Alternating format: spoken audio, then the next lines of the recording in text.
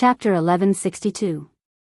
As for the origin of House Cypher, everyone knew that it actually came from the Empire. The members of the family were Crew's people, and their bloodline was far superior to the natives of Erewhon. Its origin could be traced back to the ancient times of the Empire. As Miss Tada and Lute said, the ancestor of House Cypher, the ancestor of the late King Eric, might have been the chief knight who followed the Flame King Gretel. This period of history was considered glorious for the small kingdom of Erewhon, but it was also probably the most glorious and the only history worth mentioning for House Cypher. But it didn't count for much. After the War of the Holy Saints, there were countless families formed by the descendants of such heroes on the continent, just like the stars in the sky. Most of them had been buried in the annals of history, leaving no trace behind. Although House Cypher was lucky enough to survive in this period of history, compared to the ancient nobles who truly had a heritage, they actually had no confidence. It was like the nobles of a kingdom and the nobles of the empire could not be compared. In terms of heritage, how could House Cypher compare to the current royal family of Crews and the royal family of Fanzan? These were the descendants of the two sages, but their descendants could not have a treasure, so how could House Cypher have anything to do with it? The more Brando thought about it, the more suspicious he became. Not to mention House Cypher, even Erewhon would find it difficult to have the strength to keep such a treasure. What kind of secret could this family have? Their biggest secret was nothing more than the era of the War of the Holy Saints, and the history of that era was at most a drop in the ocean compared to the history of Wond. He held up the necklace in his hand and asked a certain soul in his spiritual world, Miss Tiamas, do you know something? How did you get this necklace? Haku asked. A little girl gave it to me. She is the younger sister of the heir of House Cypher, Brando answered truthfully. Little girl. She's a core member of House Cypher. She must know the value of this necklace. She's willing to give it to you. At least she revealed two things. First, she knows that the place you're going to next may be life-threatening. Second, she values you very much. Otherwise, this necklace is as important as her second life. Why would she give it to you so easily? Brando couldn't help but think of the mischievous little princess of the Cypher family. It was hard for him to imagine that such a little girl could have so many ideas. When she gave him this necklace, it was true that they had to go to the imperial capital separately. For an ordinary person, the place he was about to go to was a death trap. Kiara obviously knew what he was going to do, so she gave him this necklace. Brando's heart was heavy. No matter what he thought, he had to accept this favor. At this moment, he thought of House Cypher. He thought of Kiara's brother, the blind eldest prince. He was obviously also a chosen one. He had the ability to rule a country. Unfortunately, this era didn't belong to him. Brando knew that he couldn't betray his thoughts. He couldn't help but have a headache. Why does House Cypher have this thing? What is it? An item of eternal indestructibility? Brando asked. However, Haku didn't seem to notice his absent-mindedness. He continued, an item of eternal indestructibility? Of course not, although they do have some relationship with it. This lofty mountain language came from an item of eternal indestructibility. It's actually a broken fragment. These fragments were made into 6 gemstones, known as Cypher's Heart, and kept by the core members of the Cypher family for generations. Of these 6 diamonds, 3 have already been used, and the whereabouts of one are unknown. Right now, other than the one in your hand, there should only be one left in the hands of House Cypher. It should be in the hands of the legendary eldest son of the Emperor. Then how did House Cypher get them? Brando asked. You want to know? Haku suddenly asked. It's a very long story. It doesn't matter. Brando thought that she was being perfunctory. He shook his head and replied, we have plenty of time here. Haku paused. She suddenly said faintly, I once knew a man named Erewhon. His name was Villefort. He was a branch of House Cypher. During the chaos of Forza, his ancestors broke away from the current House Cypher. His ancestors brought their bloodline to the south to avoid the chaos. They settled down in today's Ranner area. He had a wife and a pretty good family. Villefort was a traveler. I got to know him during my travels. After going through a few trials and tribulations together, our relationship became close. Of course, that was a facade I deliberately made. I knew that he was a descendant of House Cypher and had something to do with one of Cypher's hearts. That's why I took the initiative to get to know him. Haku narrated in a low voice, as if she was telling a distant story. In order to gain his trust, I arranged a series of events to make him believe that he was targeted by an evil organization with the purpose of coveting one of House Cypher's inheritances and treasures. In fact, it was House Cypher's heart. Of course, it was inevitable that some people would die, but I didn't care. To me, those people were just ants. After thousands of years, I have long become cold and numb. Of course, this is not a derogatory comment to me. To be exact, I once thought it was a compliment. I hired men, and then killed them in the presence of Villefort, in order to gain his confidence. But I never lied to him, because they were killed by their own greed. Brando frowned. Although he could understand Haku's motives, he could not accept her way of doing things. This woman was even crazier than the Silver Queen, because everything Constance did in the end was under the influence of her own dark side. She had never deliberately pursued coldness and killing. She just chose what she thought was the most efficient way. Compared to her, Melissa's elder sister was a little unreasonable. I don't know if it's because 1,000 years is too long. Loneliness and stubbornness caused her to become like this. But the only thing he was thankful for was that at least this kind of character was not seen in Medisha. Haku did not care about Brando's opinion. She continued, at the end of the plan, I killed his wife, but saved his 2 children. What? Brando almost could not help but exclaim. Why, do you have a problem with my way of doing things? Haku's voice turned cold, and she asked lightly. It's hard not to have a problem. Although he had a favor to ask, Brando did not intend to flatter this woman. Then you can kill me to show your righteousness. But I seem to have taken the wrong medicine. His words became a little sharp, and he said tit for tat. Brando shook his head. Although he was not used to it, he did not intend to become a messenger of justice. As long as Haku did not pose a threat to the people around him, he would not kill her. After all, she was Medisha's sister. Humph, hypocrite. Continue. Brando only said. This word made Haku fall silent for a moment, and then she continued, he loved his wife very much. His wife's death was a great blow to him, and during that time, I was always by his side. Later, I replaced his wife's position and became the mother of his 2 children. Brando was stunned. For a moment, he did not know how to evaluate the whole thing, but he finally understood Haku's tone at this moment. He could not help but ask in a gossipy manner, you fell in love with him? Shut up. Bai Leng replied coldly, this has nothing to do with you. What happened after that? After that, I finally found the opportunity to ask him about the heart of Cypher he had, and I also got the answer I wanted from him. He loved me very much, just like how he loved his deceased wife. So when I found his necklace by accident, he didn't hide anything from me when I asked him about it. He told me everything about the necklace. According to him, the heart of Cypher came from a place called Osopal, which is neither in Cruz nor in Erewhon. In fact, whether it really exists in Wond is doubtful. Osopal actually means does not exist, in the ancient language, and the heart of Cypher came from there. They are one of the common fragments of an eternal object. These fragments were divided into 2, and one of them was made into 6 diamonds, called the Lofty Mountain Language, or the Heart of Cypher. These 6 diamonds were actually brought out by 2 men. For some reason, they came into the hands of the Flame King Gretel, who then passed them to the ancestors of the House of Cypher, who brought them to Erewhon. They were brought to Erewhon. You should have some understanding of this land called the Land of Miracles. These 6 diamonds are obviously closely related to the whereabouts and ownership of the Flaming Blade. They are all to ensure that the inheritance of this holy sword is not lost. Haku replied.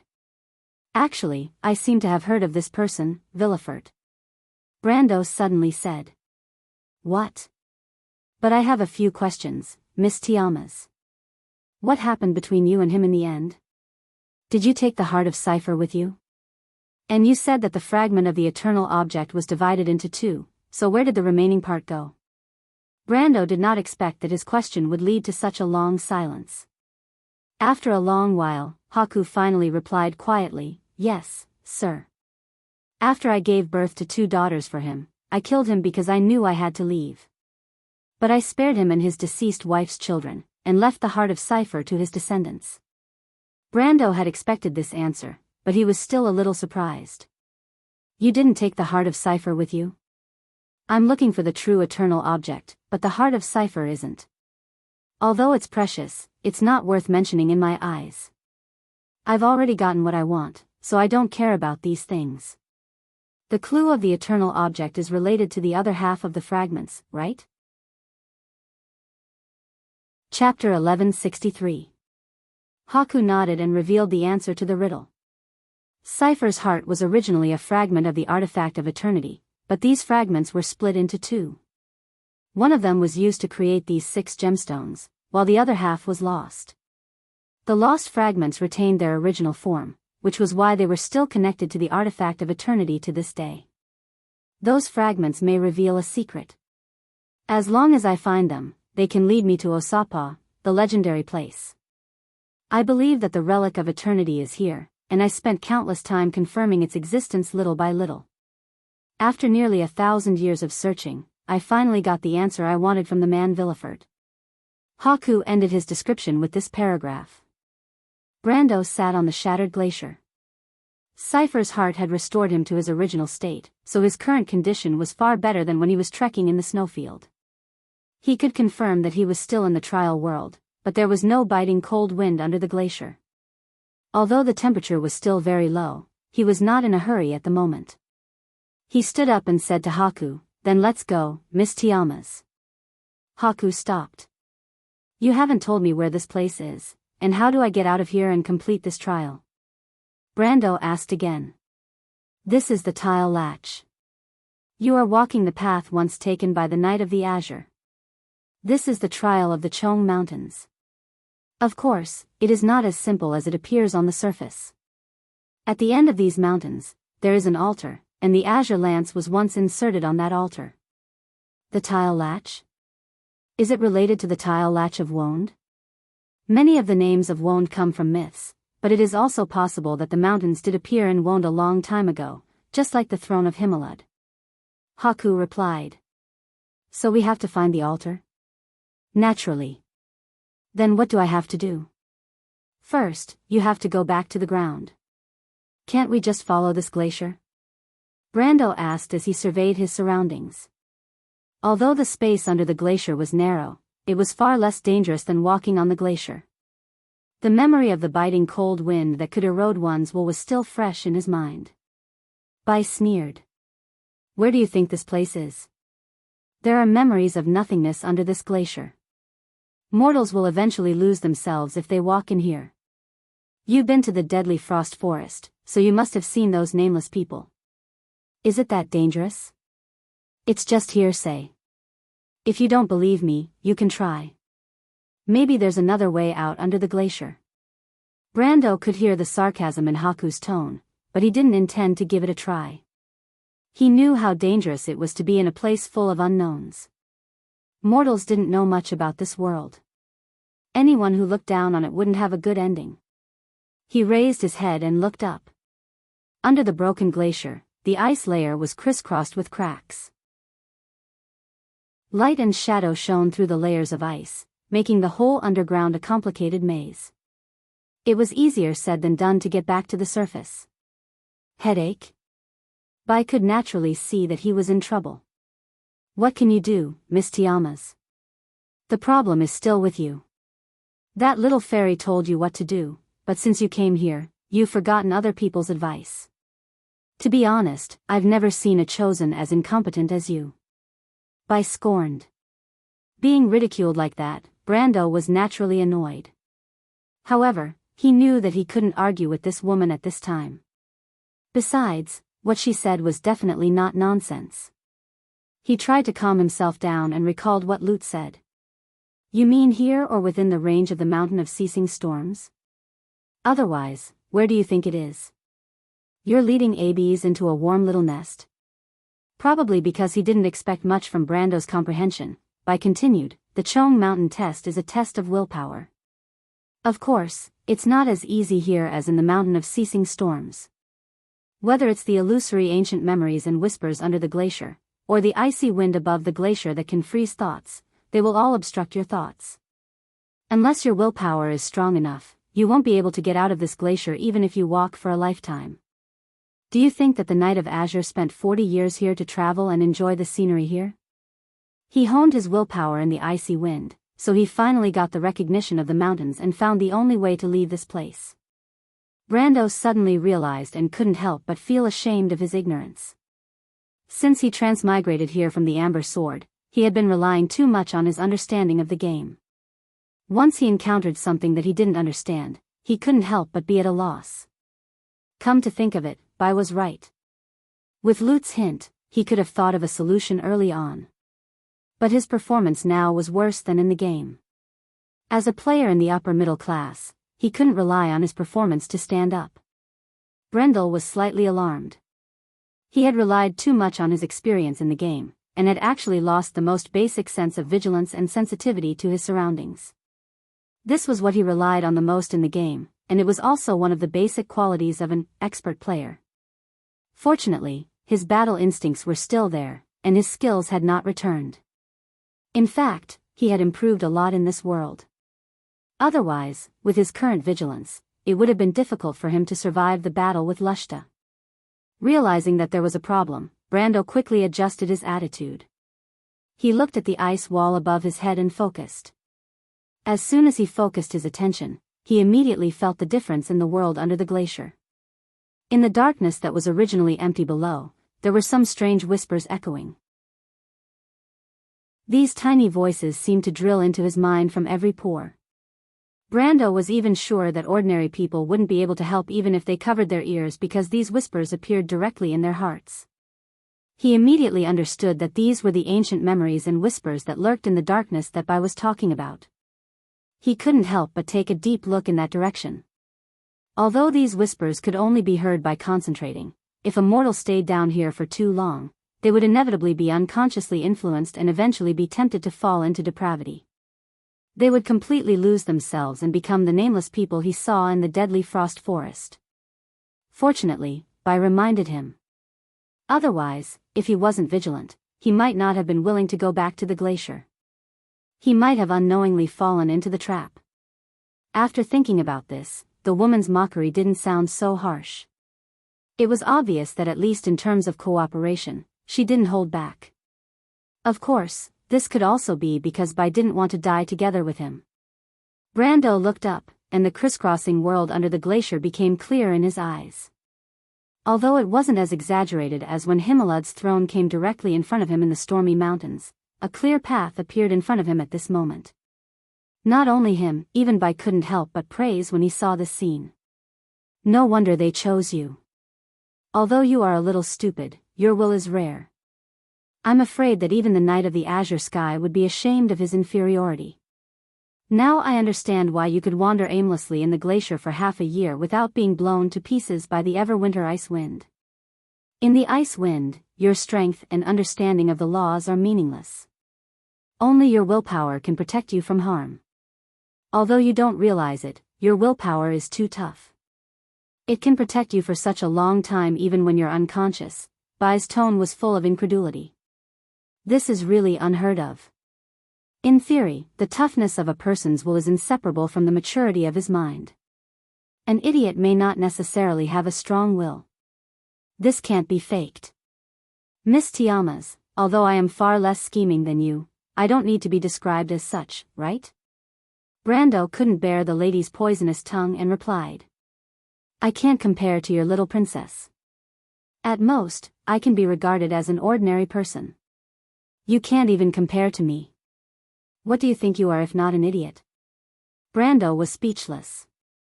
After a long while, he asked, You mean Medisha? Of course, otherwise why do you think she is called the most talented commander of the Allied forces? She is the darling of the humans and elves. You must think that she is a gentle, elegant, and very easy to get along with princess, right? In fact, everyone thinks so, because she is the same to everyone. However, the number of unlucky people who have died in her hands is much more than the number of people who have died in your hands. Bai was full of disdain. When your little princess sent her enemies in the court to guard the borders, your grandfather's grandfather's grandfather wasn't even born yet. But to be honest, I really like her in her current state. The last time in ABs was probably the only time in my life that I could teach her a lesson. If it wasn't because of this, do you think I would have given you the chance to act last time? When Bai talked about her sister, she was almost a completely different person from when she was recalling her past. Hearing this, Brando was shocked. However, he knew that this woman's one-sided words couldn't be fully believed. Perhaps Medisha had some tricks up her sleeve. After all, she was the commander of an army, not a simple and ignorant little girl. However, compared to her somewhat deranged sister, the former was obviously more trustworthy. At least this silver elf princess had never had any ill intentions towards her own people. Brando didn't respond to Bai's words. In fact, he had made up his mind to not offend either side. He wanted to get out of this strange glacier first. Who knew what was under the darkness? Although it was said that there were illusory ancient memories, these wandering memory fragments never existed alone, just like the dream of Hattie in the loop of trade winds. Chapter 1164. After making up his mind to ignore Haku, Brando grabbed the broken protrusions under the ice and carefully climbed up. Because he did not know how deep he had been swept into the ground by the avalanche, he did not know how long it would take him to see the surface. But after passing through a few sharp ice peaks, he suddenly remembered what Haku had said about the shards. He recalled what he had seen and heard in Haku's dream, and suddenly asked, "So, after that, you joined all for one for the other half of the shards?" "What?" "I mean the fragments of the other half of Cypher's heart. After you left Villeford, you should have been looking for them." Haku was silent. Brando understood her concern and replied, "Actually, you don't have to worry about it. I have no interest in the relic of eternity, but I am curious if such a thing really exists in this world. If you really don't want to say it, we can end this topic." "That's not necessary." Haku's voice sounded faintly. "I did join all for one for the sake of finding the fragments. After I left Villeford, I was looking for them. Later, by chance, I learned that all for one was also looking for these fragments. All for one is also looking for these fragments?" Brando could not help but interrupt her. "Of course, I have my own methods and sources of information, which have almost never been wrong for nearly 1,000 years. It was through this method that I learned about the existence of Cypher's heart and found the Villefort family." When talking about her methods, Haku's voice sounded calm and confident. "But how can you be sure that they are not interested in Cypher's heart itself? Or are they interested in the relic of eternity?" "Because before I confirmed this information, decades ago in the north of Erewhon, they had used the Book of Mavakart to summon demons to destroy a duchy. At that time, this matter caused a shock throughout the continent. And when I traveled around the Silver Bay after leaving Villeford, I happened to be involved in the investigation because I was looking for the whereabouts of the Book of Mavakart. During the investigation, I found that the whole thing is not as simple as it seems. There are many suspicious points. So I tried to look up a lot of documents about this incident at the time. In these records, there were many places where it was mentioned that the members of All for One were obviously looking for a certain matter at the time. Unfortunately, these obvious clues were ignored by the Holy Sanctum's chroniclers." Bai's voice was filled with disdain. "I followed the clue and found out that they were looking for a fragment without much effort. At that time, I had just learned the truth about the fragment of the eternal indestructible item, so I naturally linked the two things together." "So you sneaked into All for One because of this. Did they find the fragment?" "I've experienced a lot of things in All for One. It took me about 15 years to get to the middle and upper levels of the organization, and there's no hope for me to go any higher. Although I have had plenty of time over the past 1,000 years, that is not the problem. This organization is far more organized than tree herders. I will not waste my time, so I have decided to take the risk." "What did you do?" "I spent 3 years waiting, and another year preparing for this. Finally, I bribed an internal member to give me the opportunity to get close to the fragment.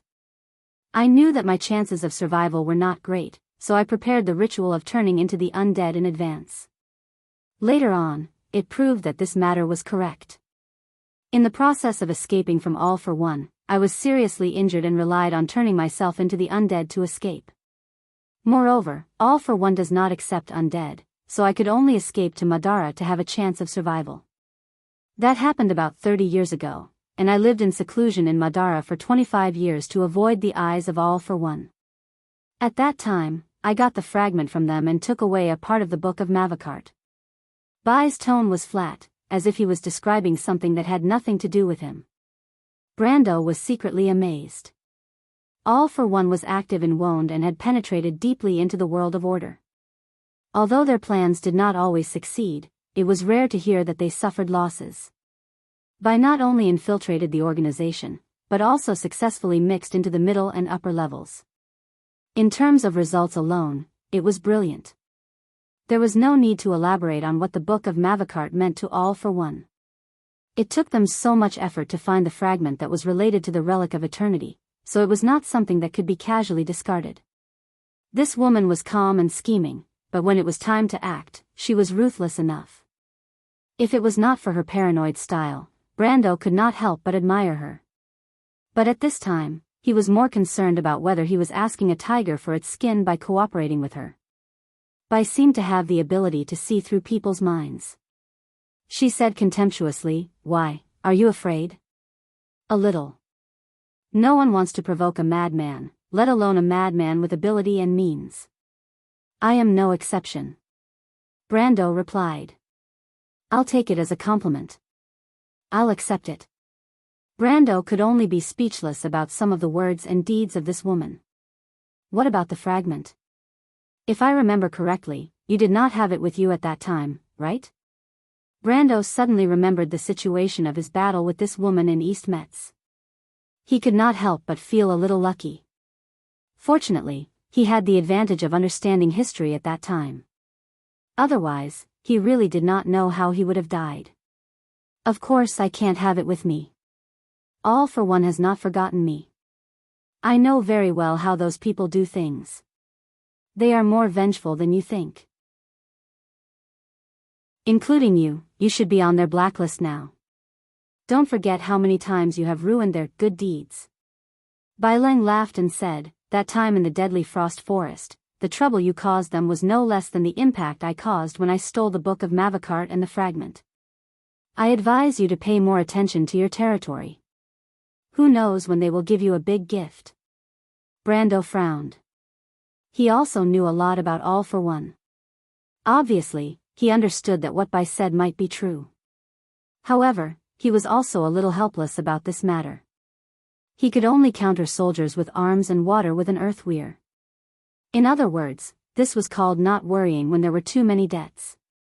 He had offended too many forces along the way. All for One, tree herders, the Empire, Madara.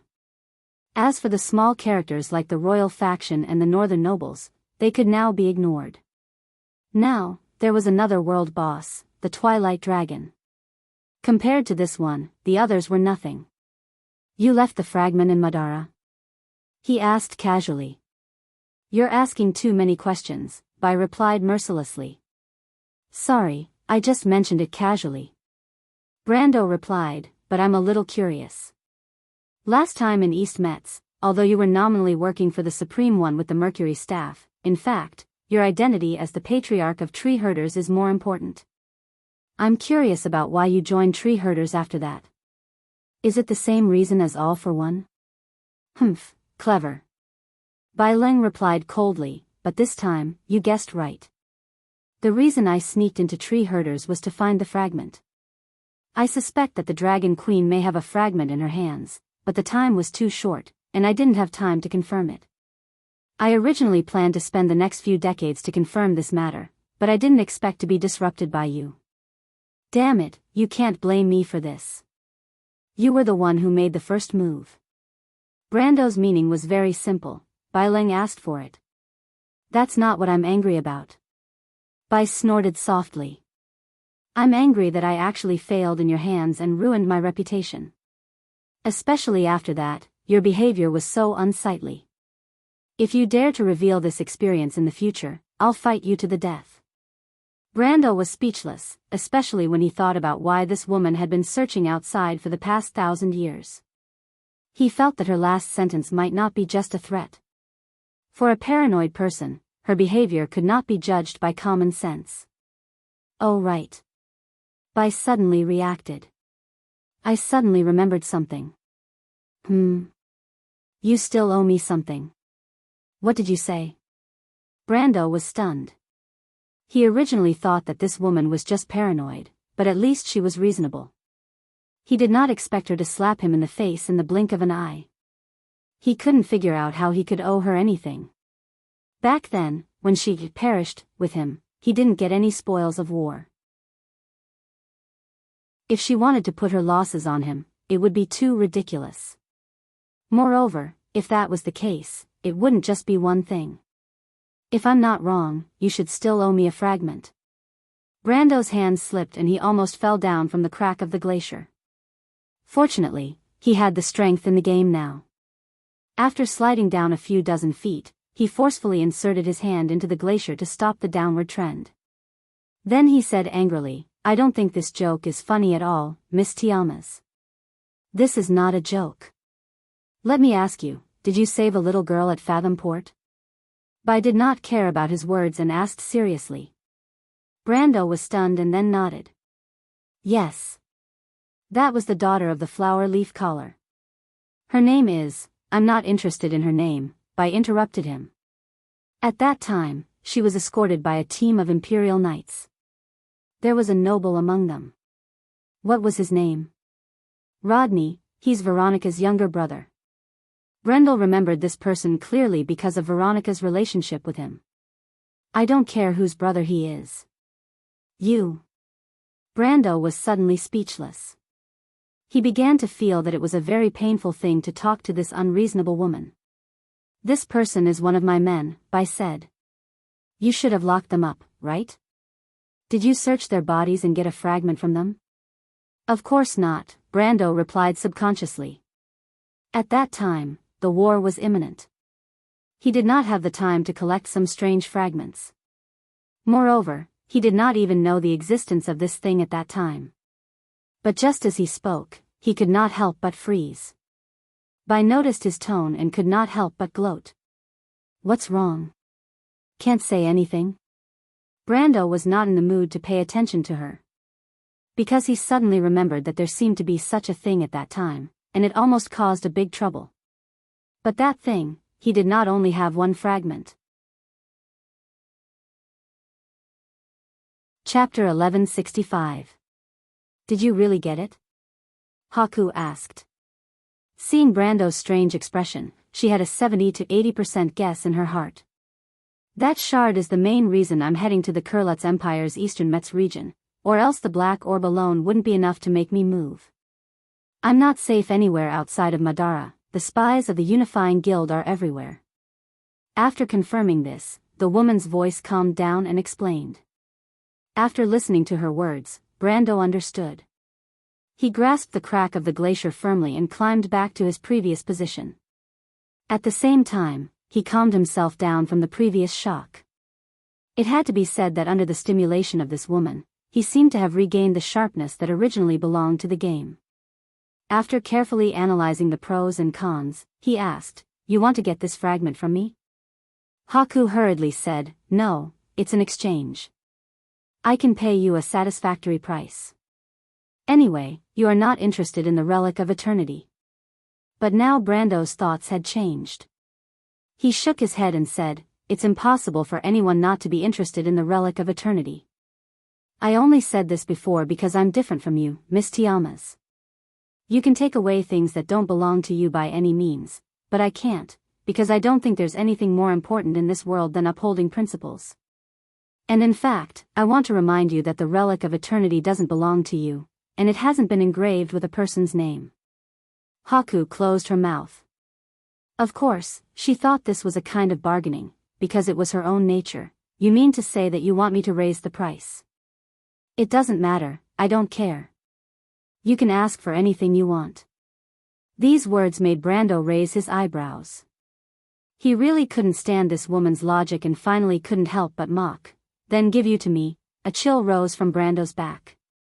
You're playing with fire. Haku's voice suddenly became a few degrees colder. That's impossible. I'm the princess of the empire, not Lei Feng. Other than that, that's why, don't make promises that you can't keep. Besides, what you said before is not quite the same as what you are saying now. I have not forgotten poor M. de Villefort, and perhaps you would have considered his feelings before making your statement. Damn it, shut up. Bai was infuriated. I don't want to talk about this. If you want to make a deal with me, don't try to provoke me. Don't think that I have to get that fragment from you. But Brando didn't care about this threat at all. He calmly replied, that's exactly what I wanted to say, Miss Tiamas.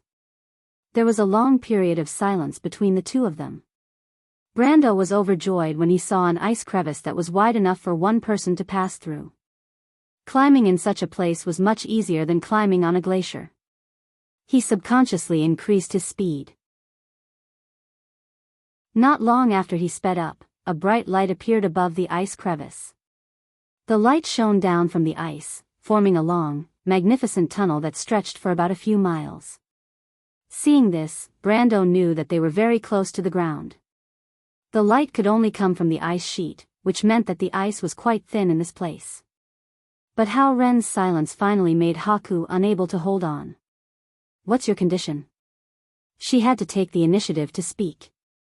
Her voice was a little hoarse, as if it was not coming from the same person. She seemed to be suffering. Thousands of years of searching for the relic of eternity had almost become an obsession for her, and this idea even made her a little paranoid and crazy. Of course, Bai Leng said coldly, except for that one condition. Which one? Brando sneered. You know, you bastard. Brando shook his head, knowing that he had finally taken back the initiative. It was not difficult, and it was not because he was smarter than Haku, but because he knew that he had the absolute initiative in this conversation. Haku could not do anything to him, and even needed his help. If she could not take the lead in the conversation, then he would be a failure. Previously, he did not argue with Haku because she was Medish's sister, but the main reason was that there was no conflict of interest between the two of them. But now, it was different.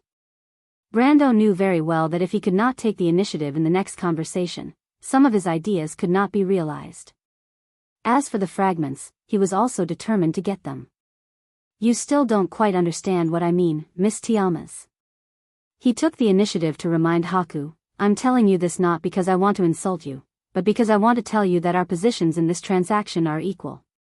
Of course, I have more resources, and it's you who want to get something from me. I can choose not to accept your proposal, so don't take everything for granted. He continued, you are Medish's sister, the princess of the Silver Elves, but unfortunately, you are a human. Your identity does not have any binding force on me, so in terms of position, we are also equal, do you understand? Haku was silent, but Brando knew that her silence was actually a tacit agreement. However, he did not take the initiative to speak, but instead, he sped up and climbed to the surface. The bottom of the glacier was getting brighter, and the surrounding ice layer had changed from the previous blue to the current light blue, and was gradually evolving into a colorless and transparent direction. After a while, Haku's voice sounded again, and she still asked in a hoarse voice, what do you want? Although the question was almost exactly the same as before, the meaning behind it was completely different. This Silver Elf Queen was no idiot. Her several hundred years of experience had proven this point. Perhaps she was a little stubborn, but she definitely wasn't stupid. She knew that Brando was not talking to her about principles and equality, but about his own conditions. These words only meant one thing, and that was that if she wanted to get that thing, she had to follow his wishes. Her question was actually already a compromise. Brando nodded. Let's talk about the fragments again. You said that Tumen brought them out from a place called Osopal, he asked, is this a legend, or is it true? It is true. You heard it from Villefort, do you have any other evidence to prove it? When I was hiding in All for One, I found some information that can confirm this. Tumen had been to this place before, but as to whether it was by chance or because of Odin's instructions, I don't know. Brando was silent, and although the speed of his hands and feet did not slow down at all, and he was still climbing rapidly to the surface, he had already believed Haku's words in his heart. In history, there was a place called Osopal in the wilderness of the Four Territories, where the Myrnas, the Silver Folk, and the humans had a great battle, and Tumen was said to have died in that battle. The place where Osopal used to be was the area of today's Land of Dusk, but like the final battlefield, people could no longer find the ancient battlefield. Such things were not uncommon in Wonde. Many places in Wonde were between the physical world and the world of laws, such as Himelad's throne and the Latch of Wa where they were now. They themselves were a kind of law, or the manifestation of God's kingdom on the ground, and may never appear again for some reason. However, Brando remembered that Tumen had once given him a treasure map, and that treasure map was buried deep in his mind, and he could only vaguely remember some details. Tumen had said that when his strength reached a certain level, he would be able to understand what was described on the treasure map, but now that he was already a supreme existence, he still knew little about the treasure map. When Braggs was sorting out the relics of Ondina's father, he had obtained a hand-drawn map from the relics and letters left behind by him. At that time, he found that the map was similar to the treasure map left by Tumen in his memory, and the cipher text on the map was marked with the name Osopal. These clues happened to coincide with what Haku had said. When Haku mentioned Villefort before, Brando felt that the name was somewhat familiar. He vaguely remembered that when Ondina was talking about her family, she had mentioned this name, and it seemed that he was from the generation of her grandfather's father. And Ondina did indeed move from Ranner to Braggs when her father's generation fell. Of course, although it could be a coincidence or someone with the same name, after all, the name Villefort was considered common in Erewhon, and it was not a rare or uncommon name. But the name Villefort was closely related to Cypher's heart, the relic of eternal indestructibility, and the name Osopal. It was obviously not a coincidence that such a map was found in Ondina's father's relics. Besides, Brando also remembered another thing. When he found Borg Nessen's corpse in the Forbidden Orchard, one of the fragments was found next to the corpse. All the evidence pointed to one truth, and that was that Villefort was very likely Ondina's ancestor. One of the children of Haku's deceased wife was Ondina's grandfather. Ondina was a descendant of the Cypher royal family? A possibility that made Brando feel a little cold flashed through his mind. He suddenly remembered why the necklace that Chiara gave him looked so familiar. Chapter 1166. Did you really get it? Haku asked. Seeing Brando's strange expression, she had a 70 to 80% guess in her heart. That fragment is my main purpose for going to the East Mets of the Cruz Empire. Otherwise, the black orb alone would not be enough to make me move. I'm not safe outside of Madara. All for one spies are everywhere. After confirming this, the woman's voice calmed down and explained. After listening to her words, Brando understood. He grasped the crack of the glacier firmly and climbed back to his previous position. At the same time, he calmed himself down from the previous shock.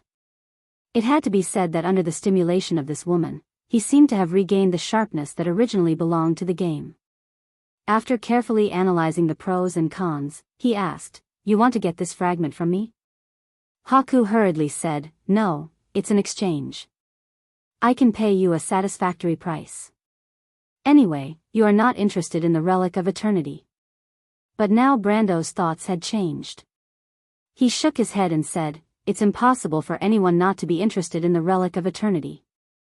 I only said this before because I'm different from you, Miss Tiamas. You can take away things that don't belong to you by any means, but I can't, because I don't think there's anything more important in this world than upholding principles. And in fact, I want to remind you that the relic of eternity doesn't belong to you, and it hasn't been engraved with a person's name." Haku closed her mouth. Of course, she thought this was a kind of bargaining, because it was her own nature. "You mean to say that you want me to raise the price?" "It doesn't matter, I don't care. You can ask for anything you want." These words made Brando raise his eyebrows. He really couldn't stand this woman's logic and finally couldn't help but mock. Then give you to me. A chill rose from Brando's back. You're playing with fire. Haku's voice suddenly became a few degrees colder. That's impossible. I'm the princess of the empire, not Lei Feng. Other than that, that's why, don't make promises that you can't keep. Besides, what you said before is not quite the same as what you are saying now. I have not forgotten poor M. de Villefort, and perhaps you would have considered his feelings before making your statement. Damn it, shut up. Bai was infuriated. I don't want to talk about this. If you want to make a deal with me, don't try to provoke me. Don't think that I have to get that fragment from you. But Brando didn't care about this threat at all. He calmly replied, that's exactly what I wanted to say, Miss Tiamas. What followed was a long period of silence between the two.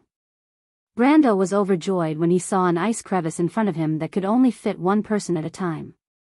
Climbing in this place was much easier than climbing on a glacier. He subconsciously increased the speed of his ascent. Not long after he sped up, a bright band of light appeared above the ice crevice. The light shone down from the ice, forming a long, magnificent tunnel that stretched for about a few miles. Seeing this, Brando knew that they were very close to the ground. The light could only come from the ice sheet, which meant that the ice was quite thin in this place. But his silence finally made Haku unable to hold on any longer. What's your condition? She had to take the initiative to speak. Her voice was a little hoarse, as if it was not coming from the same person. She seemed to be suffering. Thousands of years of searching for the relic of eternity had almost become an obsession for her, and this idea even made her a little paranoid and crazy. Of course, Bai Leng said coldly, except for that condition. Which one? Brando sneered. You know, you bastard. Brando shook his head, knowing that he had finally taken back the initiative. It was not difficult, and it was not because he was smarter than Haku, but because he knew that he had the absolute initiative in this conversation. Haku could not do anything to him, and even needed his help. If she still could not take the lead in the conversation, then he would be a failure. Previously, he did not argue with Haku because she was Medish's sister, but the main reason was that there was no conflict of interest between the two of them. But now, it was different. Brando knew very well that if he could not take the initiative in the next conversation, then some of his ideas could not be realized. As for those fragments, he was also determined to get them. You still don't quite understand what I mean, Miss Tiamas. He took the initiative to remind Haku, I'm telling you this not because I want to insult you, but because I want to tell you that our positions in this transaction are equal. Of course, I have more resources, and it's you who want to get something from me. I can choose not to accept your proposal, so don't take everything for granted. He continued, you are Medish's sister, the princess of the Silver Elves, but unfortunately, you are a human. Your identity does not have any binding force on me, so in terms of position, we are also equal, do you understand? Haku was silent, but Brando knew that her silence was actually a tacit agreement. But he did not take the initiative to speak, and instead, he sped up and climbed to the surface. The bottom of the glacier was getting brighter, and the surrounding ice had turned from a faint blue to a light blue, and was gradually evolving into a colorless and transparent direction. After a while, Haku's voice sounded again, and she still asked with a somewhat hoarse voice, what do you want? Although the question was almost exactly the same as before, the meaning behind it was completely different. This Silver Elf Queen was no idiot. Her several hundred years of experience had proven this point. Perhaps she was a little stubborn, but she definitely wasn't stupid. She understood that Brando was not talking to her about principles and equality, but about his own conditions. These words only meant one thing, and that was that if she wanted to get that thing, she had to follow his wishes. Her question was actually a kind of compromise. Brando nodded. Let's talk about those fragments again. You said that Tumen brought them out from a place called Osopal, he asked, is this a legend, or is it true? It is true. You heard it from Villefort, do you have any other evidence to prove it? When I was hiding in All for One, I found some information that can confirm this. Tumen had been to this place before, and as for whether it was by chance or because of Odin's instructions, I don't know. Brando fell silent, and although the speed of his hands and feet did not slow down at all, and he was still climbing rapidly to the surface, he had already believed Haku's words in his heart. In history, there was a place called Osopal in the wilderness of the Four Territories, where the Myurnas, the Silver Folk, and the humans had a great battle, and Tumen was said to have died in that battle. The place where Osopal used to be was the area of today's Land of Dusk, but like the final battlefield, people could no longer find the ancient battlefield. This kind of thing was not uncommon in Wond. Many places in Wond were between the physical world and the world of laws, such as Himalad's throne and the Latch of Wa where they were now. They were a kind of law in themselves, or the manifestation of the kingdom of God on the ground, and may not appear again for some reason. However, Brando remembered that Tumen had once given him a treasure map, and that treasure map was buried deep in his mind, and he could only vaguely remember some details. Tumen said that when his strength reached a certain level, he would be able to understand the things described on the treasure map, but now that he was a supreme being, he still had a smattering of understanding of the treasure map. When Braggs was sorting out the relics of Amandina's father, he had obtained a hand-drawn map from the relics and letters left behind by him. At that time, he found that the map was similar to the treasure map left by Tumen in his memory, and the cipher text on the map was marked with the name Osopal. These clues happened to coincide with what Haku had said. When Haku mentioned Villefort before, Brando felt that the name was somewhat familiar. He vaguely remembered that when Amandina was talking about her family, she had mentioned this name, and it seemed that he was from the generation of her grandfather's father. Amandina did indeed move from Ranner to Braggs when her father's generation fell. Of course, although it could be a coincidence or someone with the same name, after all, the name Villefort was considered common in Erewhon, and it was not a rare or uncommon name. However, the name Villefort was closely related to Cypher's heart, the relic of eternity, and the name Osopal. It was obviously not a coincidence that such a map was found in Amandina's father's relics. Besides, Brando also remembered another thing. When he found Borg Nessen's corpse in the Forbidden Orchard, one of the fragments was found next to the corpse. All the evidence pointed to the truth, and that was that Villefort was very likely Amandina's ancestor. One of the children of Haku's deceased wife was Amandina's grandfather. Amandina was a descendant of the Cypher royal family? Brando felt a chill run down his spine, and he suddenly remembered why the necklace that Chiara gave him looked so familiar. Chapter 1167. He had seen the same necklace on Amandina's body, but there was no pendant on the necklace. Amandina said that it was a relic left behind by her father. During the Battle of Ampere Seal, Amandina unexpectedly came back from the dead. He had thought that he was hallucinating, but now that he thought about it, everything was clear now. Brando was speechless for a moment. Count Brendel, the lady beside you, Turst's words from the night in Amandina's old house still rang in his ears. He remembered that when he first met Amandina, the bandits that he and Badam took care of claimed that Amandina's father owed them money. Amandina denied it at that time. Brando knew her better than anyone. Amandina would never lie, so there was something fishy behind this matter. Now that I think about it, Turst is a member of All for One. If Amandina is a descendant of Cypher's royal family and has Cypher's heart on her, and she might be related to the fragment of the eternal relic, then the reason why All for One is looking for trouble with a poor noble's daughter is obvious. But Amandina obviously knows about the power of Cypher's heart. Otherwise, she wouldn't have lied to me after the Battle of Ampere Seal. How much does she know about her bloodline? Why didn't she tell us about it? He thought that he knew Amandina well, but now he wasn't sure. Why are you spacing out? Haku was getting impatient when Brando was spacing out. She realized that she wasn't afraid of Brando's threats. Instead, she was worried that he wouldn't say anything because she couldn't guess what he was thinking.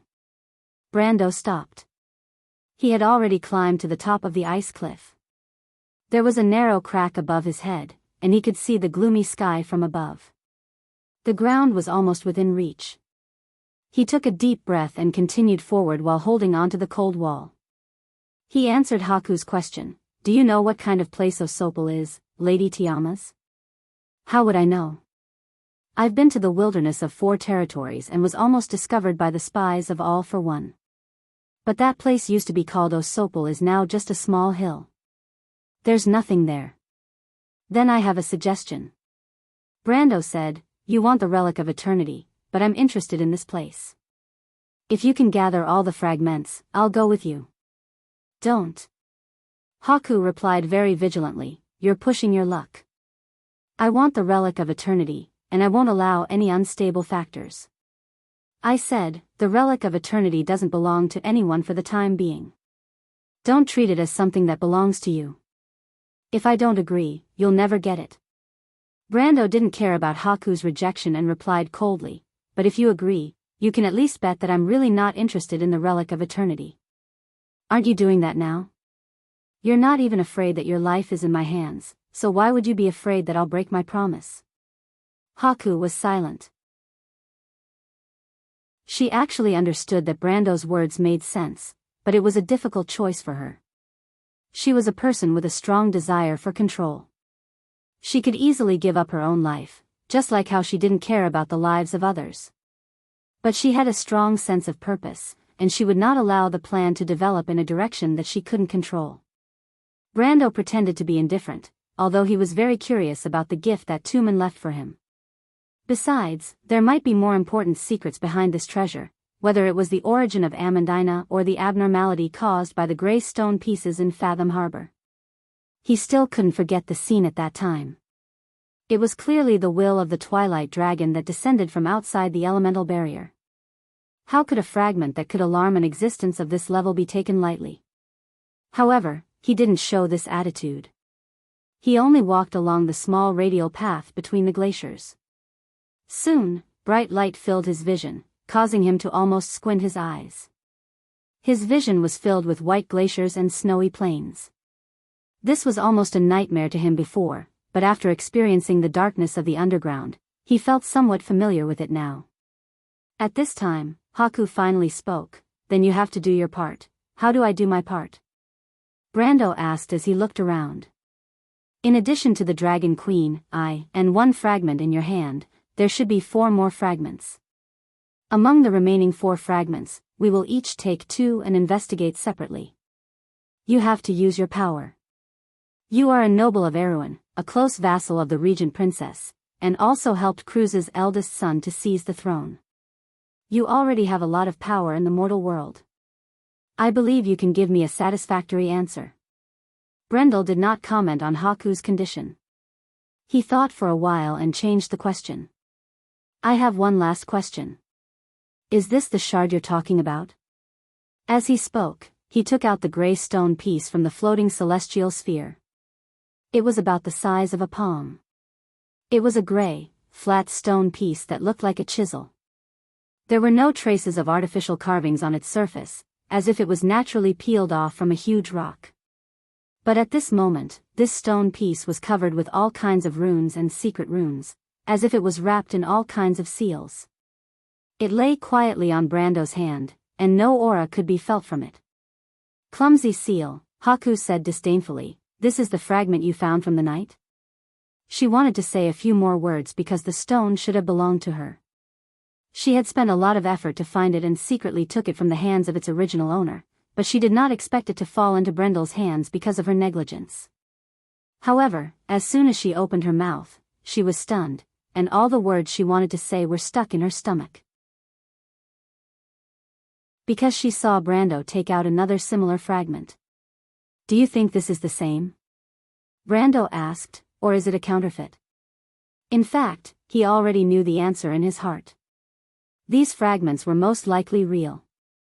Otherwise, they would not have been able to trigger the mutation at Fat Tan Port. But for safety reasons, he still wanted to confirm it. How did you get this thing? Haku was so surprised that she almost cried out, where did you get it? I understand now.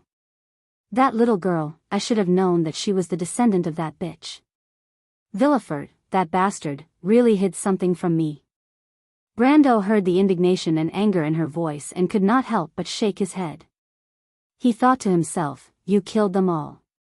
Who is the one who should blame whom? And Villefort might not have been hiding something, because he suspected that Amandina's father was involved in this series of events because he was investigating what happened to his grandfather. He just did not know how his grandfather, who appeared and disappeared mysteriously, was connected to this place called Osopio. Amandina once said that her father had been collecting stone pieces when he was alive. At that time, he also left some of these stone pieces among the relics he left for Amandina. They were very different from the fragments mentioned by Haku, but they were similar in some ways. At least in terms of appearance, they were very similar. Unfortunately, when he checked the stone pieces at that time, he found that they were just some very ordinary sandstone pieces, so he gave them to Amandina for safekeeping.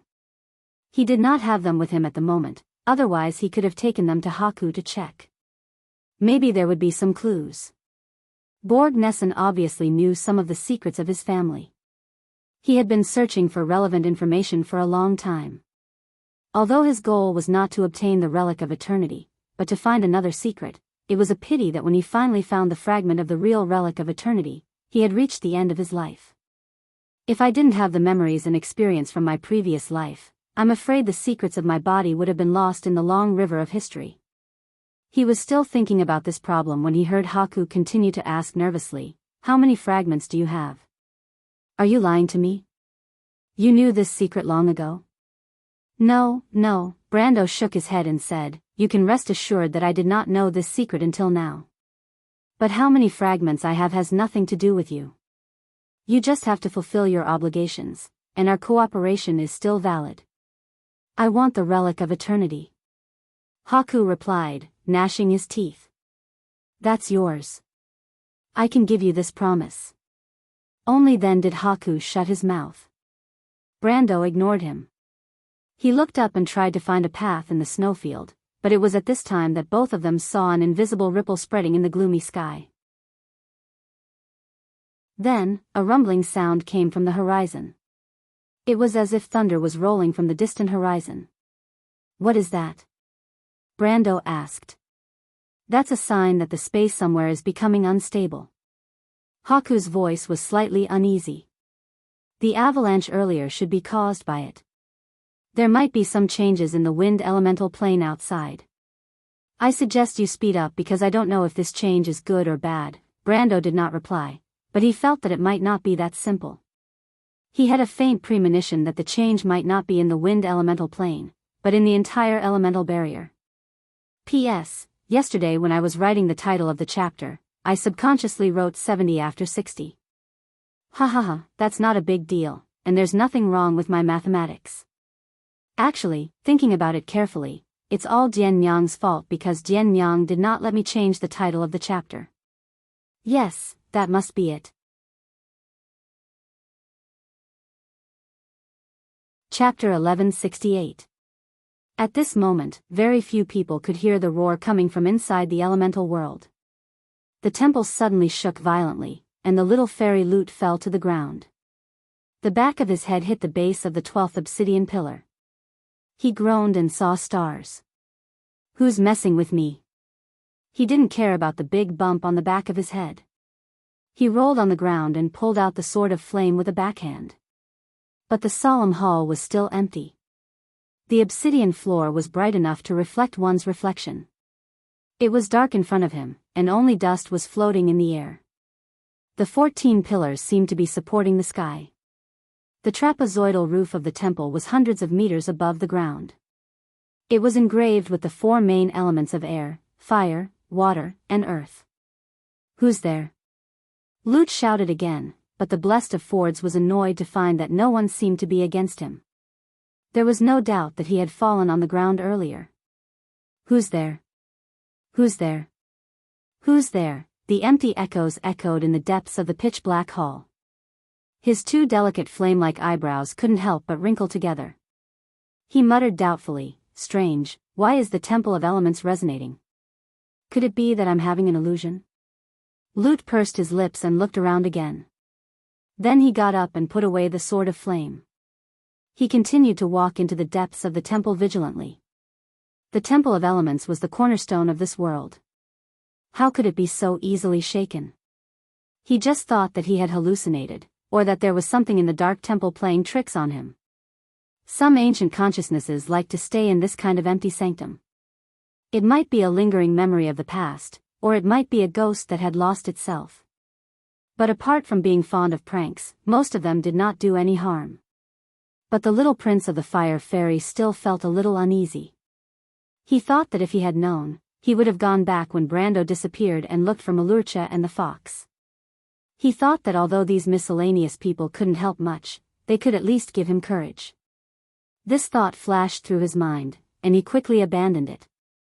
I don't need anyone to give me courage, he muttered to himself. Brando had been missing for more than an hour, but Lute was not worried.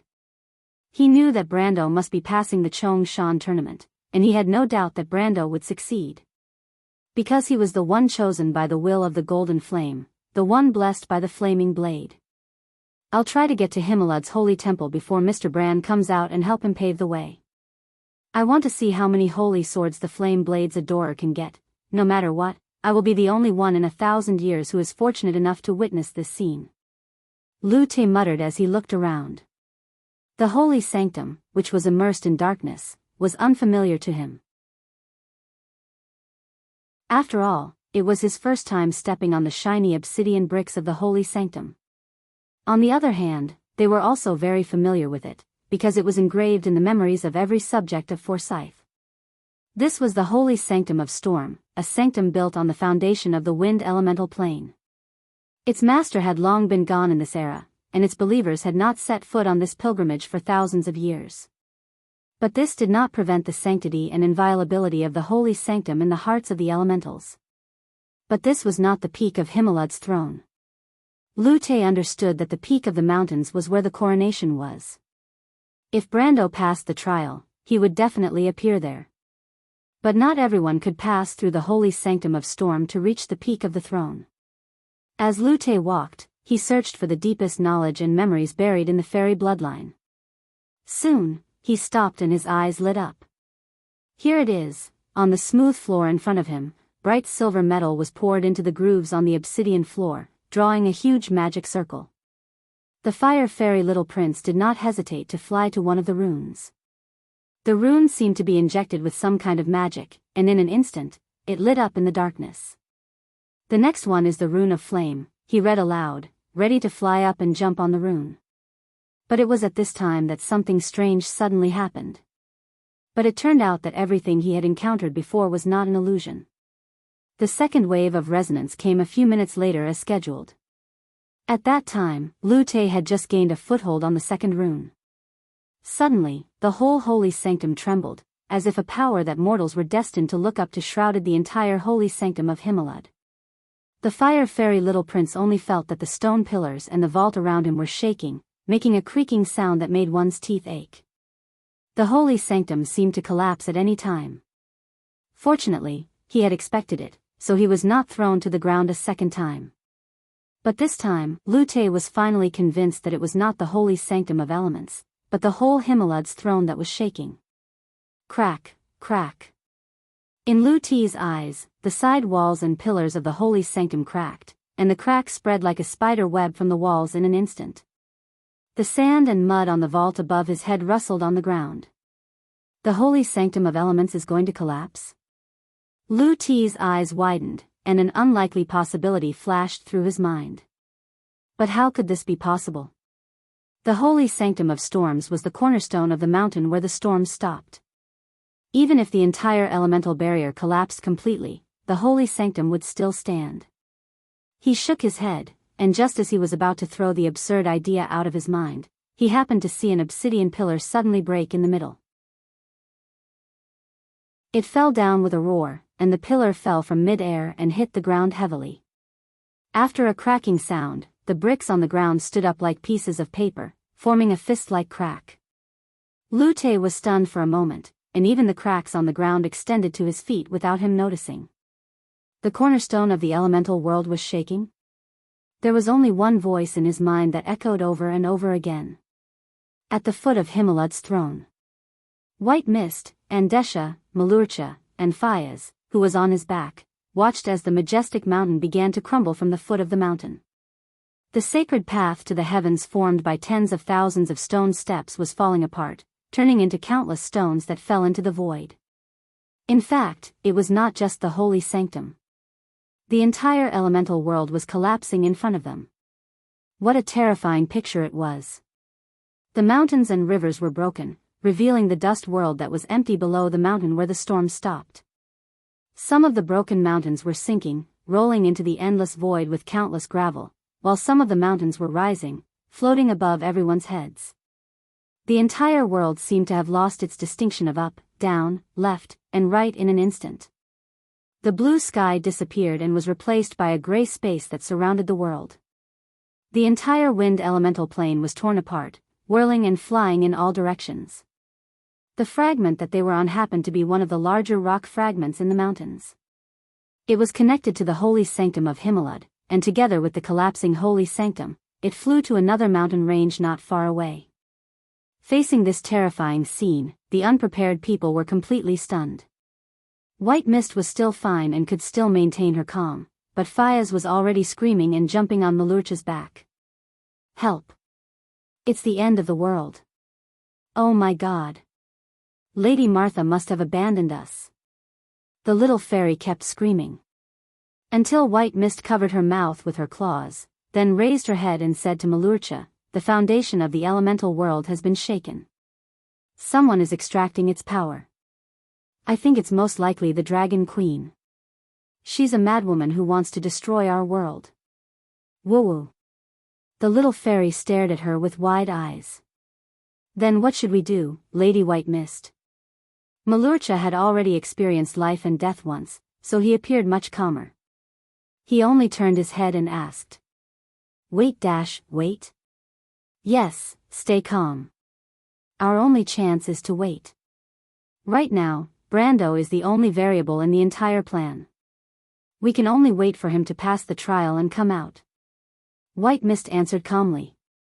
Woo-woo. Fayez protested. Unfortunately, no one recognized her. Malurcha frowned and answered, "Perhaps Miss Tata and the sage have other plans. If the Lord encounters any trouble in the trial, should we inform them?" "No, they can't help us."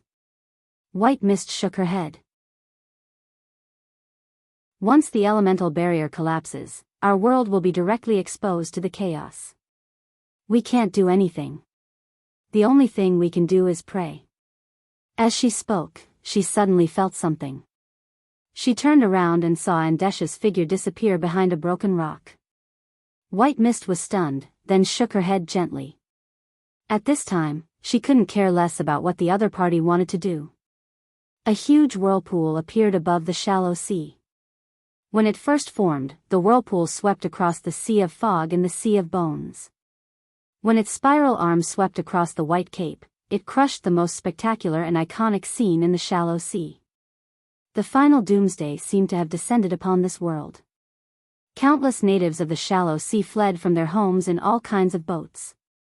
Their goal was the inner sea of the shallow sea.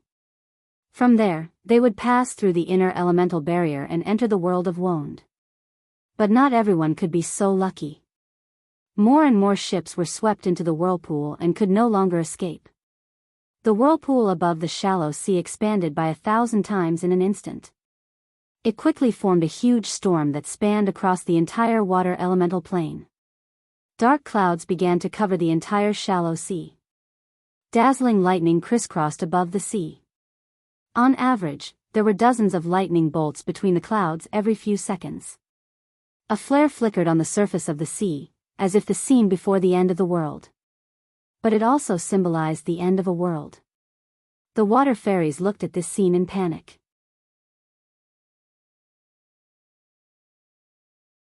Chapter 1169. From then on, no one sang in the storm. It was like a scene described in an elven poem. Even the fairies, who had always been carefree, finally fell into a dead silence. Bright spots of light appeared on the surface of the sea, but it was not the light of the birth of life, but the light of destruction. No one sang anymore. The fairies silently watched their home struggle under the final doom. But it was to no avail. The entire shallow sea was being swallowed up by the huge vortex that almost filled the entire field of vision and was being dragged into the abyss bit by bit. The shallow sea would become history after this day. Everyone understood this. People turned their eyes to Miss Totalamus Thumb, the protector of the frozen sea. After the elven lord left this world, the true master of the shallow sea. Tata did not say a word. Such a scene of despair was reflected in her eyes. Her pale fingers gripped the side of the ship so tightly that they almost sank into the wood. Miss Tilias. The elder of the mist spoke with a heavy tone. No need to say any more, teacher. I understand. But before he could speak, Tata had already refused. She turned around and shook her head at her teacher. Then she turned her gaze to the short and fat Tremosian behind her. Elder Cap, Lord Sage. I'll leave the ship to you, Lord. Tata shook her head at him, indicating that he did not need to speak. If you see Mr. Brando next time, please give him the Leaf Crown's bloodline on my behalf. Elder Captain paused for a moment before nodding solemnly. Thank you, she spoke softly. Miss Lasmika, Miss Kaya, what do you think that is? In the hills of Anzaruta, Haruz suddenly pointed to the sky and shouted. When the last golden raindrop hit the ground, the sky suddenly darkened. There was no longer any starlight or moonlight in the pitch-black night sky. It was so dark that it was like a curtain. This darkness enveloped the entire world. Even the burning flames in the wilderness seemed to have dimmed. At first, people could still see a ray of golden light in the sky, but in the end, even this last ray of light dissipated, leaving only endless darkness and depth on the earth. The singing of the lion folk stopped. The chirping of the nightingale and the flapping of the insects' wings also disappeared. The nearby forest and the distant hills could no longer be seen. In front of him was a pitch-black darkness. The entire world seemed to have sunk into a boundless silence. Then, a dazzling light bloomed in the sky. It was a silver net-like object. It first flashed in the sky of Vaunt, then disintegrated into each other, like the intense light that burst forth when a new star was born, and then shattered into countless silver spots of light, falling like a silver meteor shower. This spectacular scene was reflected in the eyes of everyone who was on the hill at this moment. Its solemn and stirring beauty shocked everyone present. That's... Lasmika almost trembled when she saw this scene. Tiamat Law. Kaya's voice was both indifferent and awed. The first level of the magic network has collapsed. The cornerstone of the world of elements has been shaken, war. It has descended. Specks of light fell from the sky. Haruz saw that the dark sky suddenly caved in slightly, and then a bright door of light opened in it. Then, his eyes reflected countless shining ships, all kinds of ships, with colorful streams of light, escaped from the door of light. Like countless insects scrambling to escape from their homes, some of these ships turned into flames in midair and disappeared completely after a dazzling flash. Some fell straight to the ground and turned into fireballs. Some of them were lucky enough to escape, and they fled in all directions in panic. What is that? He asked blankly. The inhabitants of the shallow sea, Kaya replied calmly as she looked at this scene. The shallow sea has disappeared. Lasmika suddenly clenched the necklace in her hand. Her palms were sweaty, and she was a little frightened for a moment. She wondered if she had made the right choice. The inhabitants of the shallow sea could still escape, but what if one day Wonde also disappeared?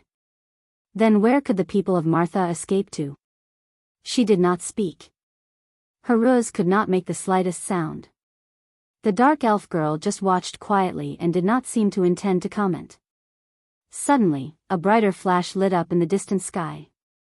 It came from the Cloak Bay, the Sea of Stars, Nine Phoenix, and the border of the Lubic Kingdom. These flashes were slightly different from the flashes of the collapse of the Tiamat Law. They were more dazzling, but obviously more fragmented. Like the light of fireflies. Little by little, they gradually lit up. The floating city of the Bugas, this time, Haruz finally recognized it. Naoki slowly fell to the ground amidst the bright flames. The lines of law that kept it moving became more dazzling than the sun, but after a short moment of dazzling light, they completely shattered into pieces and dissipated in the air. The city of silver finally could no longer maintain its pride.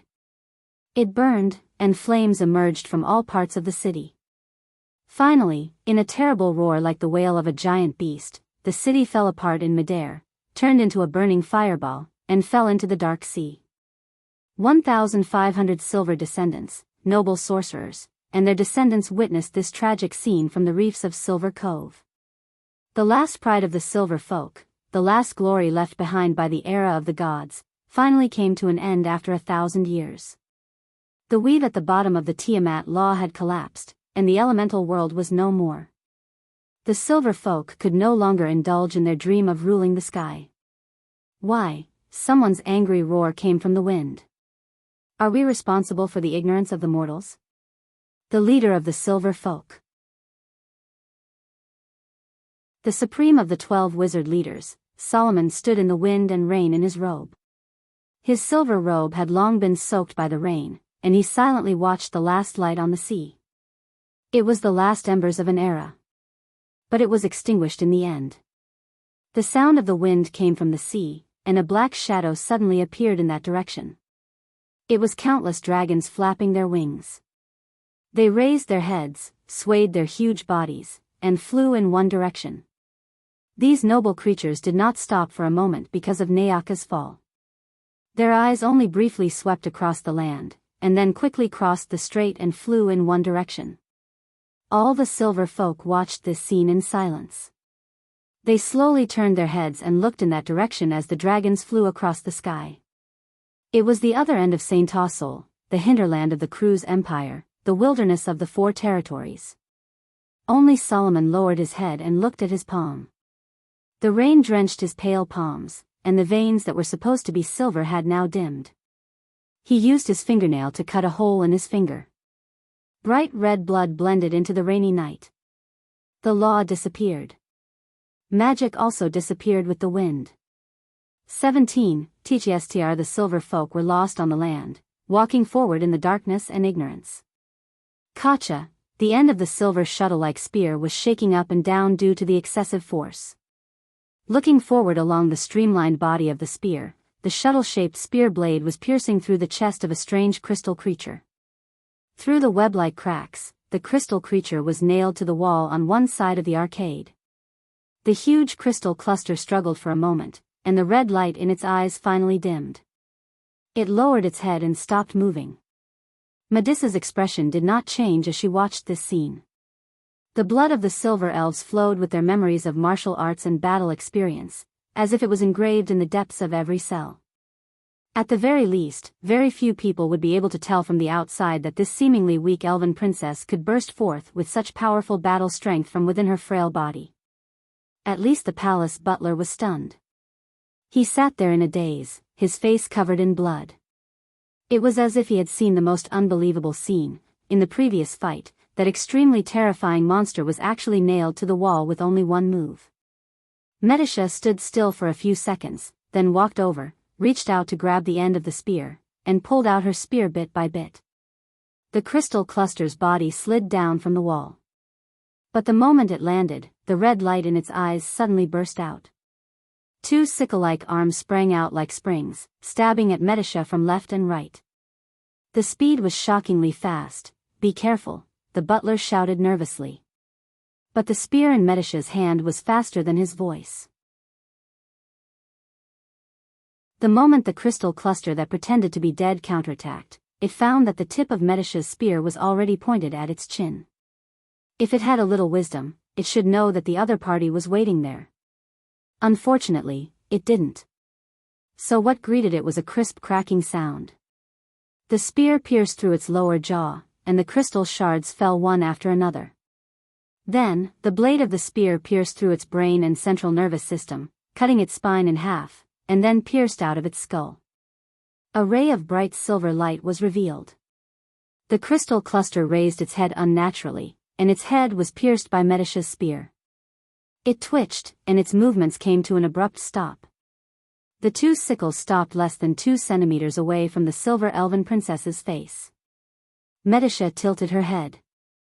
P.S. A book friend came, went out to eat and came back very late to write. Fortunately, I finished writing, drunk. Also, it's the 22nd, begging for some monthly votes. Friends, for the sake of the party and the country, give Brother Bear a hand.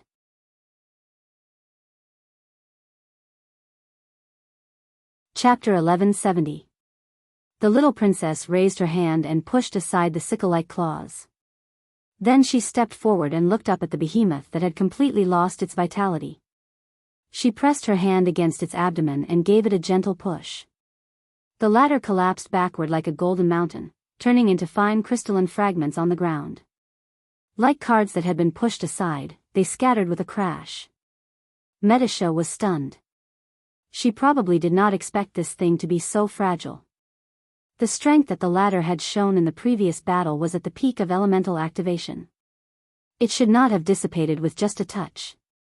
She bent down and picked up one of the fragments.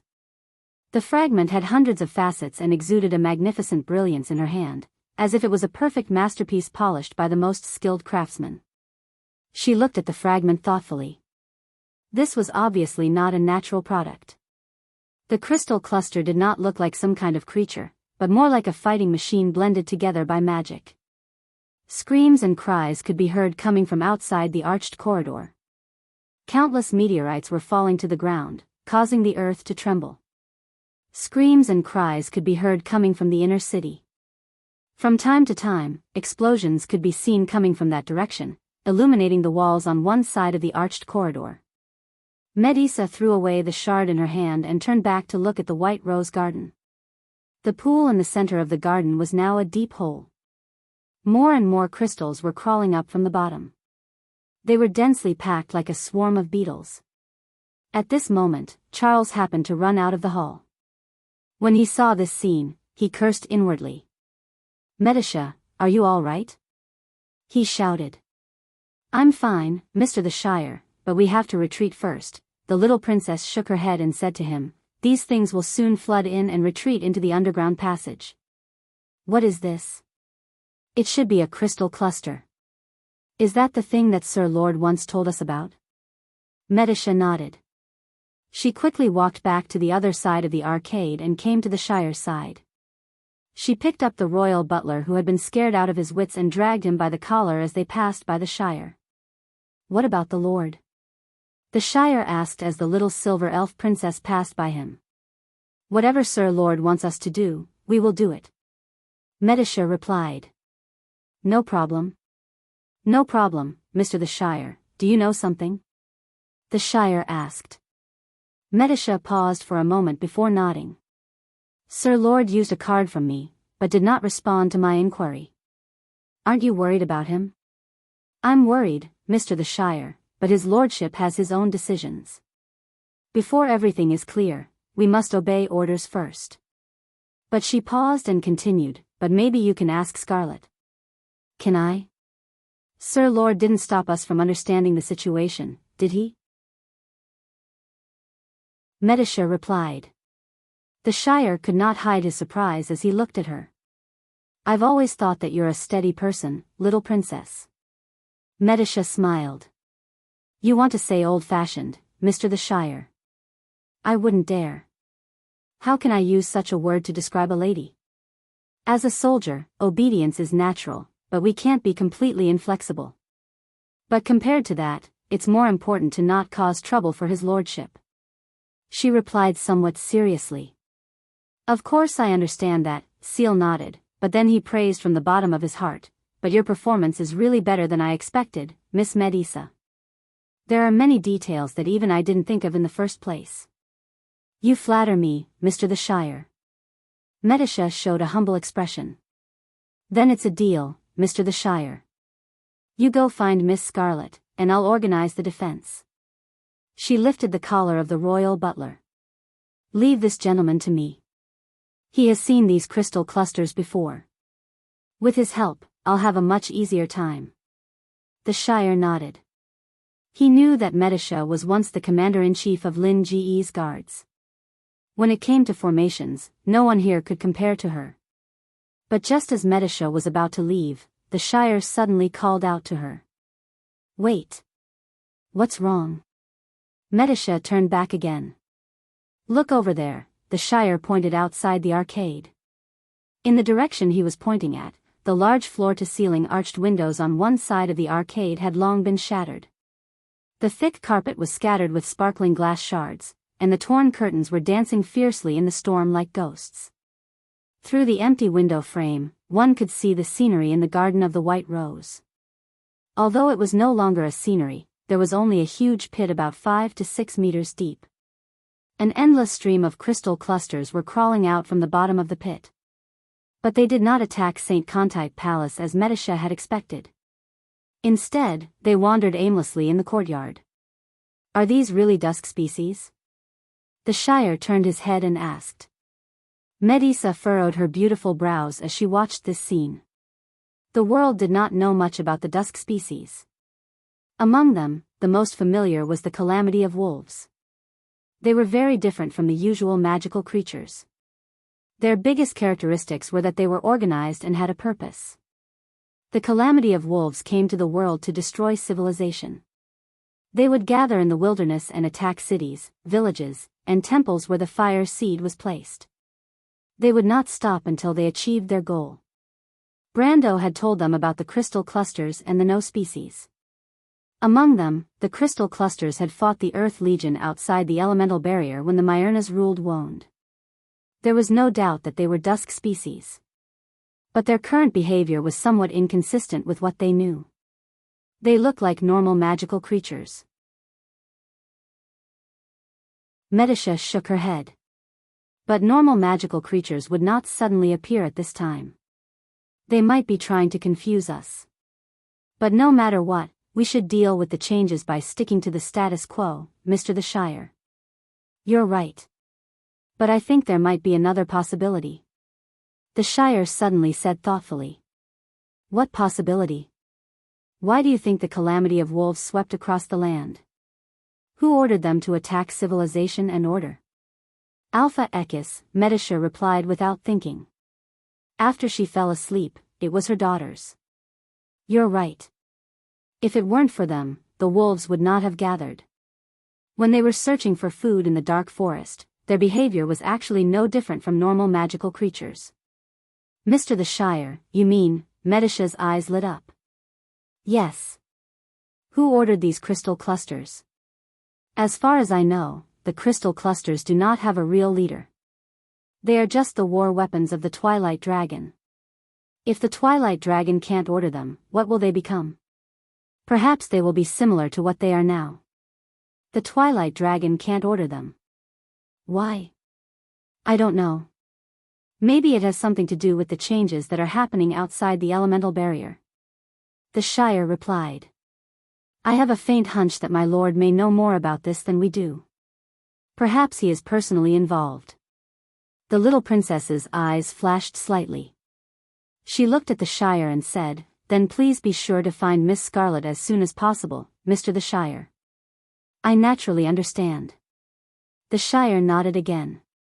At this moment, an earth-shattering upheaval was indeed happening in the elemental world. Air, water, fire, and earth all returned to chaos. The origin of the elements was stripped from the cornerstone of the world and suspended in the air above this chaotic world. Other than that, this world was empty. There was no matter, no color, as if it was a void, gray and misty. In this boundless world, there were only two people. Two women. The Dragon Queen looked down at the girl who was bound in a black cocoon by the elements. Her expression was cold, and on her serious face, black mist constantly rose from the cracked wound. She was wearing a black robe. Although this scene was strange, it did not reduce her sacred aura. Success was close at hand. No matter how many people were sacrificed. Even if they had to give up their lives. She would not hesitate. Gwendolyn looked at the merchant lady who had her eyes tightly closed. Her prismatic pupils did not seem to see a country girl from Butchie, but the mortal enemy of civilization, the existence that would bring destruction to Wonde in the prophecy. It was the Twilight Dragon. Romans suddenly opened her eyes. Under her eyelids, there was only a strange darkness in her eyes. There seemed to be a whirlpool that was slowly rotating, as if it could suck people's minds into it. The Dragon Queen looked at the pair of eyes. She saw the passing of life and the extinguishing of order in the dark vortex. After all things died, only endless darkness and chaos was left. The merchant lady looked at this world for a moment and suddenly said, "This is the elemental plane. This is the first time I've seen it from the inside.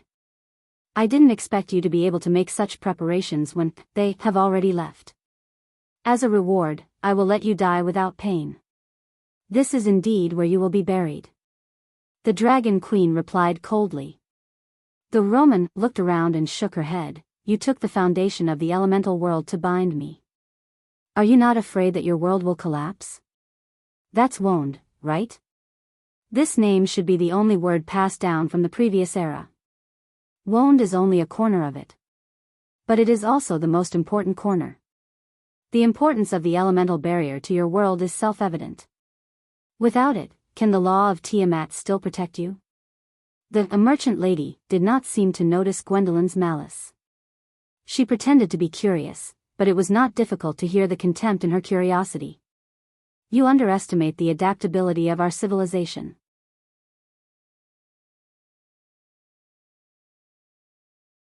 Chapter 1171. You underestimate the adaptability of our civilization. The Dragon Queen's voice was serious, but there was also a hint of pride in it. It was as if she was not talking about the Iron Folk's kingdom built in the dust, but a glorious history that she was proud of. "It has been a long time since I heard such a line from your civilization. You should understand that you are different from them." The merchant lady's voice was full of disdain. "You are indeed tenacious and resilient, and have been since the moment your world was destroyed. But after such a long time of change, are the ones who survived still the inheritors of your civilization?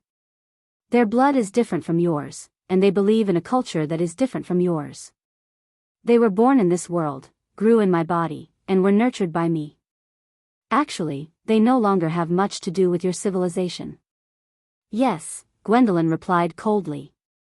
"But as long as I kill you, everything can still be changed. So that's your plan. After killing me, you will rebuild the divine folk's kingdom." The merchant lady's dark vortex eyes brightened. "Then what about the Iron Folk? If you do that, won't you be going against her wishes? Lady Martha's deduction is only a possibility, but fate still depends on us. Those dusk bastards deserve to die, and I will not admit that they are our inheritors." The Dragon Queen replied viciously. The merchant lady laughed for the first time. Her voice was hollow and charming, completely different from the Romans. "You are trying to say that her decision is wrong, because continuity is more important to her than correctness, and correctness is more important to you than continuity. For this reason, you forced them to leave this world, cutting off your only hope. Do you really think that you can fight me alone?" She could not help but chuckle. "The passing of the gods has nothing to do with us." The Dragon Queen's expression turned ugly as if she was stabbed in the foot. "Stop trying to drive a wedge between us." Although she said that, her hands did not slow down at all. Layers upon layers of lines of law formed in this dusky world and circled around Miss Merchantman. First, there were 12 runes that represented the cornerstone of this world. They stood upright and surrounded the Roman. Then, there were the remaining 6 layers of the Tiamat law, followed by the laws of time, space, and existence. However, the Roman seemed to turn a blind eye to the threat around her. She smiled and said, trying to sow discord, "Do you think I need to resort to such means? I'm just curious about your world. This is the first time I've observed it from your perspective. It is indeed beautiful and intoxicating, but the fragile order is only temporary. Only chaos is the eternal truth of all things. You are like a virus in my body. You actually want to kill your own host. What a shallow understanding. You live because you rely on me. Your final destination should be to live with me forever. Why do you have to put up a pointless resistance? Nonsense." The Dragon Queen did not want to waste any more words. She raised her hand, and the 12 runes flew up together. The entire world shook. At this moment, the Tiamat law could be seen in the sky all over Wonde. The bright lines of law were like bridges that spanned across the sky. From Fanzon to Cruz, from Saint Tassol to Erewhon, the bright, silver lines intertwined to form a network in the sky. It shone brightly in the night sky, as if the light of the stars had dimmed.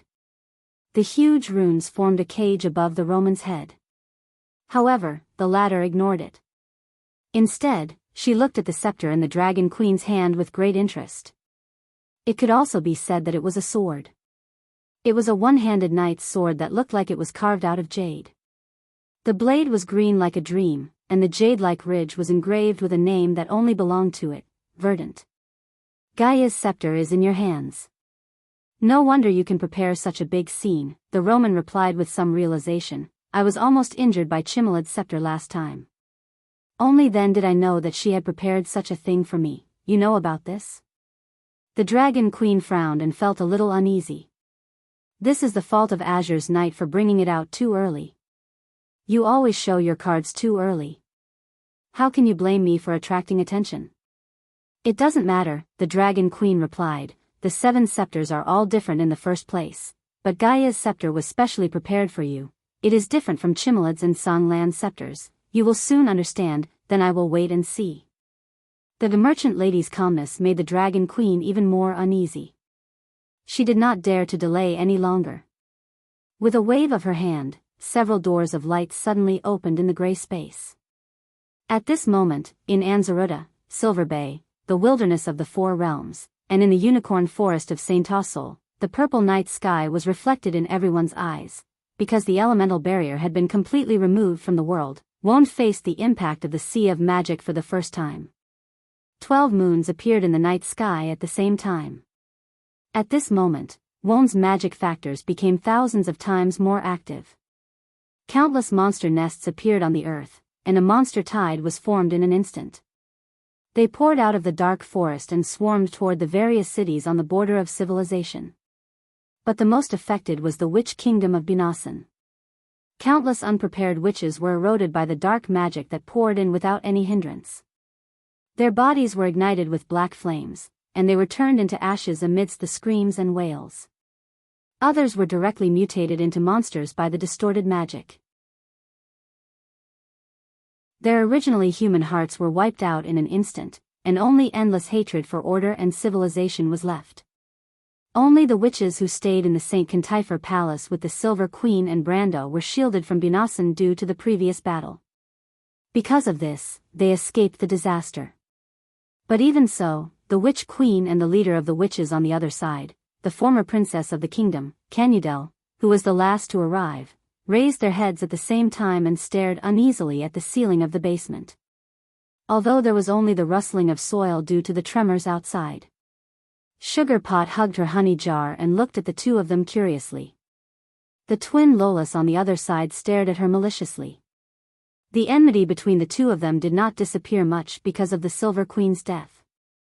But the next moment, Canudel lowered her head and looked at the Witch Queen. Do you want to continue? The Witch Queen hesitated for a moment. Go ahead.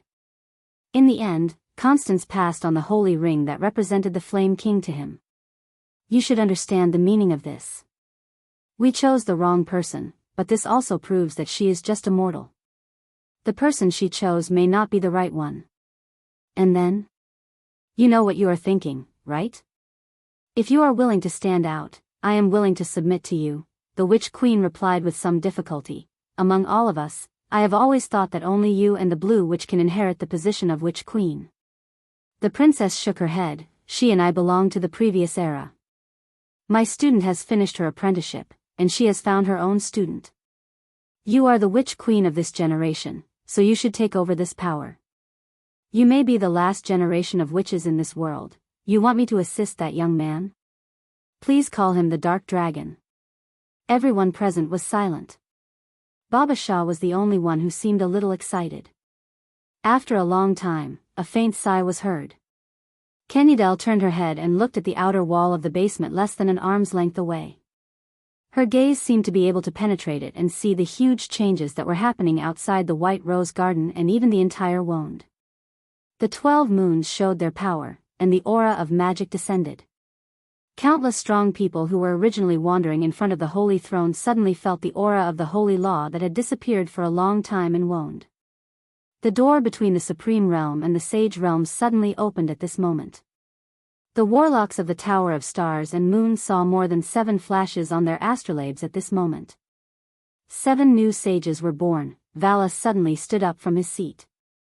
Old Nydevan and the Flame family knight beside him looked at the supreme of the holy cathedral of fire in inexplicable surprise. Not far away, Lightless Return Royale stared at his old friend with an uncertain look in his eyes. He just saw the aura of the other party skyrocket for a moment, but after a moment, it shrank back and became obscure. It felt like he was not looking at a strong person with the strength of the supreme realm, but a statue in the holy cathedral of fire. The aura on it was neither strong nor weak, but it was incomparably sacred. He was only stunned for a moment before he realized what had happened. The sage realm. But Vala's expression was the opposite of his. This great saint was staring fixedly at the ceiling with an expression very similar to Canudel's from before. After a long time, he lowered his head, took a deep breath, and said, "The era of war has come. Everyone, we may not see peace come again in our lifetime. In the following time, we may face death, despair, and endless sorrow, but I hope you can persevere until we achieve the final victory." The dragons flapped their wings and were flying through the dark night sky. They flew over the sky around Silver Bay and witnessed the scene of the Buga's floating city crashing. The magic network seemed to be collapsing and rebuilding, but in any case, an era came to an end under the gaze of these last golden people. As the dragons swept across the land, the dark magic was also eroding the borders of civilization. The dragons saw waves of monsters gathering and swarming in the direction of White Mountain, Tolva Green, and St. Bell Town. Looking down from the sky, it looked like a wave of darkness. But in an instant, a silver line suddenly appeared in the sky of these areas. These silver lines were connected to each other, forming stages. Then, countless beams of light descended from the sky and fell into these black waves. The flames ignited in an instant, forming a huge ring of fire. From the central area where the black waves of monsters were hit, it spread in all directions, instantly killing countless monsters in a sea of fire. The little female dragon Allah's golden eyes reflected such a magnificent scene, and she could not help but show a look of disbelief. War Slate. "This is my last legacy to you. Go, my children," he said. She heard a dignified voice reverberating in her blood. At that moment, she suddenly understood that this was an ancient inheritance. She had passed through the real coming-of-age ceremony at such a time. Her inheritance came from the crystal, the dragon of wisdom.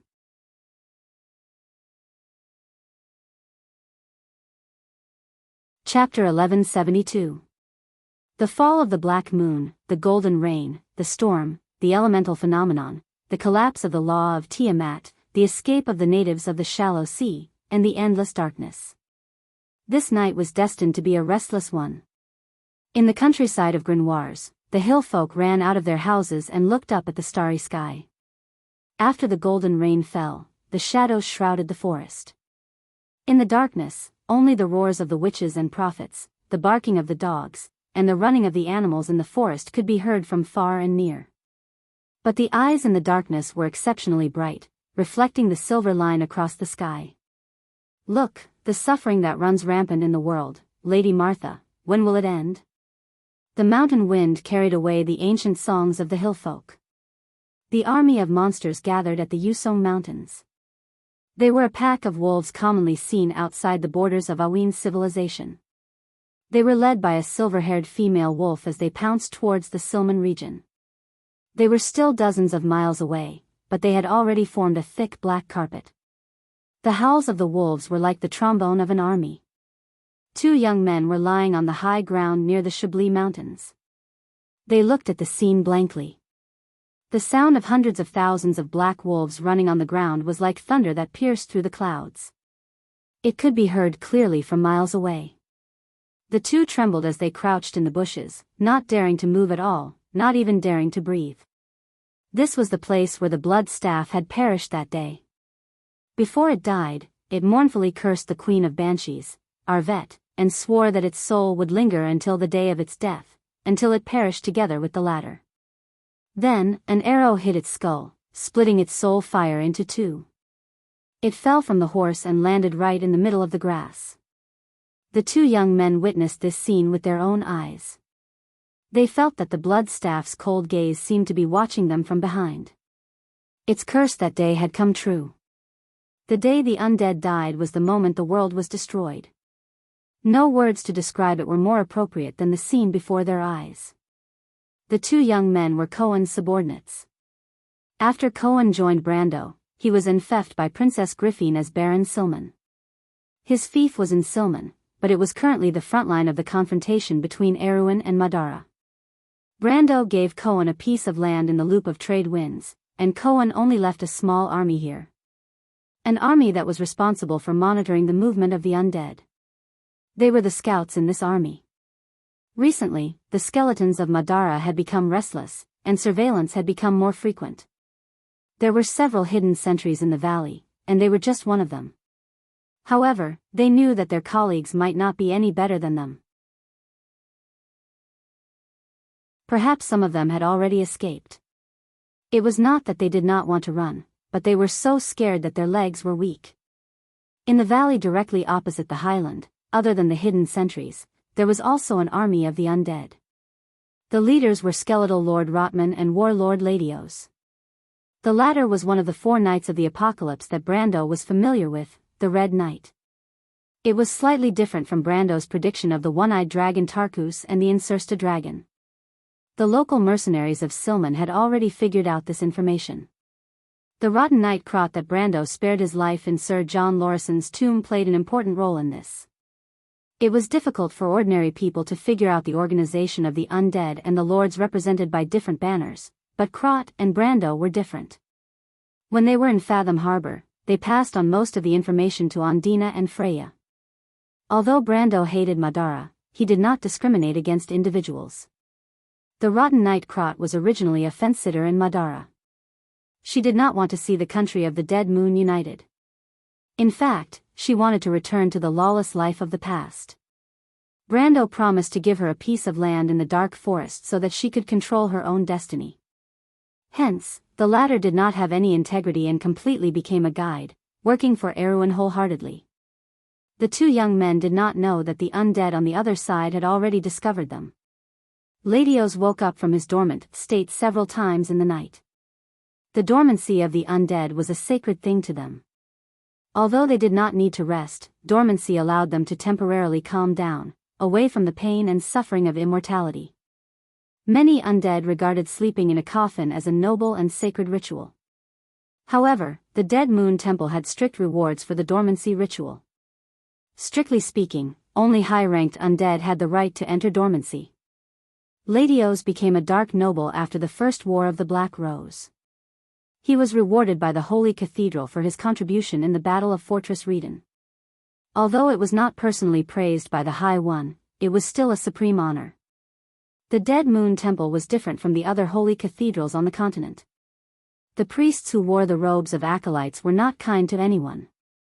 Furthermore, they were humans, a rare non-undead dark noble in the Dead Moon Kingdom.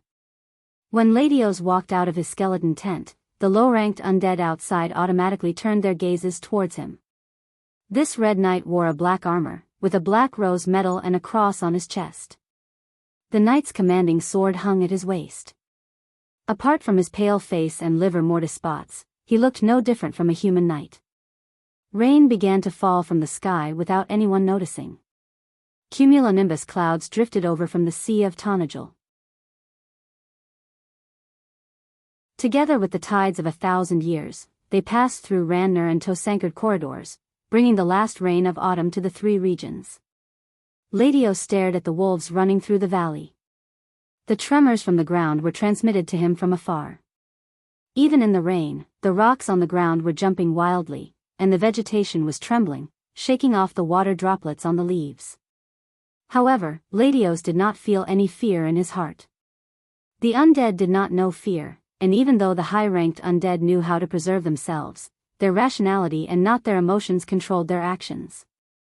This was the greatest advantage the blessed of the dead moon had over the weak creatures. He looked at the black carpet that was engulfing the valley. His gaze did not linger on it for long. He turned his head and looked at the valley above. The sky was dark and devoid of light. It was the most lonely moment before dawn. "Let's go." He gave an order. There were no objections or questions. The undead moved on their own accord like a soundless entity, or perhaps a giant beast that had awakened. The darkness quickly lit up with soul fire. In just a few minutes, the huge camp came to life. This was a realm that even the most well-trained human army could never achieve. And from beginning to end, Ladios did not look back at the valley. The two youths lying in the grass suddenly felt a trace of vigilance. One of them subconsciously turned around, only to hear a light sound as a bone arrow suddenly appeared on his neck. He widened his eyes and opened his mouth, trying in vain to grab his throat. Unfortunately, before he could utter a complete syllable, he fell on his back. In his last sight, he saw a lich standing in the distant forest with a bone staff in his hand. But unlike ordinary lich, this lich was covered in heavy armor, with a shield in his left hand and a bone staff in his right hand that was less than an elbow long. He did not wear a helmet or a faceplate, and his bare skull was exposed from his breastplate. His eye sockets held two fluorescent phosphorescent lights. This lich didn't have any skeleton warriors as his subordinates and looked more like a lone ranger. A thick book with a black cover and silver edges was hung on his waist with an iron chain. Raindrops rolled down from the pages of the book, but it wasn't soaked in the slightest. If Brando was here and saw this thing, he would definitely cry out in alarm, "Death Knight." The undead were a unique class of heavy armor mages. They were the only existence in the Slate War. Although they weren't as flexible as true black mages, they were extremely threatening in battle because they could be mass-produced like liches. Moreover, these Death Knights were not just weak mages. In fact, they also had the strength of a gold rank in close combat. It could be said that they cultivated both magic and martial arts, and were extremely troublesome to deal with. After the undead had them, they could only use the weak skeletal knights, ghosts, and bone vultures as scouts. The Death Knights would often single-handedly destroy an entire team of scouts when they clashed with other races. From then on, not only did they have the ability to penetrate every nook and cranny of the battlefield, but they also had the ability to conceal themselves from the battlefield. The Death Knight was one of Tamar's masterpieces. Although Madara no longer had this alchemy master, they still obtained the most ideal troops in the Second War of the Black Roses. At this moment, the correction of history seemed to be heavy and irresistible. The young man who had a bone arrow in his throat twitched twice. He stretched out his hand as if he wanted to grab the air, but in the end, he only caught a few drops of rain. Then, he lost his life. His companion was already stunned. He did not know how they were discovered, but his survival instinct made him run. However, before he could run a few steps, the second bone arrow had already caught up with his back. His body paused slightly, and he stumbled forward a few steps in the rain, then fell down. The Death Knight used his phosphorescent eyes to carefully look at the two corpses before he put away his bone staff and left again. At the same time, such a scene played out repeatedly in the valley. However, very few people knew about it. Even the wolves a few miles away were oblivious to the slaughter in the rainy night. Their only target was the lights of civilization in the Silman Valley. The dark tide surged across the land, and the nearest town seemed to be just a stone's throw away.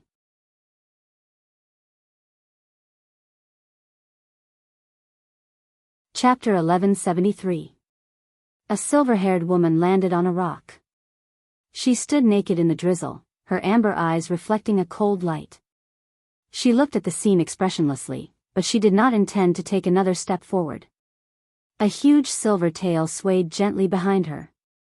In her eyes, the fleeing humans meandered through the valley.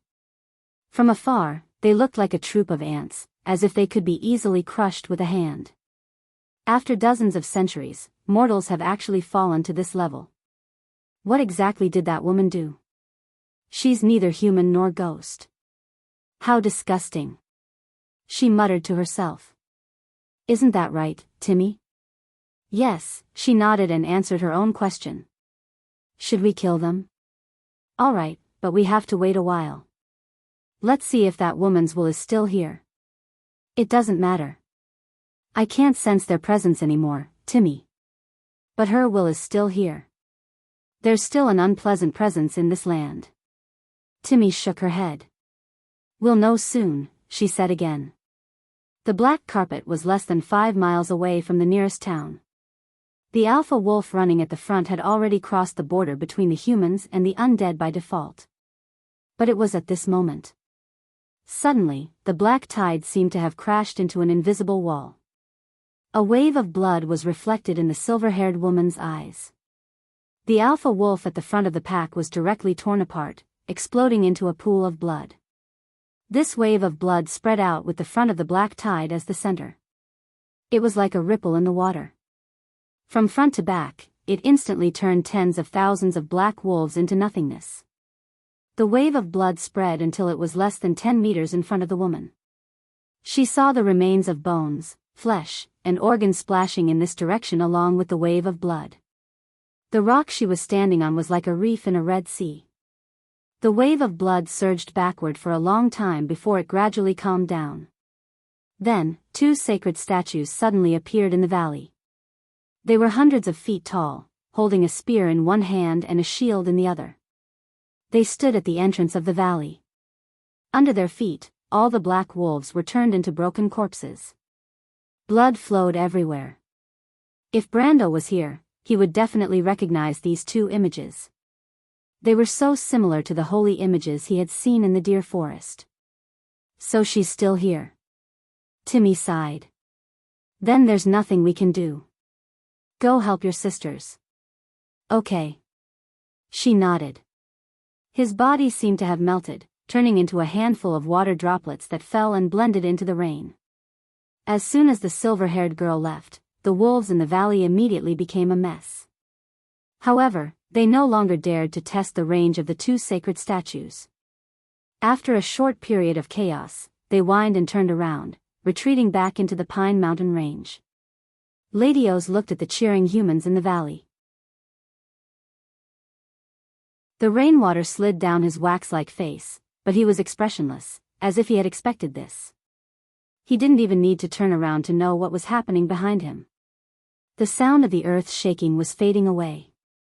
The calamity of wolves could not even set foot on this land today. Because it was a sacred and inviolable land of miracles. But it shouldn't be in the hands of people who don't understand its value, a hoarse voice said. Lady Oz turned around and saw Hoffman, who was about the height of 2 or 3 people, walking towards him. The skeleton lord's weapon was a human bone mace, which was said to be forged from the skulls of 100 human knights. It was his weapon and his medal. He had participated in the First War of the Black Rose and the Bloodstaff's invasion of Karsuk. He was much older than Lady Oz, but he was not the commander of this undead army. Her Majesty liked to appoint young people, which was already known in the Dead Moon Kingdom. I'm not interested in that. What I need to consider is to obtain glory for Her Majesty, Lady Oz replied. You are loyal, Lady Oz. The undead never lack this. What I need to do is to crush the enemy. Erwin is not worth mentioning. Have you forgotten their performance in the last war? Hoffman didn't seem to care. In his eyes, the enemy was nothing more than maggots. The only ones that could make the new Madara fight were the 4 great empires. Few people knew that the Dead Moon Kingdom had already awakened under the leadership of the Mercury Staff. I hope so, Lady Oz replied. But the hidden sentries we got rid of today show that the humans have not given up on resisting. It's just a futile effort. Hoffman let out a hollow laugh. He used his bony finger to point at the humans in the valley who knew nothing about their fate and were still cheering because of the retreat of the calamity of wolves. Let me kill them. We need to replenish our souls and quickly strengthen ourselves, just like Tarkus and the others. This time, Lady Oz finally nodded. Karsuk Highlands, Jincheng. The Baron of Jincheng looked at the sea of soul flames below the city with a steely expression. He turned around and saw his guards and several retainers standing behind him. He looked at them with an ugly expression and slowly opened his mouth. Go and inform the Highland Knight, the Wizard of the Tower, and Her Highness, the undead have invaded. Bring as many people as you can. Don't let those skeletons stop you. Just leave a team of knight for me. My lord. Everyone's expression changed. Hurry up, don't drag it out. The Toker family and the undead have been enemies for generations. Give me my sword. I'll go to my ancestors and tell them that I didn't tarnish the honor of my family. He waved his hand. Bring my third son. He's still young and the honor doesn't belong to him. Leave the city immediately. The bone dragons will be here soon. Let the Wyvern Knight in the city take off and attract their attention. Everyone seemed to finally understand what kind of situation they were in. Only then did they nod silently. They all bowed to the Baron and then turned to leave. But when the Baron turned around again, only he and his knight were left on the city wall. This was the last battle of Jincheng. But it was Erwin's first battle. That night, the second war of the Black Roses that Brando was familiar with finally began. In the darkness, it seemed that everything had died. Bunasan, the country of witches, had become a dead world. The plains and forests in the dream had lost their vitality. The grass and trees had withered, and the trunks had become bare with no leaves. The branches drooped alone, telling the story of the vitality of the world that was draining away. Mountains and rivers collapsed and fell apart. The earth was covered with crisscrossing wounds. Cities, fields, and manors were ruined and withered. There were no more stars in the sky, only a dark void. Bunasan had been completely destroyed. The inheritance of the witches had been cut off. There might be a last generation of witches in the world, but they would not have descendants. But in this empty world, there was still a will patrolling the sky and watching this barren land. To be exact, it was a confrontation between a man and a wolf. One was a great will. When it existed, Wond might not even have existed. It had experienced almost every war in every era. Almost all of its opponents had died, but it still existed. It had slept for thousands or even tens of thousands of years. But today, it woke up. When it woke up, Wond's territory had shrunk by almost 1%. Thousands of cities and settlements had been destroyed in the calamity of wolves. But in the place where it looked, there was a person who could be its equal. It was just a little girl. When she was born, everything about the last era had become a memory of the past in people's minds. She had not seen the war, nor had she seen the horror of the dusk. But she was here. Ekis felt a familiar aura from her. Her name was Sophie, a witch of the 13th moon. A believer of the Black Moon. Sophie looked at Ekis and said quietly, I pulled you into this world because I wanted to talk to you. I didn't expect to see that woman's masterpiece as soon as I woke up, Alpha Ekis said. There was not too much negative emotion in his voice. Instead, it was lazy and gentle. But do you think I don't dare to kill you? In terms of bloodline, I'm your descendant, Ekis, Sophie replied. So what? Do you expect me to have such shallow feelings like family? Sophie shook her head. The bloodline of the 13th is as pure as one. Your teeth of destruction can cut off everything, but it can't cut off the inheritance of the magic moon. You can't kill me. If you knew I would wake up, you would have waited for me here? That's because you're my mother. It's in my bloodline. How annoying. Ekis bared his teeth. If Martha was here, I wouldn't mind biting her throat. Unfortunately, she's not a real existence. Mother, let's talk. What do you want to talk about? Ekis replied coldly. If you just want to imprison me here, then you're too naive. Sophie shook her head. I only have one request. I'll let you leave this place, but you have to leave the loop of trade winds. Ekis was silent for a moment. You want to protect her? She shook her head. It's futile. How long can she continue to struggle? The outcome of this war was already decided in the last era. How do you know if you don't try? It's up to you. I don't want to set foot on this land anyway. Ekis nodded. Since my daughter's blood flows in your veins, I'll agree to your request. Sophie nodded and raised her hand.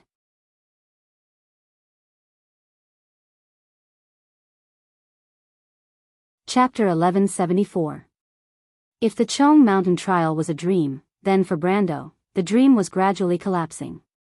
After the spatial rift that he and Bai saw swept across the sky, the entire trial became unstable. Many empty spaces appeared in the space, and ice and rocks fell into the rifts with terrifying screams. The glaciers soon split into 4 or 5 pieces, and avalanches 100 times more spectacular than what he had experienced before came crashing down, as if the world was going to be completely crushed. There was no longer a path in the collapsing world that could be called a passage to continue moving forward. If he was still in his previous state, he would have died without a burial place, but the fact was that his current state was much better than before. Bai's words were a huge help to him. Now that he knew that this was a spiritual world, no matter how terrifying the scene was, Brando only needed to be firm and unwavering, and he would not be harmed at all. He moved forward step by step, as if he was walking a path in this chaotic scene. At this moment, even the white fog in his spiritual world did not dare to mock him anymore. She was frightened. Although she knew the nature of this world better than Brando, she did not have an outrageous willpower attribute like him. Even if she understood, she could not help but be affected by everything in front of her. She could only wait nervously for the result. Would Brando conquer this trial, or would he die here with her? But Brando saw a strange scene at this moment. He saw a wide road in this collapsing world. Although it was also a snowfield, it was not affected by the collapsing glaciers around it. Everything collapsed on its sides, and passed away on its sides, but it remained motionless, like a world of perfect stillness. Bai, who was also in Brando's spiritual world and observing the world through Brando's eyes, naturally saw this scene as well. She cried out involuntarily, "The sage leads the way." Brando looked up, and a back was deeply engraved in his eyes. It was a jade-green color that was completely different from this snow-covered world. He couldn't even see the thin figure walking in the snowy plains, but he could only see a cloak fluttering in the wind, like a flag. This is, Brendel's pupils shrank in circles. In this world, there was an epic. A knight named Tian Qing shattered the heavens, causing the stars to fall to the earth, announcing the end of an era. With the holy spear firmament in his hand, he guarded the dark night of the mortals. However, he was no ordinary person. "Then are you a mortal, Brando?" "I am." "Then are you a mortal, Sophie?" Brando remained silent, as if there were two voices asking and answering themselves in his heart. "Follow him." "Follow them, Brendel." Haku's voice shouted anxiously in his mind. But he turned a deaf ear. He suddenly saw the Silver Queen standing in front of him, looking at him in horror. The hope in her eyes was extinguished bit by bit, finally turning into endless despair. "Your authority comes from the Truth Society." Ovina looked at him from the other side and said firmly, "One word at a time." He took a step forward, and the two phantoms behind him shattered into pieces. "Who are you?" Princess Griffine looked at him coldly and stood in front of him. "My fiancé is Brando Cardeloso, not you." Brando took another step forward, and the princess phantoms also disappeared. But he stopped. He saw Brando, the version of himself who died in the old mansion in Bucci, looking at him quietly. "Where are you from?" Brando's heart trembled slightly. The biggest secret in his heart finally loosened. "You know everything, don't you?" The other, him, smiled at him. "I am a mortal, the son of the sword Saint Darius. My grandfather's wish for me was to survive and not be sucked into this vortex of right and wrong. But 60 years after that war, who can see the future clearly? Perhaps all of this was already destined. As a mortal, how can I control my own fate?" "I am you, Brando," Brando answered. "We are not different. But I am a mortal." "Are you?" Brando also answered, "When Ovina said those words to you, you already understood, didn't you?" Brando was silent. Indeed, he had his suspicions as well. Black iron blood flowed in his veins, but he had the legacy of his ancestors. Some facts were already self-evident. But as a player, how could Sophie have the blood of his ancestors? In reality, he was just a normal person. Do you understand? Brando asked again. He nodded his head silently. Brando also looked at him silently. So, Brando, answer me. In this world, do the mortals control their own fates? I don't know, Brando shook his head. But I believe that perhaps one day. Perhaps one day? This question suddenly made Brando's heart resolute. He raised his head, his eyes shining with the light of reminiscence. He answered softly. Perhaps I have seen all of this before. I have seen a civilization that has experienced ignorance and barbarism, slaughter and disorder, and even to this day, is still greedy and indifferent. But I have also seen a lot of gentleness and beauty. At least I know that our history has not regressed.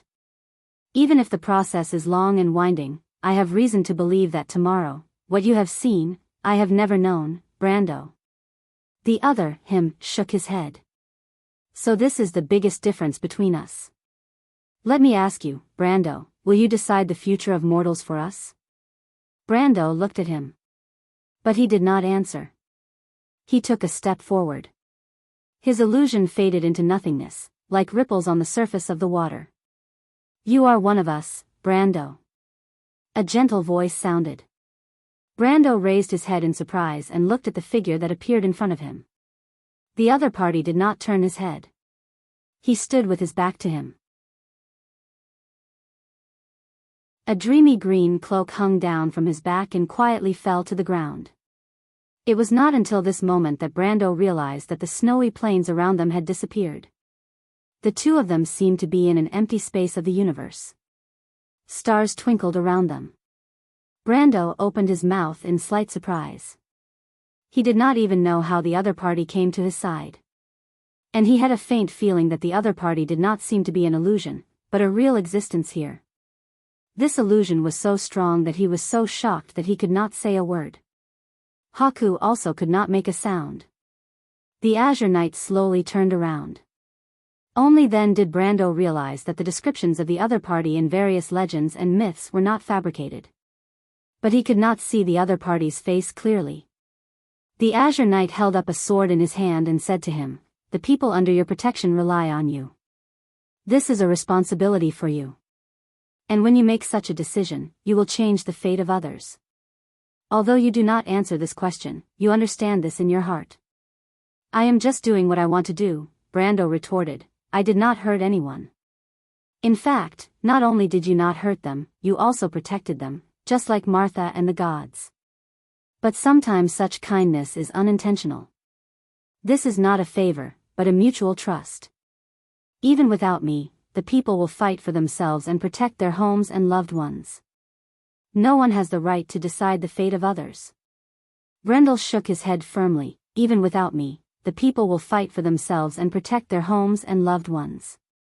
And what you are doing, I am just one of them. There is no difference, sir. Maybe I am stronger. I don't mind someone supporting me and moving forward with me. If one day I lose my power, I will be the same. Because civilization and order are not separate entities. Our kingdom and society are built through mutual connections, and no one can be free from them." The Azure Knight nodded and picked up the sword in his hand. "Then are you ready to take my sword?" Haku was excited. She looked at Brando with some disbelief. In fact, as a candidate, Brando did not seem that extraordinary to her. Before the War of the Holy Saints, although there were fewer candidates in each era than the last, there were still some. In fact, Brando was not the best candidate she had ever seen. He even seemed a little clumsy. If it were not for her reminder and rescue, he might have died in the glacier. Before this, she had never heard of a candidate needing help from others to pass the trial. But similarly, she had never heard of anyone who could meet the will of the Azure Knight in the trial. Almost uncontrollably, the words of the legendary dark prophecy emerged in her heart, especially when the Azure Knight picked up the sword in front of her. Because only she understood what the sword symbolized. She finally could not help but shout in Brando's mind, "Quick, accept it, Brando. That is the Amber Sword. You may be the person that Tata and the Fire Fairy were talking about. Pick it up, maybe you can really bring a glimmer of hope to this world." But Brando did not reach out his hand. He just stood there quietly. "You are crazy." Haku was a little furious. "Do you understand what you are doing? How can you let down the hopes of those who believe in you?" "I am not crazy," Brando shook his head. "Lady Tiamas, do you think our world can be saved by a sword?"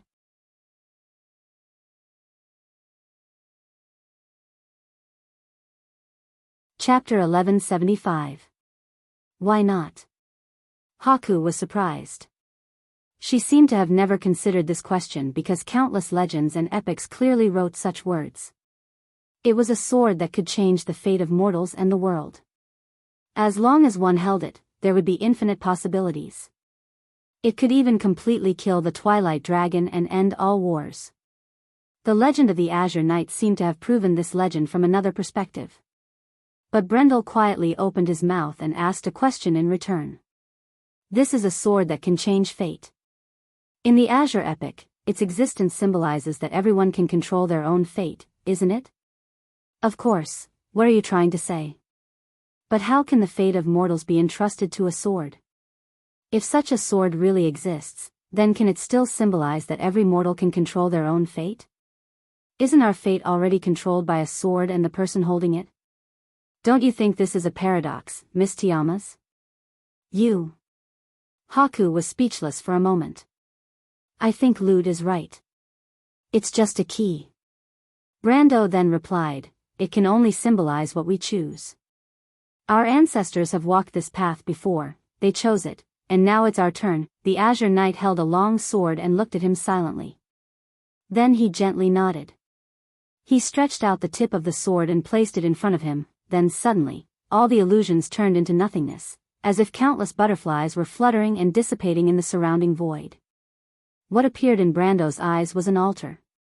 It was a black hexagonal altar. It was neither gold nor iron, about the size of 2 football fields, and it was suspended in space. Around the altar, stars were shining, and the bright galaxy was like a hanging chain above his head. "Ah, Mr. Brando." Brando heard a surprised voice and saw a familiar little guy appear beside him. It was the little prince of the Fire Fairies, Lute. He was staring not far away, frowning as he let out a low cry, "Flame Scepter." In fact, Brando had already seen the scepter. It was not a physical object, but a golden red scepter formed by the golden red lines of the law. It was suspended in the position where the Azure Knight had placed the long sword. At this moment, Brando seemed to be within reach. But Brando did not grab it immediately. Instead, he asked, "Lute, I forgot to ask a question before." "What question?" The Fire Fairy turned his head and kept hinting Brando to quickly pick up the scepter with his eyes. When he was teleported in from the outside, the mountain where the storm had stopped had completely collapsed. Although he did not know where he was, the space here was unstable. From time to time, stars would be extinguished and fall. Large areas of lightless darkness would appear in the galaxy. Even the edges of the altar beneath their feet were crumbling and breaking apart, turning into tiny fragments that dissipated into the universe. But what made him a little anxious was that Brando didn't seem to be in a hurry at all. In fact, Haku didn't say anything at this time. She didn't even mention anything about Brando helping her to get something. She seemed to be still immersed in the conversation with Brando and had not recovered from it. Brando thought for a moment before asking, "What exactly is the Amber Sword?" "What?" Lute was stunned. "I passed the Chong Mountain test in order to gain the recognition of the Scepter of Fire. This test was originally prepared for the candidates, right? And the candidates are actually people who get the recognition of the 7 holy swords, right?" "Of course." The latter nodded. "What are you trying to say, Mr. Brando?" "And in history, besides me, there was at least one other person who got the recognition of more than 2 holy swords, right?" "Yes, that was the Knight of the Azure Sky. Isn't that clear?" But the night of the azure sky and the majestic mountain test was to get the holy lance of heaven. And now that I think about it, the legendary amber sword was indeed his sword. So, what does the azure sky and the 7 holy swords have to do with the amber sword? You're thinking about this, Mr. Brando? Lute was stunned. I don't know about this, but when you put it that way, it's a little strange. In theory, this test should indeed exist to get the recognition of the 7 holy swords, and the person who gets the recognition of the 7 holy swords will naturally get the amber sword. That's what was written in the prophecy. As for why, I'm not too sure. The reason is very simple. Haku's voice finally rang out, because the holy lance of heaven is the amber sword. What? Brando and Lute blurted out at the same time. The main principle of the holy lance of heaven actually comes from the power of wind and thunder. It's a manifestation of the holy sword of wind, but it's not entirely the power of the wind, because it also has the power of the Halran Gaia. What does this mean? Brando became more and more confused as he listened. The meaning is very simple. You just have to hold the scepter of fire and you'll understand. Haku replied, because to be precise, the firmament is just a part of the amber sword. It can show different forms. To be precise, as a sword, it's a conceptual existence. Otherwise, how do you think the firmament could hurt the Twilight Dragon? The only weapon in this world that can hurt the Twilight Dragon is the amber sword. Brando looked at the scepter of fire in front of him and murmured, in other words, as long as I get the approval of more than 2 holy swords, I can get the amber sword, or at least a part of it. Just a part, unless you can get the approval of all 7 holy swords. Haku narrowed his eyes, but now I feel that it's not impossible for you. You already have the mark of Gaia in your body, and the flaming blade and orb of fire are also in your soul. As long as you pick up this scepter, you'll understand. Brando couldn't help but take a deep breath. The altar was rumbling, and at this time, its edges began to fall off in large pieces. He finally reached out and gently grabbed the line of law that made up the scepter of fire. At that moment, the law of Tiamat, which was behind the entire world of Wonde, suddenly shook. Hippamra looked up at the will of the mountains floating in midair. The light emitted from the warhammer was getting brighter and brighter. Meanwhile, in the streets around her, meteorites were falling from the night sky. Amidst the smoke and dust, countless crystal clusters crawled out of the craters. Although they did not have a unified command, they quickly discovered the young lady who was in the ruins. These twilight species immediately screamed and gathered in her direction. It seemed that in the blink of an eye, there were hundreds of crystal creatures of different sizes surrounding Hippamra. But Miss Priestess did not seem to see them at all. She only stared at the will of the mountains in midair. Her face was full of surprise, as if the threat around her was not worth mentioning at all. The crystal clusters got closer and closer until they let out a shrill shriek and suddenly pounced towards Hippamla with bared fangs and brandished claws. But time seemed to be frozen at this moment. The will of the mountains suddenly shone brightly. Countless silver lines extended from an unknown space and pierced through the crystal clusters that were still in midair. These silver lines were densely packed, and in an instant, they formed a bright silver pillar-shaped light curtain, as if everything was falling straight down from the sky. In the next moment, all the crystal clusters were cut in half at the waist, turning into countless crystal fragments that fell to the ground with a clatter. Then, the silver line extended out in all directions. In the blink of an eye, all the streets near the December Square were swept by an invisible force. Wherever it passed, all the crystal clusters were met with a calamity. In just a few breaths, half of Rushta City fell silent. But the place where Hippamra and the will of the mountains were originally at was now empty. At that moment, Brando just happened to hold the scepter of fire in his hand. A strange, indescribable feeling responded from his heart. He looked up instinctively and saw a few rays of light rising from the space in front of him.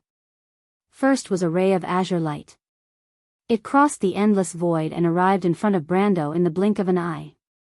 But it did not stop and immediately merged into his body. The sacred sword of wind. Bai could not help but cry out. But Brando closed his eyes. Because he felt a deep sense of longing from this ray of light. He understood where it came from the moment this ray of light merged into his body. Then he heard Ovina's voice. Congratulations on passing the trial of the Chong Mountain. My master and I are waiting for you to create a miracle. The era of the Azure Lance has passed. What will the future hold? Perhaps you will need to open that door, Scarlet.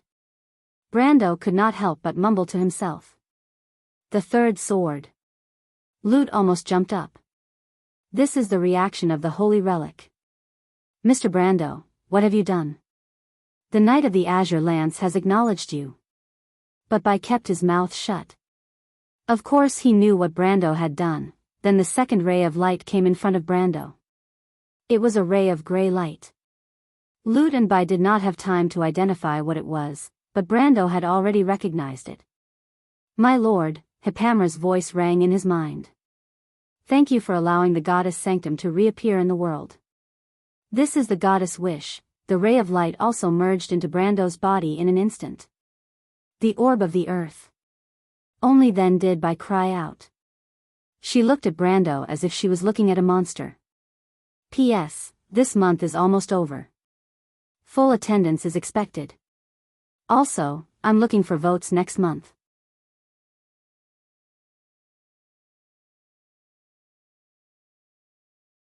Chapter 1176. Fanzin's envoy had already left the Laurel Terrace in March.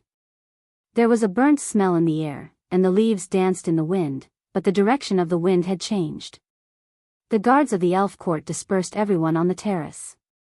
Only Saint Tossel the Wind Empress and her knight, as well as the hunter siblings were left. The royal elf took off the Wind Empress ring on her white index finger, and everyone present did the same thing. The sky above the Wind Elf Palace sank slightly. The rings in their hands lit up one after another.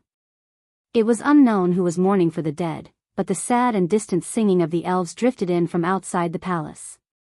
From the wind, sheltered by the wind, descendants of Osamir, why not return? Return to the wind, sheltered by the wind, return to your heroic soul, sleep forever, like silence. Saint Tossel listened to the singing. She seemed to recall her childhood. At that time, the bright moon shrouded the valley, and the elders told the myths and legends of the ancient times in the forest. Unlike many elves who lived a simple life, she yearned for a heroic life when she was young. But when did heroes have to be manipulated by fate? Gretel, Fanzin, are you all right? The moonlight after 1,000 years was still as bright as before, but the story told under the moonlight was already 1,000 years old. After the world changed, everything in the past could only fade away with time. That was something only a few people still remembered. When these few people passed away, the time that belonged to the past stopped forever. The royal elf blinked lightly, as if sand had entered her eyes. She picked up the ring and raised it high, and the knight did the same. An era had ended. But there was always a new page in the new story. The rings turned into streams of light from their hands and flew into the sky. Farewell, my friend, farewell, your majesty. The knight who lost his ring saluted his colleague, the Wind Empress, with the etiquette of the elf knights. His body that was slightly glowing gradually disappeared from his feet, then half of his body, and finally his whole person turned into specks of light dust, and disappeared with the wind. Farewell. We have never regretted our promise of 1,000 years. If time goes back, we believe you. Victory remains the same. The knights bowed in unison to Sonorso the Wind Empress, and then their figures gradually faded, turning into drifting dust. Sonorso wiped the corners of her eyes.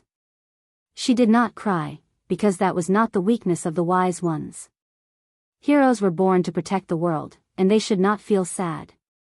It was just that the wind and sand were too strong at the moment, and their eyes were blurred. This was a reunion after 1,000 years. But it was also a final farewell. She was always luckier than others, because at least she still had time to say goodbye.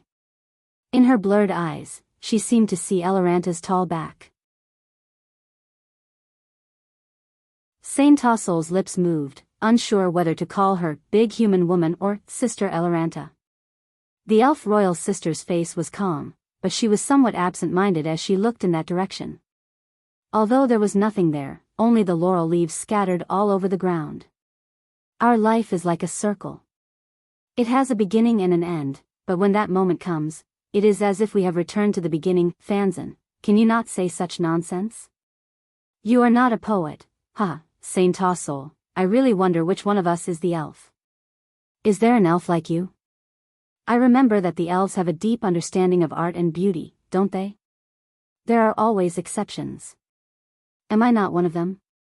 To be honest, I also pursue a romantic life, but my romance is the light of swords and shadows, not poetic and picturesque, that's true. But Saint Tossol, seriously speaking, Cruz, Eloranta and I are all humans, and you are an elf. One day, we will all grow old, but you will still live for a very, very long time. When that time comes, you will understand the meaning of this sentence, then I would rather not understand. Although you are humans, as long as you become stronger, you can also have a long life, even longer than us elves, isn't that right? That's true. It was as if it was not tears that fell, but starlight. Peya felt a chill on the back of her hand. She was slightly stunned, and when she lowered her head, she saw a wet mark there, and a sparkling bead was sliding down the back of her hand to her fingertips. My lady. She looked up at the ladder in surprise. The lower half of the elf lady's body had faded so much that only a shadow was left. She blinked, came back to her senses, and smiled. She reached out and gently touched the heads of the hunter siblings, and said kindly, "Do you remember what I said to you? My lady, are you leaving too?" Yeruta raised his head and looked at the elf royal sister who taught him and his sister swordsmanship and archery, and gave them motherly care, and asked in a low voice. Although they had not been together for long, the feelings between the three of them were already quite close. There is no banquet in the world that does not end, Yeruta. But what about Mr. Brando? Yeruta held back his anger and asked, "Didn't you promise him that you would go back to see him?" "It's not the first time I've lied to him." The Wind Empress smiled slightly and said, "He's a fool." Yeruta looked at her steadily. Peya was the same, but her sister was always stronger and more sensible than her brother. She came over and gently pressed her brother's shoulder from behind. Her brother's eyes quickly turned red. "But I don't want you to go, my lady, that won't do."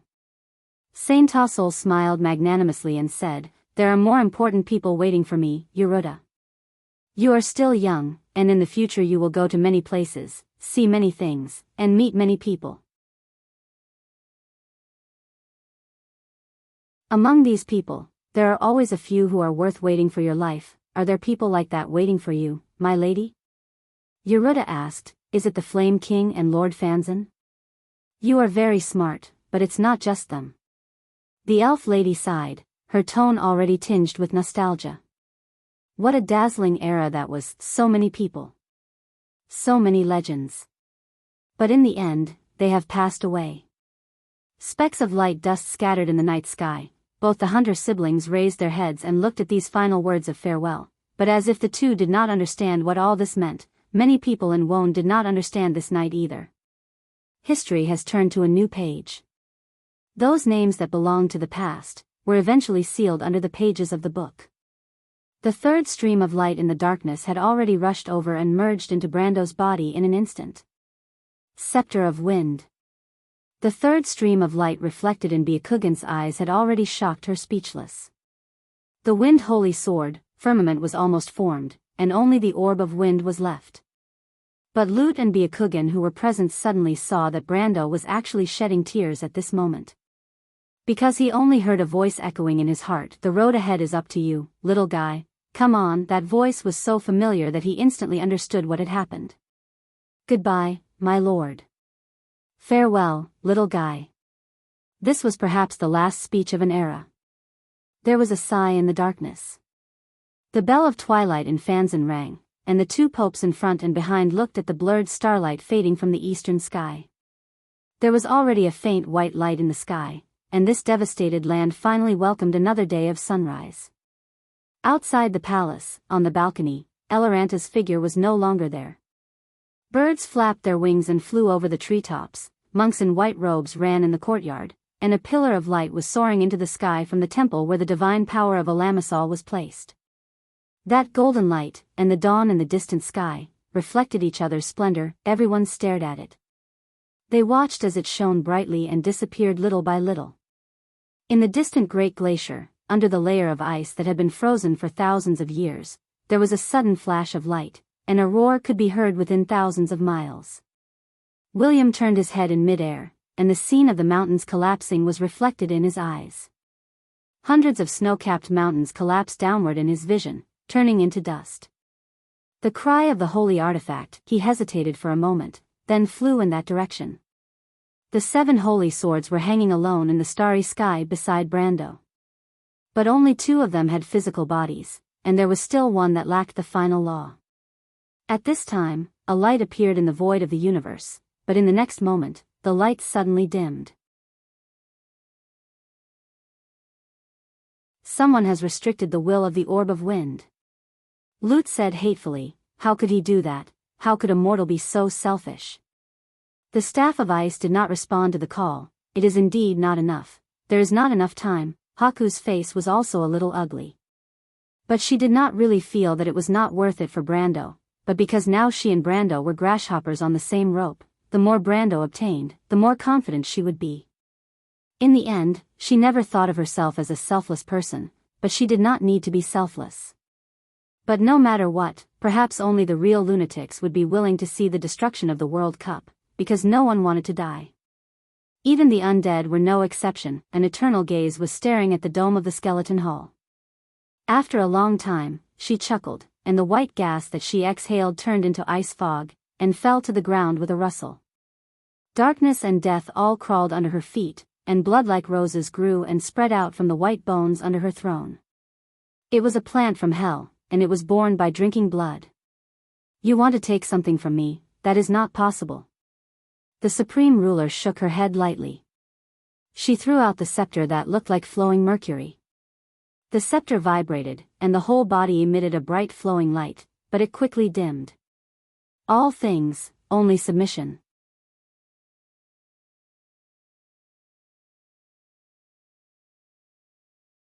Chapter 1177.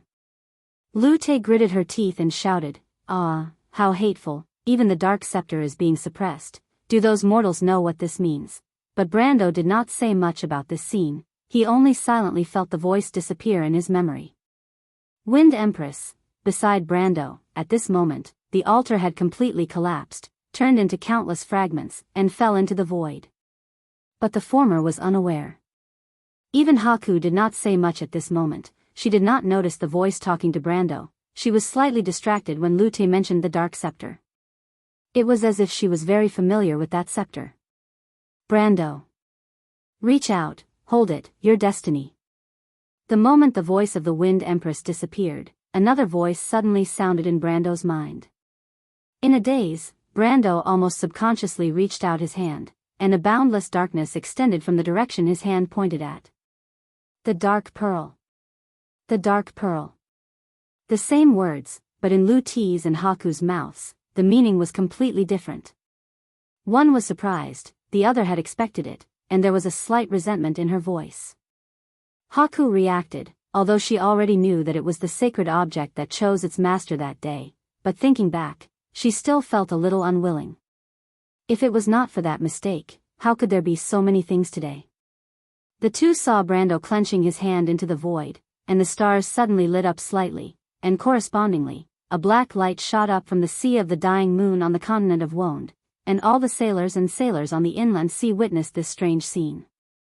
The black light pillar shot straight into the clouds. It was so strange that it did not even blend in with the night. This light pillar lasted for a full 15 minutes before it gradually disappeared. And for Brando, that was only the blink of an eye. He felt a cold touch from his palm. He raised his head and opened his eyes, only to see that he was holding a black sacred sword with a deformed blade. At this moment, beneath St. Cantilever Palace, Princess Canudel and the Witch Queen, who were in the midst of negotiations, suddenly raised their heads. Most of the other witches also revealed expressions of shock and uncertainty. Then, ecstasy appeared on their faces. Most of the people stood up at this moment. The unusual movements of the witches attracted the attention of the young man who was taking care of the sleeping Titi. Then, he saw the county walking over with the countess. "What's the matter, gentlemen?" the Shire asked loudly. "The dark dragon has arrived." "What?" "To be precise," Noodle explained to him, "Judgment has reappeared in this world." The name of the sword was Judgment Destruction.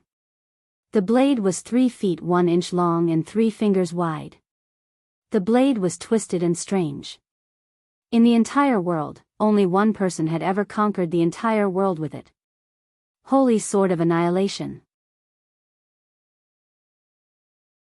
Haku answered without hesitation. "This is the weapon of the Dark Lord, the Dark Dragon." "The Dark Dragon," Lute muttered. At this moment, the Fire Fairy Prince could only think of the words in the prophecy. "The Dark Lord walks like a shepherd wolf." Before the calamity, after the apocalypse, in his eyes, there are no secrets in this world. In the lower realm, the witches all faced the east and prostrated themselves. Of all the people present, only Noodle and the Witch Queen were still standing. The Shire stood next to Scarlet and was speechless. At this moment, somewhere in the eastern Mets, the Undead's peerless General Greta and the Banshee Queen Yalvit were also speechless. The soul fire in their eyes flickered as they silently stared at the tightly shut door. For a moment, they couldn't utter a single word. "It seems," after a while, Greta finally answered, "we were rejected." "That damned old man." Yalvit angrily cursed. "What does he mean?" "He said, we are not the people he is waiting for, and the people he is waiting for have already appeared," Greta repeated to her colleague, "something like that." "I know, I mean he dares to reject us." "Lady Yalvit," Greta smiled, "you are wrong about that, because there is no one he does not dare to reject." Yalvit looked at her in surprise. "I thought you were very proud." "I am indeed proud, and I have the right to be." Greta nodded nonchalantly, but in front of him, no one can be proud. "Is that so?" "Yes," Greta answered, "because he is called Tumen, the tyrant of the elements." The holy sword of light, Mither, flashed slightly. 3 lines of law extended from the distant galaxy and connected to it, but it did not obtain true power. The orb of light, the scepter, and the body of the holy sword did not appear here. "The orb of light is responding to you, it is in Fanzan." Haku stared at this scene and said, "But it is not enough, you have not yet obtained their recognition, the scepter of light is also responding." Lute said with a trembling voice, "This is not just responding, it is." "In Cruz," Haku answered, "in East Metz." "Finally, the holy sword Mither, it is." Lute's voice was a little strange. "It is in Erewhon, how can it be in Erewhon?" "It is calling us, why?" "Tumen." Just a moment ago, Brando finally recognized the owner of the second voice. This name flashed across his mind. The Wind Empress was right, he was still alive. "But it said to wait for me in Osapi." "Osapi." Brando was a little confused. "Why is that?" "Brando." Haku's voice came from outside his thoughts. "Wake up, the elemental world is about to completely collapse, quickly call their names, just one more step. Verdant must be in the hands of the Dragon Empress, as long as you get the other 6 scepters." She suddenly could not continue. Because she saw Brando open his eyes and only pick up Halran Gaia and Odorfei's flaming blade. At that moment, all the holy swords around him dimmed, the shallow sea sword, ice pearl, firmament, wind scepter, dark pearl, and judgment, one by one, turned into flowing light and merged into his body. At that moment, the entire space was collapsing. And Brando only took one step forward, and the 5 holy swords that had not yet materialized turned into broken lines of law and finally disappeared. "Mr. Brando? Are you crazy?" Lute and Haku shouted at the same time. But Brando only glanced at them and shook his head. The holy swords did not fully acknowledge him, and even if he forced to summon them, it was just wishful thinking. He already had the Halran Gaia and the golden flaming blade Odorfeis. That was enough. The 2 holy swords instantly formed in his hands, one on the left and one on the right, one gold and one gray. The flaming blade was wild and unrestrained, and the Halran Gaia was heavy and steady. It was one of the perfect weapon combinations for the Frost Soil Guard. He turned his head and said to Haku in his mind, "You have fulfilled your promise to me, and now is my promise to you. This space is about to collapse, you better tell me what you want immediately." Haku gritted her teeth and was silent for a moment, obviously extremely dissatisfied with Brando's action of abandoning the other holy swords, but she obviously did not understand that even if Brando summoned them, he might not get the remaining holy relic parts to respond. But after a moment, she said, "I lied to you, what I want is not here." "What?" "What I want is the Mercury Scepter, are you kidding?" Brando said angrily, "You want me to get that thing for you?" "That is the Scepter of Darkness," Bai Leng laughed, "can you give it up?" "I thought you could directly summon it here, but I didn't expect you to be so useless." The void of the universe was collapsing in front of the three of them, and it was like the end of a dream. The entire world became fragmented, and the space that was originally one suddenly turned into pieces and scattered in all directions. Then there was endless darkness. In this darkness, Brando could not help but be silent for a moment, and then asked, "That is the Scepter of Darkness? Why, you didn't think of it? What do you want that for?" Brando asked. "I want to use it to reconstruct my body. I can't always live in your spiritual world. The Mercury Scepter can reconstruct a body?" Brando's tone suddenly became urgent, and he immediately thought of Nemesis and Senior. Although he promised them that he would help them reconstruct a body, he did not have any plans for the time being. He did not expect the Mercury Scepter to have such an effect. "Of course, that is the holy artifact of the Dark World, the Immortal Scepter," Haku replied. "Although it can't provide endless energy, it can provide the law of life and death.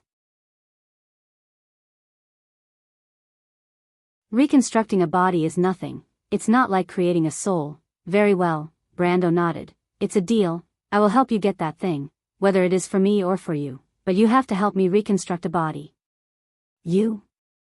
Haku sneered, "You should think about how to face Dusk. I wanted you to get the Amber Sword so that there would be a chance, but you gave up the best chance. We are going to face the Dragon Queen, not Dusk."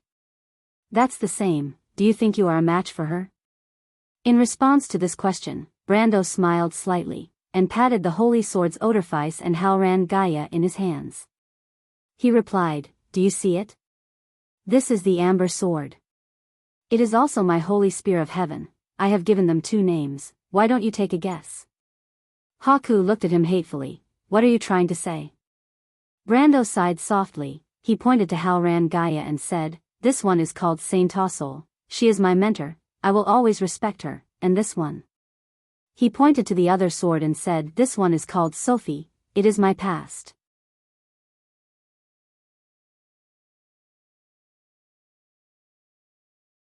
Chapter 1179. When the dream of the trial shattered, the Dragon Queen's ritual finally reached its final moment of completion. When Brando and the others returned to the elemental plane in a flash, they found that the mountain of ceasing storms was long gone. White Mist and Fayez were also nowhere to be seen. He tried to contact her and Malurcha with his mind, but to no avail. He even felt that his connection with Wonde had been completely severed. Beside him, Lu Te gave a soft gasp. He looked up, and for the first time, took a closer look at the world he was in. To be exact, he didn't know if this place should be called a world, because countless broken mountains, upside-down rivers and oceans, howling winds, and scattered flames floated up and down in this world. It was a scene comparable to the end of the world. Instead of calling this a world, it would be better to call it a broken ruin. The moment Brando saw it, he knew that the elemental barrier was completely gone. He was most worried about Miss Tata and the Tremosian fleet. On the contrary, he believed that White Mist, as the spirit of an ancient witch, should be able to protect herself. As for Fayez and Malurcha, they were card creatures. Even if something happened, they would just return to the graveyard. But worrying was of no use. Brendel held the reborn Halran Gaia, or Sonorso, in his hand. It had actually merged with the flaming blade.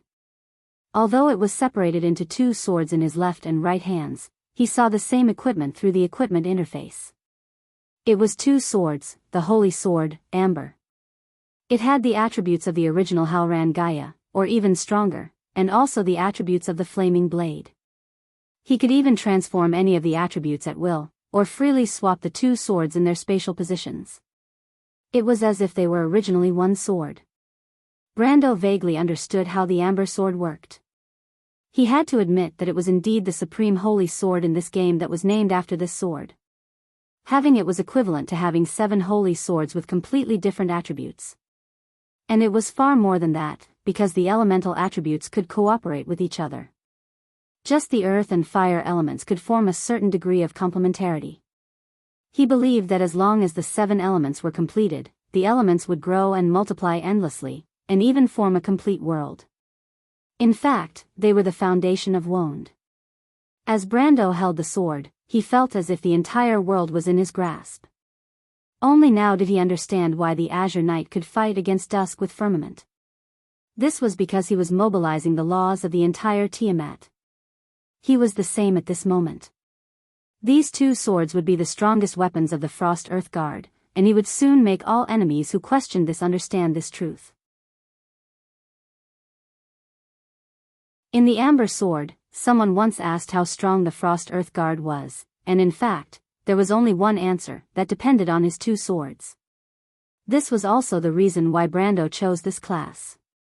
He raised his head. He could vaguely sense this fragmented world. Although the elemental barrier was shattered, the broken laws still penetrated this space. The sword in his hand could naturally guide him in this world. He soon saw the Dragon Queen. Naturally, the Dragon Queen also noticed the intruder in this fragmented world at the first moment. But she did not care. She held the scepter of nature in her hand and used the verdant power to dominate this world. The authority left by the 4 elven kings appeared in this gray and fragmented space. The azure of the atmosphere, the light gray of the rocks, the dark blue of the ocean, and the crimson red of the flames each formed a huge law, surrounding the Roman, in the center. No matter who it was. It was too late to stop her. When she raised the scepter in her hand to a certain position, the space suddenly trembled and opened up a portal. Evil god Frederick, who was covered in injuries, screamed and fell from it. Its tentacles fluttered up and down in the gray space, expressing the anger in its heart. It had been sleeping for thousands of years. It woke up for revenge, but it did not expect to meet its nemesis, Iroma, before it could recover to its strongest state. Never in its wildest dreams would it have imagined that Iroma, who had been sleeping for thousands of years like it, would appear to be in her peak condition the moment she appeared before it. In fact, she was even more powerful than before. And so, it met a tragic end. If that damned archangel had not suddenly disappeared in the middle of the battle, it would have been difficult for it to even come to this place alive. And Gwendolyn could not help but be slightly surprised when she saw Frederick in such a state. She did not expect that someone in the outside world could hurt it so badly in such a short time. Fortunately, she did not waste too much time to summon it, or the consequences would be unimaginable. At this moment, for the first time, she felt that the tree herder's plan did not seem to be as perfect as she had imagined. Although every detail had been considered by countless people, when it came to the final moment, there would still be unexpected situations. But at this moment, it was not up to her to change anything. The arrow was on the bow, and it had to be released. Looks like this is the last trump card you have prepared. The Roman looked at Frederick with interest. Blood of Gaia, so that's what you think. Her voice echoed hollowly in this shattered world. Gwendolyn did not intend to give the dusk dragon too much time. It's good that you can recognize it, she replied expressionlessly. Didn't you want to steal the secrets of the divine folk? Dusk dragon, let us give you this great gift. Once you've absorbed and purified the bloodline, go and take the body of a true god. But maybe you will really become a god. Gwendolyn looked down at the Roman, her voice full of sarcasm. A god of order. She raised her scepter high. 2 silver and 2 golden lines, under Gwendolyn's guidance, hit Frederick from the left and right. The evil god probably never dreamed that it would be attacked by its former ally or lowly servant. It widened its octopus-like eyes and roared angrily in the air. While it was just an evil god, its power was not inferior to the insignificant demigods of that era, because it was one of the greatest masterpieces of the Truth Symposium. In that chaotic and distorted era, it was the closest thing to a god created by the survivors of Babel Fortress. But unfortunately, it was still not a god. No matter how it struggled, it could not break free from the line of law that was connected to the emerald scepter in Gwendolyn's hand. It was not that it had not experienced that feeling before. When it was first created, the blood flowing in its body had buried such reverence deep in its memory. That was the divine blood of Gaia, and no matter how powerful it was just a lowly descendant of the latter. It was a fear that was engraved in its bones, and it could not resist. And the scepter in Gwendolyn's hand seemed to be an authority left behind by Gaia herself. She held the scepter, surrounded by the law, as if that great will had come in person. That was Verdant, and those who held it were the ancient kings, the chosen ones. It was both a scepter and a sword, the supreme authority that gave birth to nature and life. The poor evil god Frederick probably never dreamed that while Gaia had left this world long ago, the authority that bound it still remained in this world. And from the moment the surviving divine people of Babel Fortress created it, this sword of Damocles was hung high above its head. And all Gwendolyn had to do was to put down the blade. This was not her plan alone, and she just happened to be the one to carry it out in this era. To be precise, countless people had sacrificed their lives for it, and today, this plan had reached its end, becoming a sacred and crazy cause. Without a doubt, Gwendolyn did not dislike madness, and she intended to carry it out to the end. The law left behind by the 4 elven kings, the twisted and evil divine bloodline created by the divine people, and the authority called Verdant in her hand, reality proved that even in the end, Martha had left hope for her people. This was the hope of Mother and the divine people. So what she did must be the right thing. The world had been destroyed many times, but not by the hands of Dusk, but by Martha and the divine people working together to restore order to the world. Every time a disaster came, countless lives would be destroyed. So what if the elemental barrier collapsed? Everything was for the final result. You damned bitch. When the evil god Frederick saw the merchant lady bound in the center of this world by layers of law runes, it understood its possible fate. Its roar was like a tidal wave, raging in Gwendolyn's spiritual world. But the latter's face was only slightly pale, and her expression was still unmoved. She leveled her right hand and pressed the scepter down. The evil god Frederick felt as if it was being pressed down by a pair of invisible hands towards the black light cocoon in the center of this world. It struggled in horror, but Gaia's aura suppressed it to the point that it could not move. At that moment, the evil god suddenly felt a little sad that perhaps it should not have woken up. As a dead god sleeping in the void, although it might eventually turn into dust under the law of Tiamat, it was better than being heavily injured by aroma again and then being completely devoured by the bloodline of a slumbering ancestor. After the fusion of bloodlines, a new god might be born, but that definitely had nothing to do with it. It was a death that was even more terrifying than a deep sleep. Although the evil god Frederick was arrogant, it did not think that it could compete with a pure-blooded ancestor. And when it got closer to the Roman, it could not help but scream in horror, the will of Dusk. At that moment, it understood its fate. No, it screamed, you can't do that.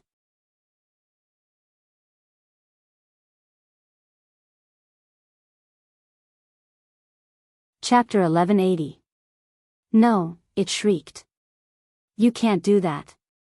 Seeing that Gwendolyn was unmoved, Frederick shrieked even louder. Damned lunatic, stop. You don't understand what you're doing. You'll regret it. I beg you, don't do that. Dear Lady Gwendolyn, things are different from what you think. You don't understand, you'll only kill me. You'll kill Martha and plunge this world into eternal damnation. However, Dragon Queen Gwendolyn's cold gaze did not linger on the struggling evil god. She had seen too many of their flowery words, and she was not one of those foolish mortals. She looked up at the Roman, hoping to see fear on its face.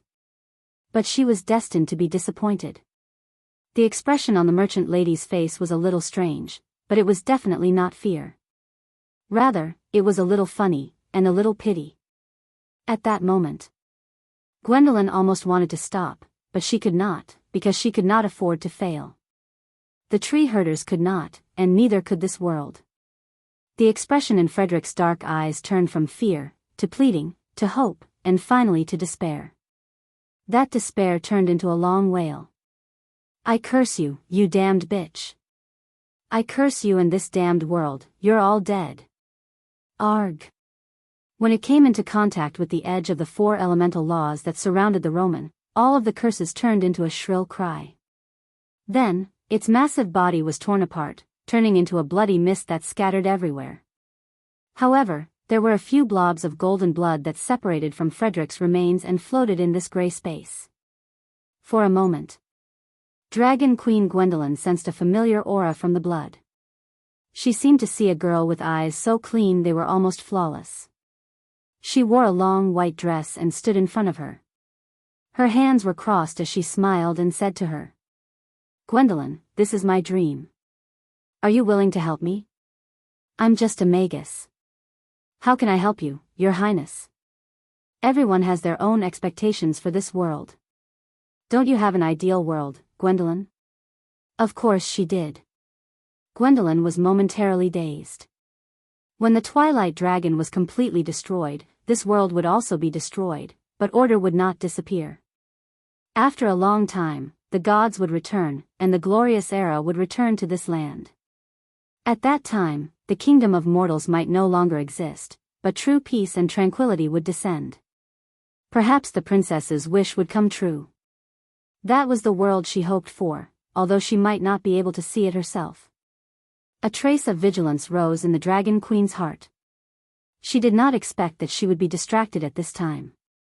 For a moment, her hands and feet turned cold. She thought that because she was distracted, Duskswill had taken advantage of her weakness. She reacted in an instant. She grabbed Song Chui tightly in her hand and hurriedly looked towards the center of this gray world. However, the merchant lady was still there, looking at her without moving. In fact, the former even had a strange smile on her face, and did not take advantage of her distraction to do anything out of the ordinary. It was as if she did not intend to break free from the elemental bindings, and was only waiting for Gwendolyn to make her move. Faced with such a Roman, Dragon Queen Gwendolyn could no longer hold it in. Her originally confident heart finally loosened for a moment. This fear spread in her heart once it was born. She no longer dared to think about the consequences of failure. Moreover, reality did not allow her to fail. She gritted her teeth and put down the scepter in her hand. The formation binding the merchant lady immediately began to slowly turn, and the golden blood floating in Frederick's corpse slowly floated towards the latter, who was bound in the center by the formation.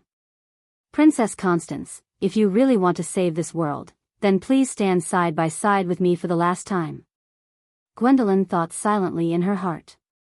However, in the next moment, her heart skipped a beat. The golden blood was indeed absorbed by the Roman. After absorbing the blood, the merchant lady raised her head and looked at Gwendolyn strangely. She then frowned and showed a pained expression before closing her eyes again. Dragon Queen Gwendolyn was never a timid and weak person. She also rarely placed her hopes on things that she could not control. However, at this moment, she clenched her fists. As the leader of this generation of tree herders, she had done everything she could. She believed that she had done the best she could, but she was only the last person to carry out this huge plan. The tree shepherds, the Society of Truth, and everything that her ancestors had believed in for generations, did not leave her with many choices. She believed in everything, and could only believe in everything. Unless Martha had completely abandoned this world and her people. Fortunately, everything seemed to be developing in a good direction. The Twilight Dragon was in a deep sleep because the body it was residing in had absorbed the purest Gaia's blood. In the little body of the baby girl 60 years ago, there were now 3 souls and wills existing. The Silver Queen's pure and kind will, and the little girl's pure and flawless will of the divine people, were now like an invisible cage, trapping the Twilight Dragon in this body. It was completely isolated from all other forces, whether it was the power of chaos or the power of order. Perhaps it would not take too long. However, she was lucky that she did not need too long. After nearly 10,000 years of preparation, this trap finally took effect. The cage was located in the center of this world, in the center of the elemental barrier, in the center of the law of Tiamat, and also in the absolute center of Wond. This was the best chance to kill it. And Martha also left this last hope. She raised the emerald in her hand and took one last look at this world. This might also be the last glimpse of this world, because it would soon turn into nothingness, along with the 4 elemental planes. Then, the law of Tiamat surrounding Wond would completely collapse, just like what had happened in the previous 5 eras. Civilization had been destroyed and reborn several times. But this time, the enemy of order, the Twilight Dragon, would be buried with it. This was the first time it had descended into this world, and it would also be the last time. Just like what the gods and Martha had done. And the next time civilization was rebuilt on the ruins of this era, there would be no more pain and despair in this world, and the dark forest would no longer invade the borders of civilization. The magic tide had long subsided, and it might be a glorious era full of infinite hope. It belonged to the divine people and the gods who had returned. Your Highness, you can rest in peace. Gwendolyn sighed. But suddenly, she felt that she had lost her connection with the scepter of nature in her hand. It was a huge shock, and the Dragon Queen thought that she was hallucinating. She looked up and was shocked to find countless silver lines of law appearing from the void, and they were connected to the scepter of nature in her hand, the emerald. The emerald seemed to have developed some sort of self-consciousness, and it flew out of her hand and slowly rose into the void. Then, she saw in horror that the entire world started to darken. Then, a voice rang out. How sad, who is it? Gwendolyn screamed. She could tell that it was not the will of the Twilight Dragon, and while this voice was just as strange, it sounded more human. To be precise, it was more emotional. It sighed deeply, as if it was infinitely regretting something.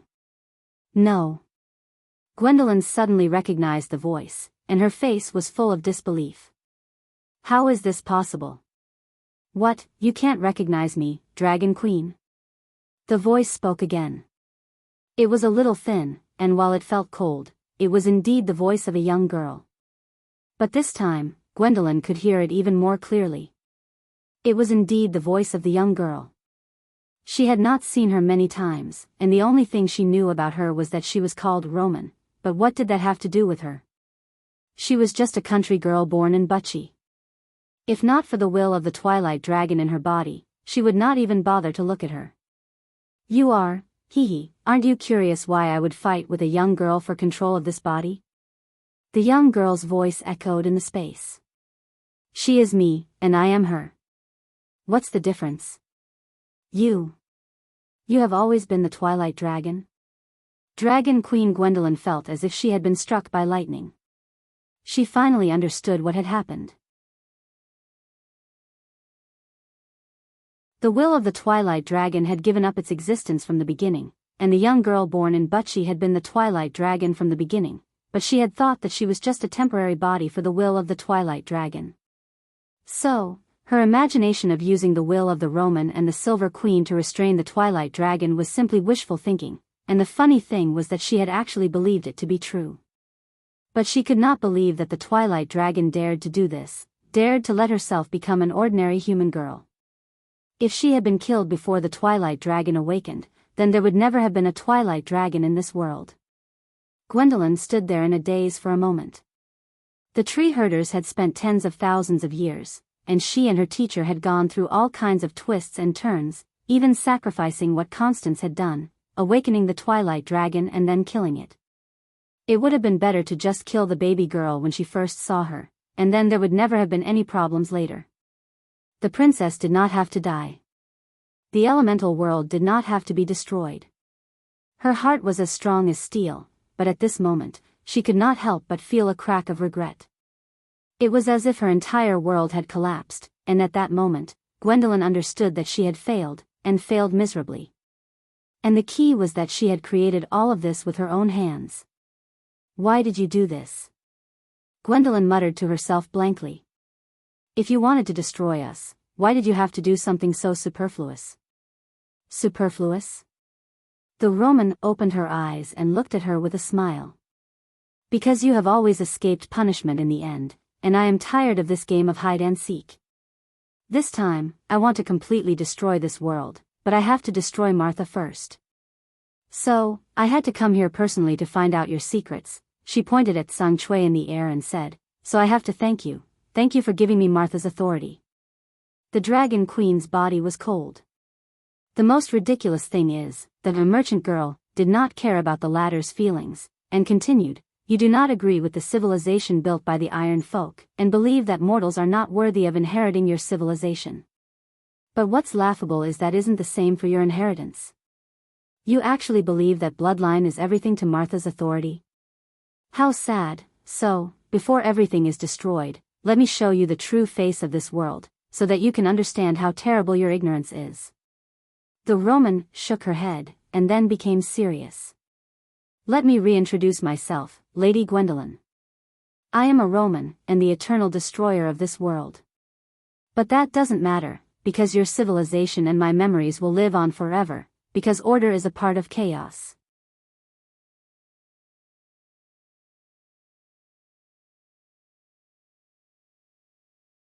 Chapter 1181.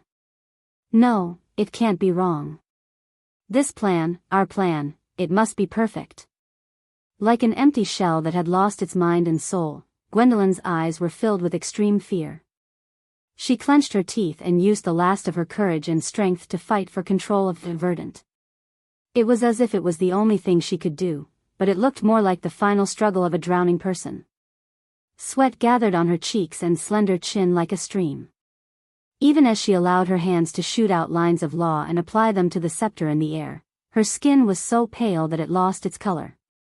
The thin layer of crystalline skin beneath the pale blue veins were clearly visible, and soon began to tremble. Even so, the emerald scepter that resembled a dream still flew resolutely into the hands of the Roman. The merchant lady smiled within the black cocoon of light as she raised her right hand, allowing verdant to land on her fair palm. Then, she closed her fingers and grasped it. In that moment, Gwendolen felt her vision darken. It was as if she had been struck by a 14-circle returned to dust spell from a great wizard who had stepped into the realm of saints.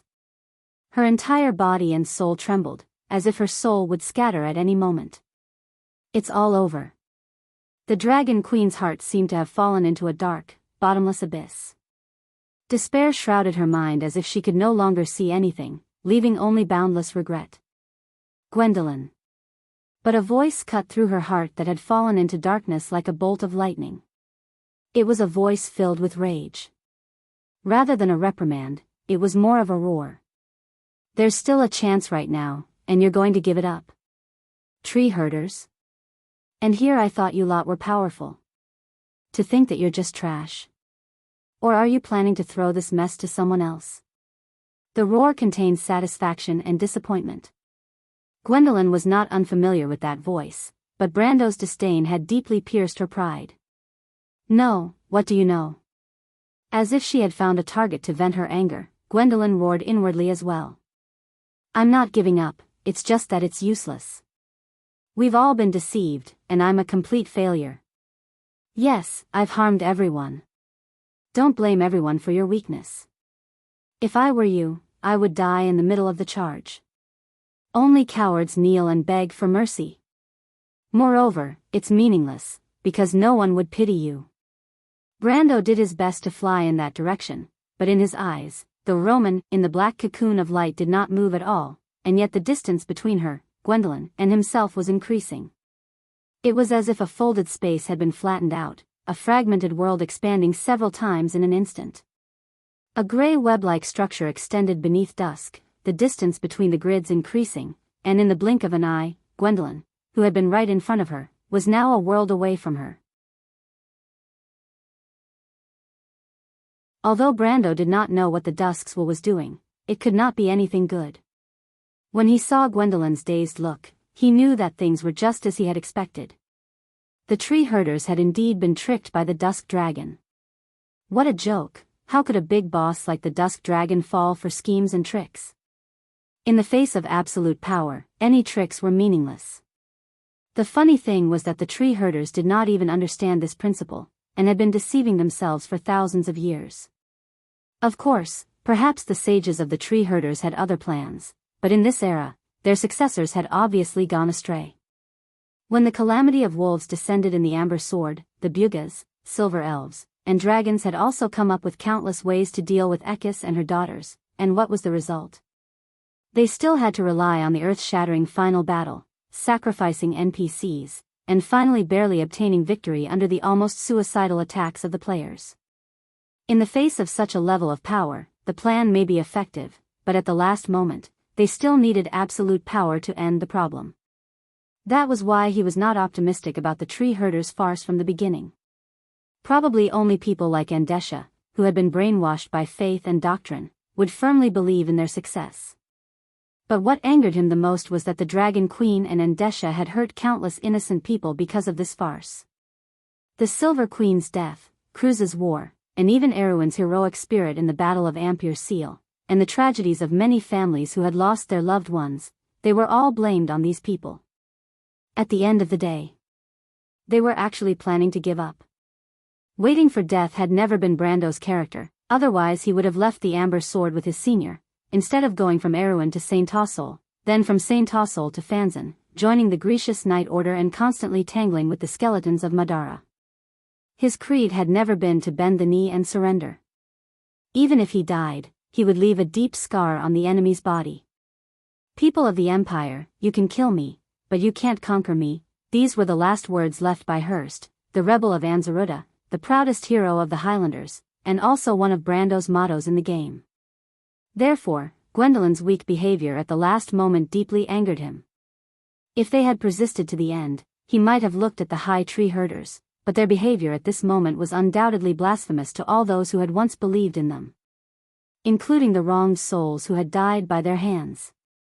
Brando's words finally had some effect, and Gwendolyn's eyes regained their vigor. In fact, she was not weak, but she could not bear everything that the tree herders had spent tens of thousands of years preparing, only to be proven to be a laughable joke in the end. But she herself was not afraid of death. Yes, he was right. She was not someone who would let others laugh at her. Even if her opponent was the Twilight Dragon, it did not make a difference. She was the Dragon Queen Gwendolyn, and this name meant pride. Gwendolyn raised her head and let out a roar, and a pair of dark wings grew out from behind her. She gently flapped the wings, and then her body began to grow. Her neck became longer and longer, her 5 fingers grew long claws, horns grew on her forehead, and she was covered with thick black scales. A tail also grew out from behind her. In the blink of an eye, she had become a huge black dragon. She was not a young female dragon like Alaz. She had a long lifespan, rich knowledge and experience, and had inherited the bloodline of the ancient dragons. Many years ago, Gwendolyn had the qualifications to be called an ancient dragon. She raised her head, reaching up to the sky and down to the ground. Just her tail alone was hundreds of meters long, and a pair of wings covered the sky. Compared to when Brando saw her original form in Wonde, she was many times bigger.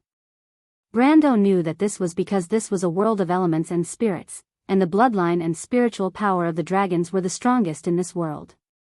But the Roman did not even look at her. "Brando, are you going to attack me too?" Brando, who was trying his best to fly between the Roman and Gwendolyn, seemed to have been stabbed in the chest. His face turned pale, and the anger in his chest disappeared without a trace. "Roman. That's me, Brando. It's a pity that I can't travel the world with you and become the biggest merchant." "Mr. Brando, what's wrong with you?" Lute could not help but ask when he saw Brando's terrible face, and the knuckles on his hands that were holding the 2 holy swords were cracking, and his knuckles were as white as exposed bones. But Brando did not seem to hear him. "You're not a Roman. You can say that, but I can still feel the feelings for you in my heart. Unfortunately, the will of Dusk prevented me from having these feelings. I will let you have a decent ending, and you will live in my memory forever. Give me back my Roman." Brando looked in that direction, his eyes almost spitting fire as he gritted his teeth and spoke word by word. The merchant was silent for a moment before she spoke again. "I'm sorry, Brando. I'm afraid I can't do that." "Gwendolyn." Brando roared. "Cooperate with me." Gwendolyn was now fully awake. The tree herder's dragon queen did not care about Brando's order, but her rationality told her what to do at this moment. She let out a low roar, flapped her wings, and flew towards the Roman like a ray of black light. The merchant sneered. The world was now completely different in the eyes of Dusk. What was laughable was that these self-proclaimed inheritors of this civilization did not understand this. These lowly creatures were forever struggling in their short-sightedness. Perhaps this was the tragedy of mortals. They were not even comparable to Marcia. Although the latter was a product created by the divine people, in her eyes, it was superior to the civilization of the Matatanians. If it was not for the fact that she had to protect these ignorant people, perhaps the war would have dragged on for a long time. What was laughable was that it was these people she protected who personally delivered their lives into her hands. That's why order is short-lived. She sneered. The space around them began to change. Gwendolyn, who was flying towards the Roman, at full speed, suddenly saw many unfamiliar scenes. There were many strange things in this fragmented elemental world. It was a silver network that floated in a pitch-black space. Below the network was a blue continent.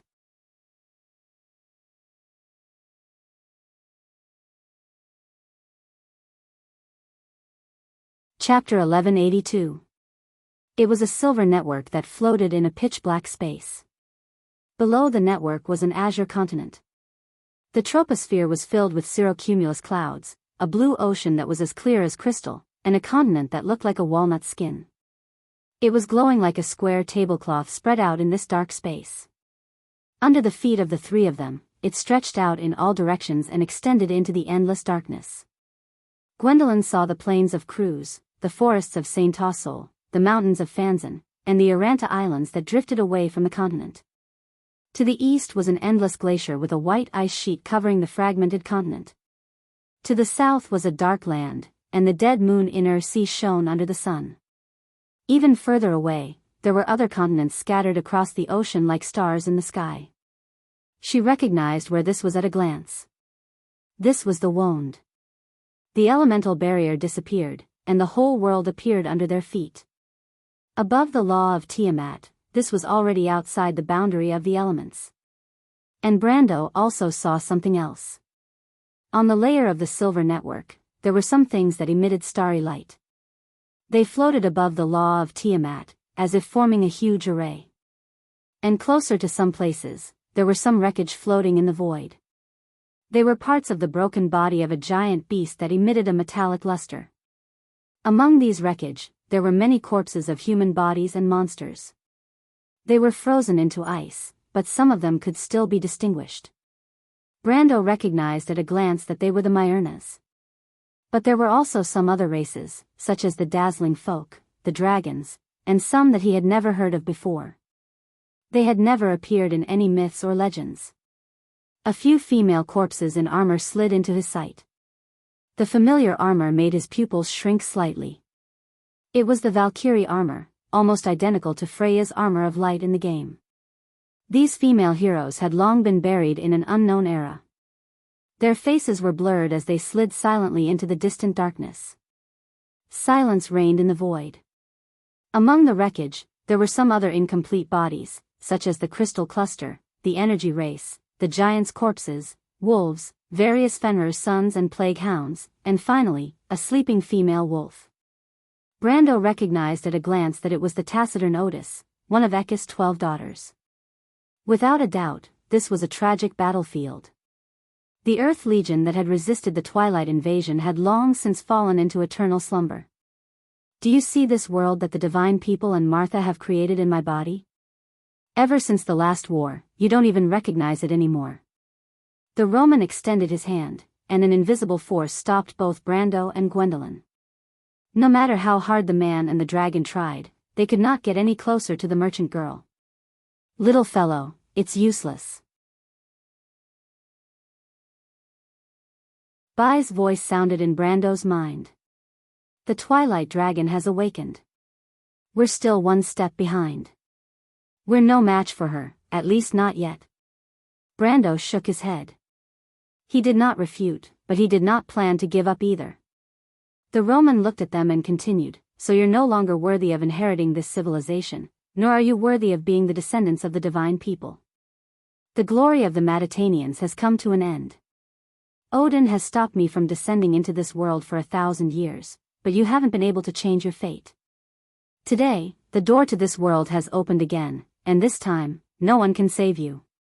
She pointed at Wond and said, watch how it's destroyed, and then I'll kill Martha completely.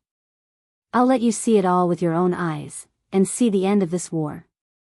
Many specks of light appeared in the darkness. They were meteors. Brendel saw countless meteors passing through the laws of Tiamat. Tens of thousands, or even billions of rays of light were falling towards Vaunt. Although he was only quietly watching this scene from above the laws of Tiamat, he could fully imagine what a spectacular scene it would be to look up at the sky above the land of Vaunt at this moment. But that was the glory of the end, the desperate situation before the world was destroyed.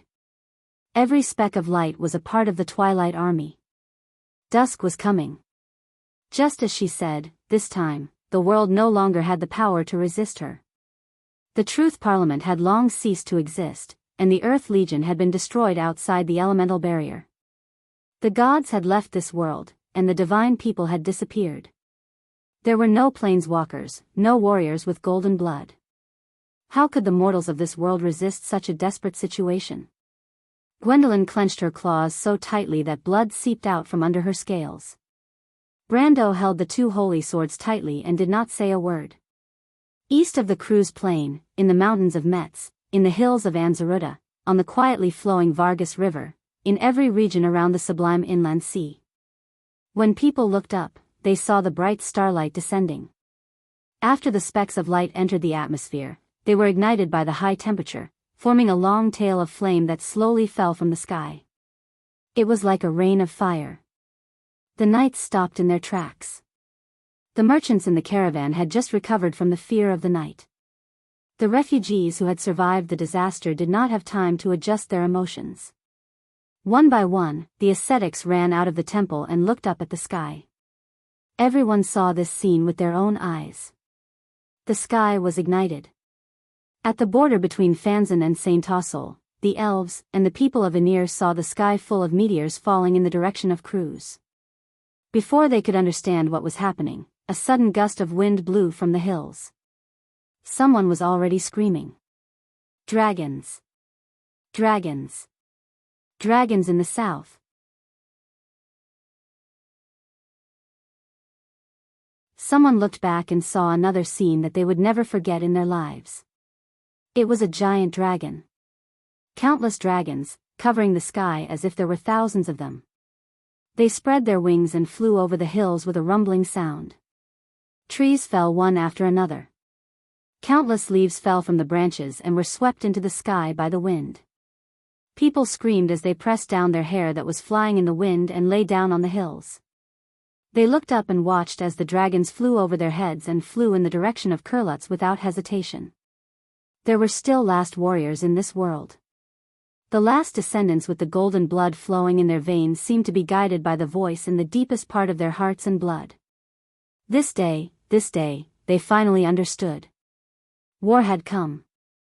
And in Rushta, the capital of the empire, dusk and the end of the world came first. From the moment dusk awoke, all the crystal clusters in the city paused for a moment. Then, they neatly turned in one direction, moving in that direction along the ruins, burning buildings, and broken streets in an orderly manner. At the end of this road was the garden of the White Rose of the St. Cantifer Palace. In this 1,000-year-old palace, the sound of fighting and screams suddenly sounded. The Shire and Medicia's preparations for the defense played a role. With their cooperation with the Flame family knights, the knights took advantage of the terrain and blocked the crystal clusters outside the tunnel.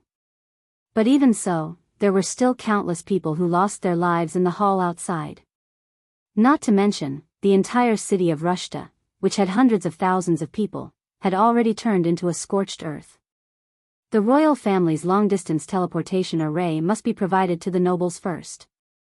In fact, only 1 in 10 of the nobles in the inner city managed to escape, let alone the civilians outside the city. Medisha obviously understood the tragic scene outside, but Brando wasn't here.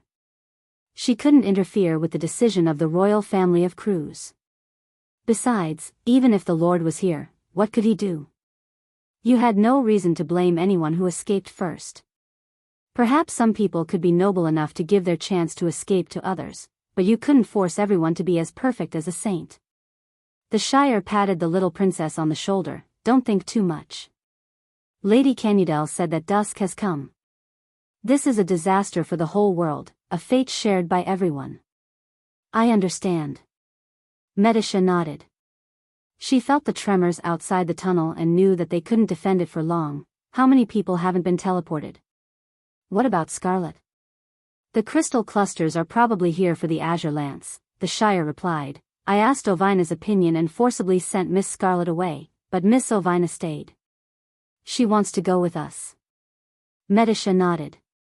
What about us? How long do we have to wait here? The Shire asked. I don't know, but I can't leave first. I think if the Lord was here, he would make the same decision. Medisha glanced outside and walked to the door. We can't save everyone, but we can at least save ourselves. As you wish. Now I just hope that the Lord can come back soon. Another rumble came from the ground. It was as if the whole tunnel was shaking. Dust rustled from the ceiling and many people fell down in screams. The Shire saw little Nedwin walk out with a serious face. He saw them and asked, "What's going on? What happened now?" The Shire was about to say that they didn't know, but at that moment, he saw a Knight of the Flame family, whose face was covered in blood, stumble in from outside. When they saw him, he shouted, "My lords, we're in big trouble." A meteorite pierced through the dome of the banquet hall and hit the entrance of the tunnel. Many of us died, and, don't panic, speak slowly. Little Nedwin frowned. The Knight of the Flame family was an elite with rich experience and courage. If even they were in such a state, one could imagine how serious the situation outside was. The Knight of the Flame family gulped and replied, "And there are some strange things in the meteorite. They're monsters and they're very strong. We can't hold them off for long." "What kind of monsters?" the Shire asked. "I don't know. I've never seen monsters like that. They're like mercury, but we can't kill them no matter what." The nobles, the Shire and Medisha were shocked at the same time.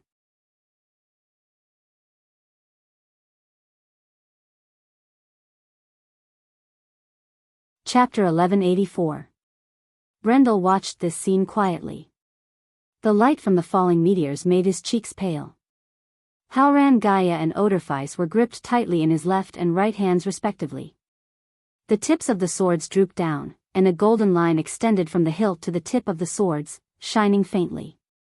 2 people and 1 dragon formed a huge equilateral triangle outside the elemental domain. Dragon Queen Gwendolyn's eyes seemed to be flowing with golden lava, burning fiercely as she stared at the twilight dragon Roman. Among the 3 of them, only Romaine was calm. She reached out her hand to the back of her head, and her white wrist shone under the light of the meteors. Her long hair was tied up behind her head, and strands of dark brown hair seemed to reflect the golden light at the edges. She smiled at the 2 of them, and there was a slowly spinning black vortex in her eyes. In the deepest part of her eyes, there was a faint dark red light flashing. That light did not shine with a cold and cruel color. It was just disdain, as if it was looking at 2 children who overestimated themselves. Give up, Brando did not think about this problem. He was looking for an opportunity.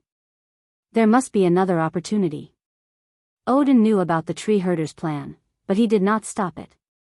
The man who called himself the Fool, there were very few people in this world who could be wiser than him. He must know something, and he must have left something behind. And what did I overlook? Odin, Kelsey, the Witch Queen, Tumen. Shadows flashed in Brando's mind, like chaotic silhouettes, but they gave him a hint of inspiration. The fool. That's right, the fool. Odin's promise to the crystal. What did Odin promise to the dragons? Why was the fool's inheritance the war dragon Tiamat, the raging dragon Alphonse, and the crystal? The golden flame blade hummed and trembled in his hand. An unyielding will was sleeping in the dark blade, and it was awakening bit by bit, resonating with the unyielding soul burning in his heart. Suddenly, there was a light in the depths of the universe. The light was so weak that it was not even worth mentioning in this vast space. Prometheus tossed the flame seed onto the dark ground. A golden line extended from the flames and parted the flames in a straight line. Like a broken line of fate, it was deeply engraved in Brando's eyes. A great aura appeared in the space. It was gentle and generous, but also solemn and majestic. It was like a voice, narrating in ancient history, "Those who are blessed by me are my people." The golden thread passed beneath Dragon Queen Gwendolyn. Roar! Dragon Queen Gwendolyn immediately raised her neck, spread her wings, and let out a howl. Brando saw golden lines appearing on the latter's body. The golden lines extended out and were distributed between her thick scales. They were in the same direction as the texture of her muscles. The lines were buried in between, and it was exceptionally beautiful. There was no pain in Gwendolyn's long howl. There was only the pleasure of gaining power and being filled with it. When she opened her bright golden eyes again, the scales all over her body had already been replaced by golden dragon scales, and she swept her claws forward. Crack! The sharp claws collided with the invisible barrier of dusk, drawing out 5 bright golden sparks. The Roman finally showed a look of shock. Then she reacted and said in shock, "Damn it, Crystal, you're doing it again." The nodes of the Tiamat network suddenly lit up. There were a total of 17 bright stars, and they lined up to form the constellation of the Wisdom Dragon Crystal. Following the Dragon Queen's claw, each of the 17 stars shot out a blazing light beam, shining towards Miss Merchant, who was in midair. What kind of attack was that? Even from miles away, Brando could feel the unbearable heat. His body attribute was already that of the sage, and he was only a step away from the perfect body. One could imagine that if any of these 17 beams hit the wound, it would instantly vaporize everything within thousands of miles, and turn an entire kingdom into scorched earth. The so-called earth-shattering attack of the sage was so weak that it was not even worth mentioning. Brando immediately thought of the divine punishment recorded in the legends. In fact, Archangel Aroma had also displayed such power, but she had borrowed the power of the Holy Sword, and it was much weaker than this. But when he thought back to that scene, it felt somewhat familiar. This is the power of the Holy Sword, Brando reacted. The Holy Sword. The Dragon Queen Gwendolyn was actually the Holy Sword. His body reacted faster than his brain. When the 17 stars that represented the Wisdom Dragon lit up, the Roman turned her attention over. She stood in the air and pointed her white index finger in that direction. Dozens of black vortexes appeared in front of her, and in the next moment, beams of terrifying heat hit the center of these vortexes and locked them in a stalemate. At that moment, it was as if a bolt of lightning flashed through Brando's mind. As if he did not need to think, the Odorfice in his right hand shot out a bright pillar of fire, and from top to bottom, he slashed towards dusk. This slash. There was no thought, no worry, as if there was no front and back, and it was here and there. Brando felt as if he was in a world that was both slow and fast. He looked at the tip of the sword in his hand, drawing a golden line in front of his eyes. His heart burned with anger, but the hand holding the sword did not waver at all. His mind was calm. At that moment, all the secrets of the universe were revealed in front of him. Line segments intertwined with each other. Whether it was Tiamat, the elemental barrier, the continent of Vaunt, or even the blue ocean and the convoluted clouds in the atmosphere, they were all intertwined with line segments. The lines of different colors described different laws. The sun rose and set, the tides rose and fell, the trade winds went back and forth, the mountains rose and fell, all things prospered, and the fire of civilization shone. Everything was arranged by the laws of all things and all things. This was the sword of the End Realm. At that moment, Brando clearly knew that he had once again touched the threshold of the End realm. He even clearly knew that this was just a flash in the pan, but it indicated that his future path had been paved. From the extreme realm to the saint realm, there was only one path left. The mysteries of the laws were like a big book that was opened in front of him. It was a golden crescent moon. It cut open a bright and eye-catching narrow light in the dark universe. The laws of time and space all avoided in front of it. This sword seemed to have produced a difference in logic. It was at any position in any space at any time. Brando could totally think that this was the only sword in the world. In this era of Wond, no sword saint could take this sword. Even in the Amber Sword, no more than 20 players could escape from it. Not only because it was the End Realm's sword of the Saint Realm, but also because it was Odorfice. Unfortunately, Brando was facing dusk. It was the will of Wond's chaos. Roman used one hand to resist the Dragon Queen's attack, and with a backhand movement of his right hand, he drew a line in the air with his 5 fingers, and a sword light that looked exactly the same as the golden crescent moon appeared. But it was pitch black, like the 13th black moon that had fallen. Dusk was annoyed by the backup plan left behind by the Wisdom Dragon, so she didn't show any mercy. She wanted to get rid of this trouble as soon as possible. But at this moment, 3 vines suddenly appeared out of nowhere. They suddenly grew out of nowhere near the merchant lady, and wrapped around her snow-white wrist. Roman didn't think much of it because the strength of the owner of the vine was too weak. Other than the fact that she was slightly surprised by the skill of hiding, she didn't think that a person with such weak strength would be able to hide so close to her without her noticing. But in the next moment, her expression changed. Tiamat's network was changing shape, and the nodes on it were swapping positions. From afar, it looked like a sophisticated machine. The gears on the machine were slowly turning, and the teeth merged with each other to change shape. The distance between these nodes was so great that every time they changed direction, the shape they formed would sweep across thousands of miles of the continent of Vont below. If one looked up at this scene from Wond, it would be a spectacular scene. But unfortunately, no one present was in the mood to admire it. The 24 nodes in Tiamat's network formed the constellation of the War Dragon. Roman immediately felt that the vine around her hand had changed. She could only watch helplessly as circles of lines of law appeared in the air and wrapped around her wrist, pulling her hand back. This kind of attack naturally couldn't do any damage to her, but it caused the pitch-black sword light to change direction. It crossed with Brando's golden sword light, and cut into Tiamat's network. A series of explosions occurred in Tiamat's network, and the dazzling light caused everyone to squint their eyes. The shockwaves from the explosions swept across the area, and many of the nodes broke off from the network and fell to the ground of Wond. When the black sword passed by him, even though it was several miles away, the side of Brendel's neck, arm, and waist were cut open. Blood immediately spurted out, forming a bloody path in the air. But he couldn't care less. He recognized the person who interfered with Dusk. It was Andesha.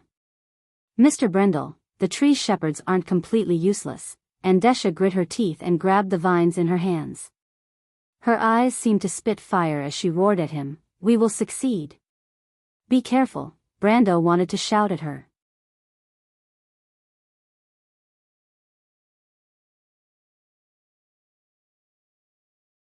Chapter 1185. Be careful, Brando wanted to shout at the woman, but it was too late. The Will of Dusk grabbed the vine that was wrapped around Andesha's hand and pulled her towards herself. The Will of Dusk turned her hand into a blade and slashed at Andesha's chest, stabbing straight into her heart.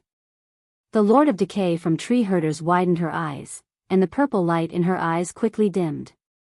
She stared at the Dragon Queen not far away and tilted her head back. She was thrown away by the Will of Dusk. Like a broken doll, it fell into the void. "Lady Andesha."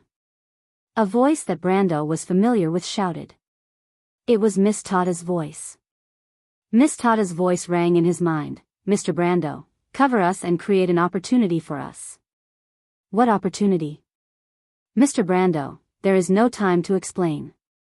Please trust us." Tada's voice was full of urgency. Brando, I am Alanta. Another voice rang in his mind. Mr. Brando. It was the Elven Queen's voice. Brando immediately reacted and nodded silently. The Will of Dusk seemed to have expected that there would be someone hiding in the void. She raised her head and shouted, "Come out, vermin." The woman that she killed was not a threat to her at all, but someone had used the power of the war dragon to kill her. This made her extremely angry. She had already guessed the identity of the other party. It must be someone that Odin had left behind. She did not expect that Odin and Crystal would trick her in the end. But it was at this moment that the golden sword was already in front of her. This sword was not a problem for her at all. Although she had spent some time dealing with Andesha, dealing with Brando's attack was just a matter of raising her hand. Trash, what a piece of trash. Martha's descendant is only left with this kind of power. She shouted angrily as she pulled out her right hand to block the sword. However, the Will of Dusk had forgotten that she had already neglected the other side's defense when dealing with Andesha. In fact, she did not pay much attention to the Dragon Queen's attack, and deliberately led her to exhaust her strength. The black vortices were just summoned by her, and she purposely maintained the same level of power as Gwendolyn so that she would not have the time to do anything else. But she kept diverting her attention, and the vortices that she had to maintain were on the verge of collapsing.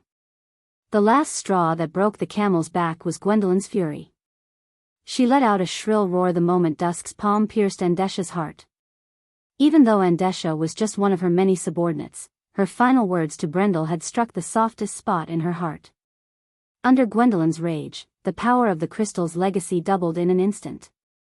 17 beams pierced through the black vortex in front of the Dusk Will, and by the time Romaine reacted, the beams had already struck her body viciously.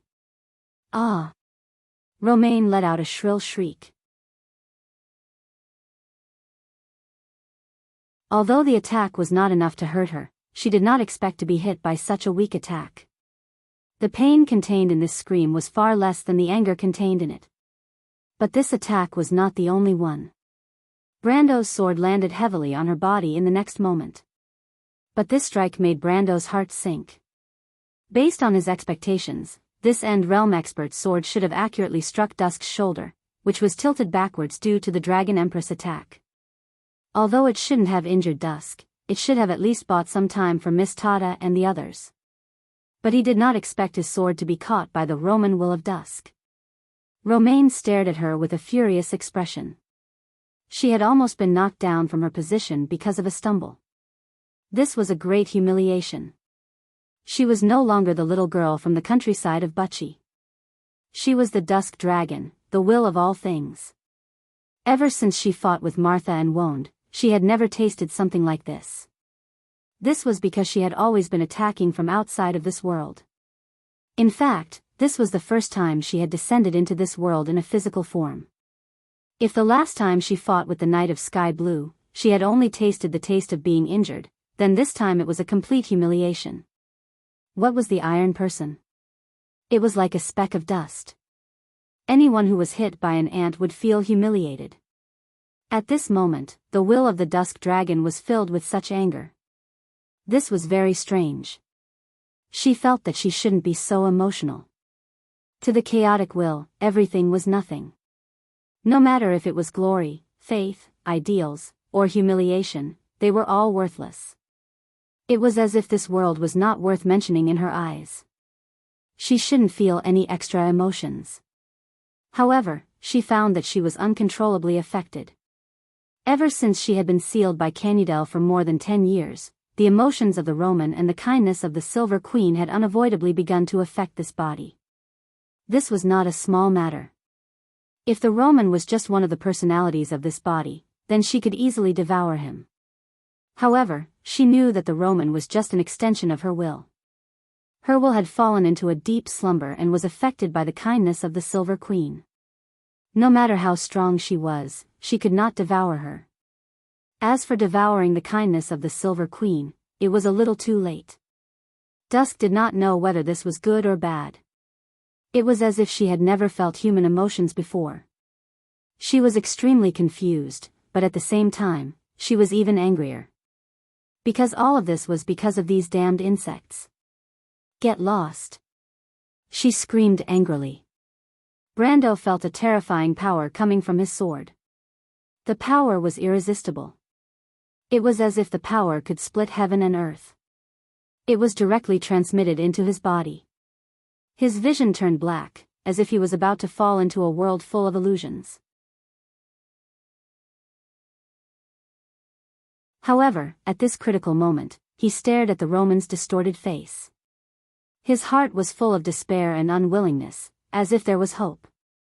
The Halran Gaia and the blade of golden flame in his hands became extremely bright at the same time. The power of the law instantly formed a barrier in his heart. The power of the Twilight Dragon crashed into it like a tsunami. Brando immediately spat out a mouthful of blood.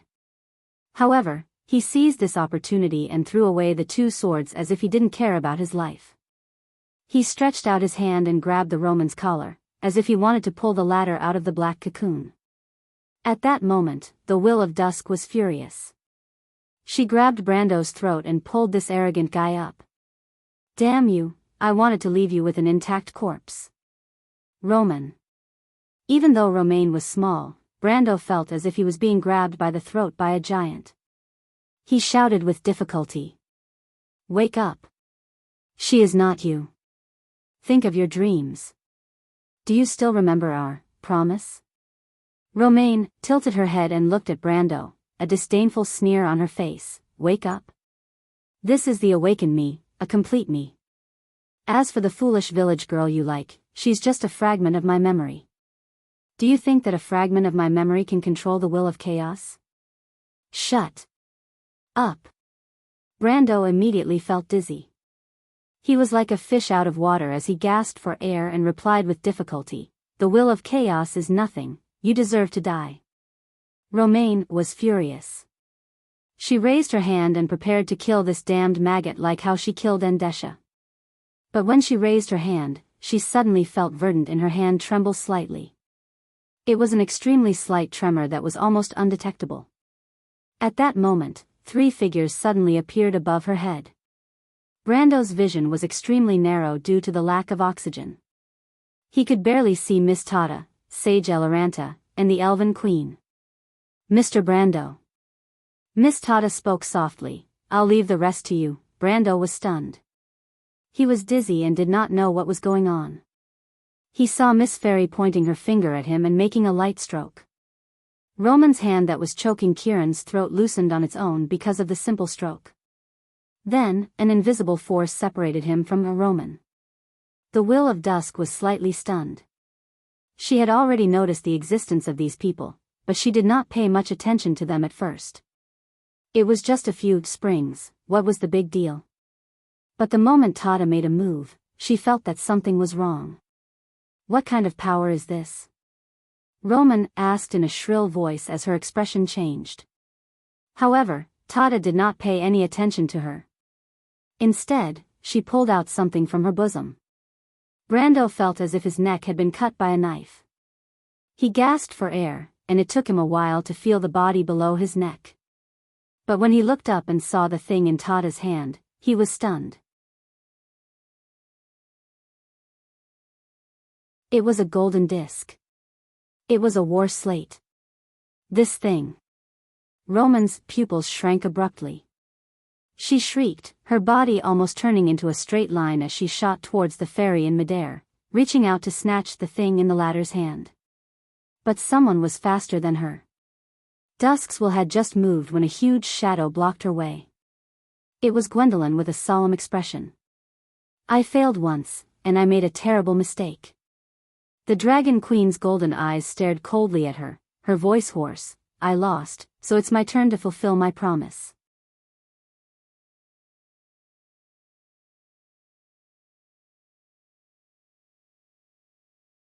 Chapter 1186.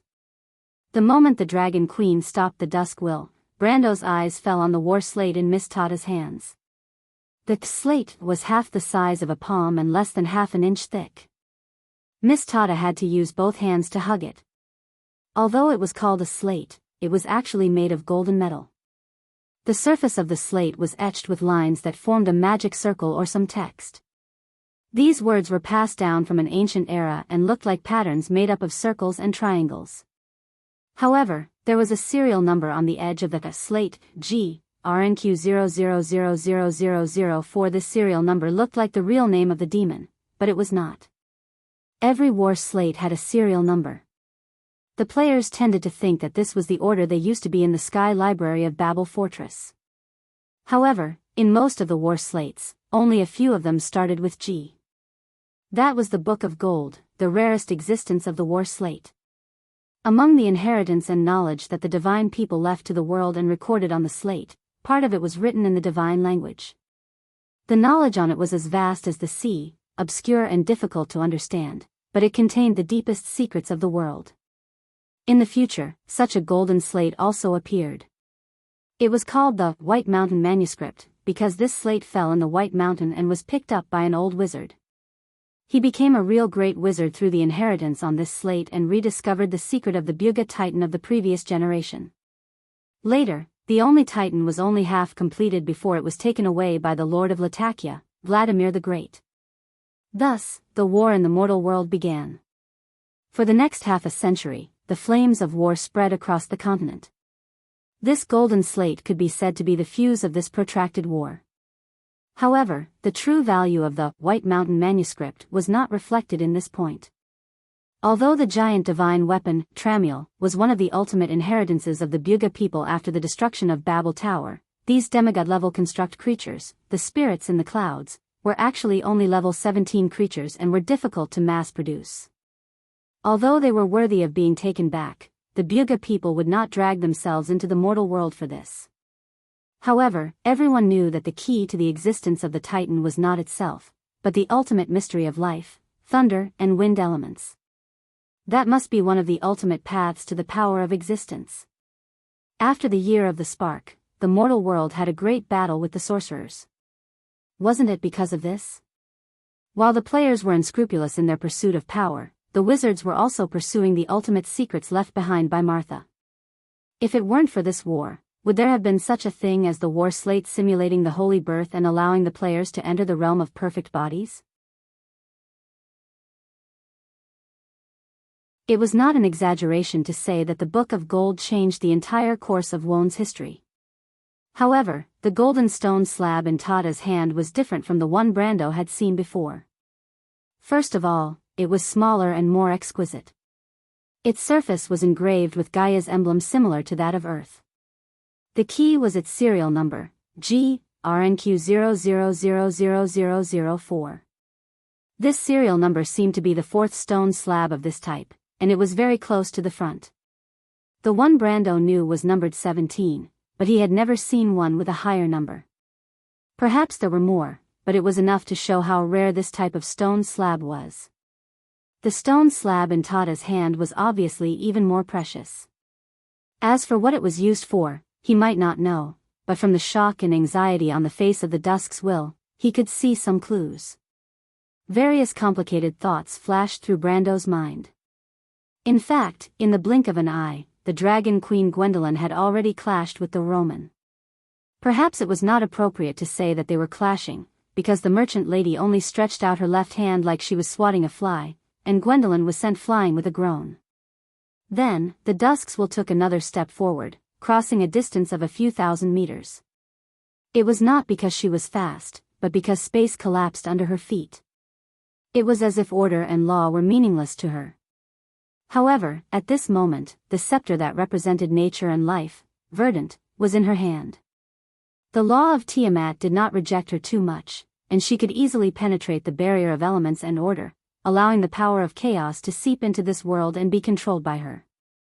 Although the Dusk Dragon in such a state might not be as terrifying and powerful as when it commanded thousands of troops in the war of the previous eras, it had almost no weakness, and the few people present had no way to deal with it. She took a step forward and came in front of Tada, reaching out her hand without hesitation.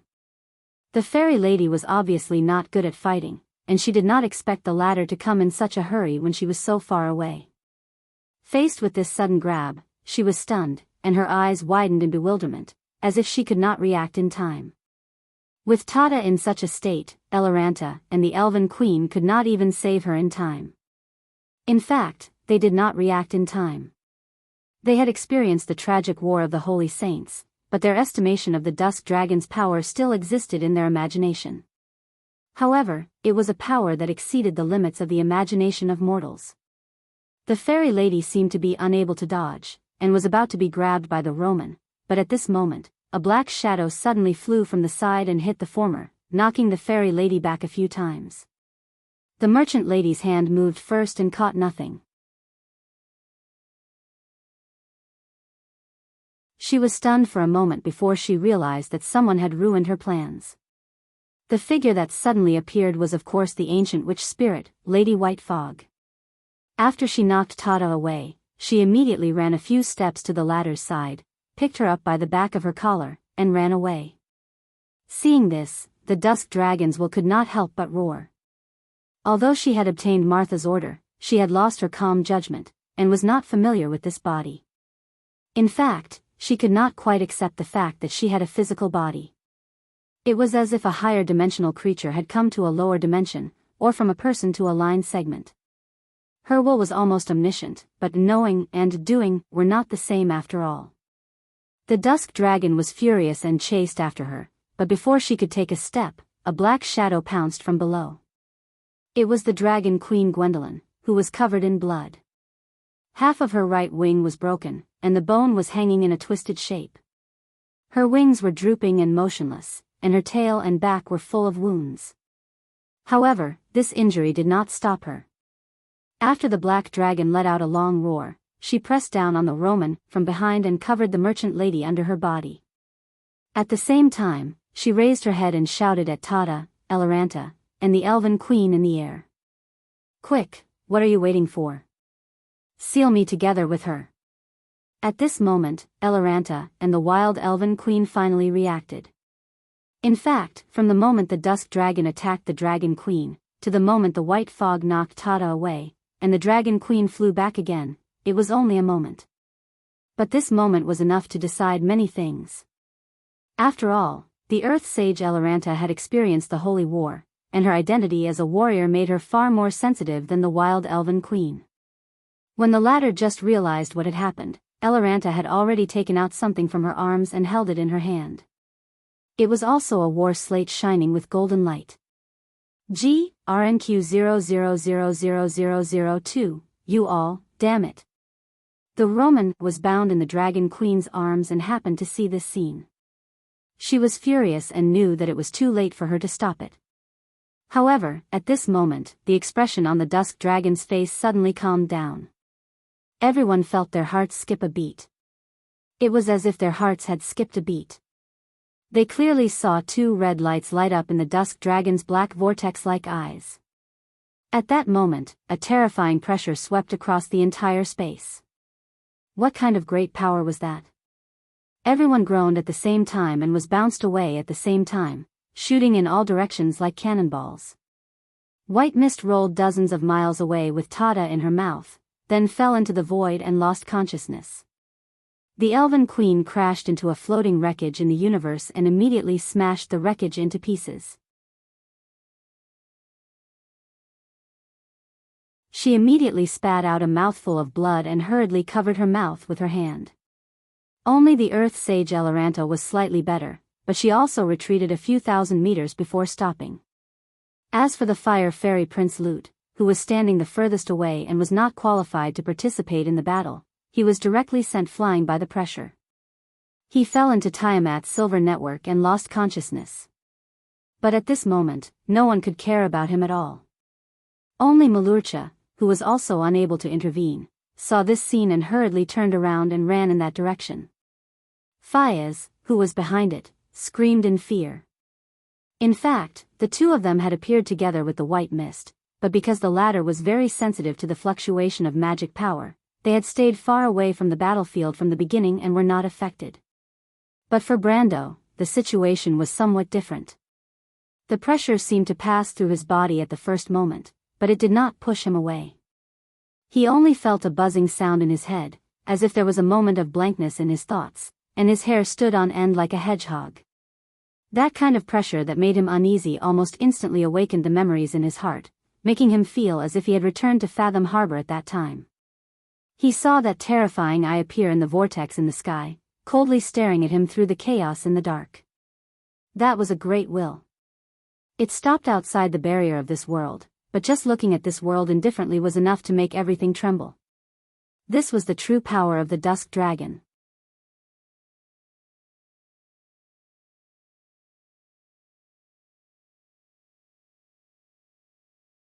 Chapter 1187. Although the idea of imprisoning Dragon Queen Gwendolyn in a cage based on the Roman's body and Constance's kind personality failed miserably, she was at least right about one thing. The power of chaos could not be completely brought into the world of Wonde, let alone materialize within the laws of Tiamat. Because the whole of Wonde could not withstand the will of the Twilight. Even if all the magic and laws of Wonde were drained, it would not be able to recreate even 1% of the Twilight Dragon's power. This was an existence that even the gods had to fear. How could a few mere mortals treat it as nothing?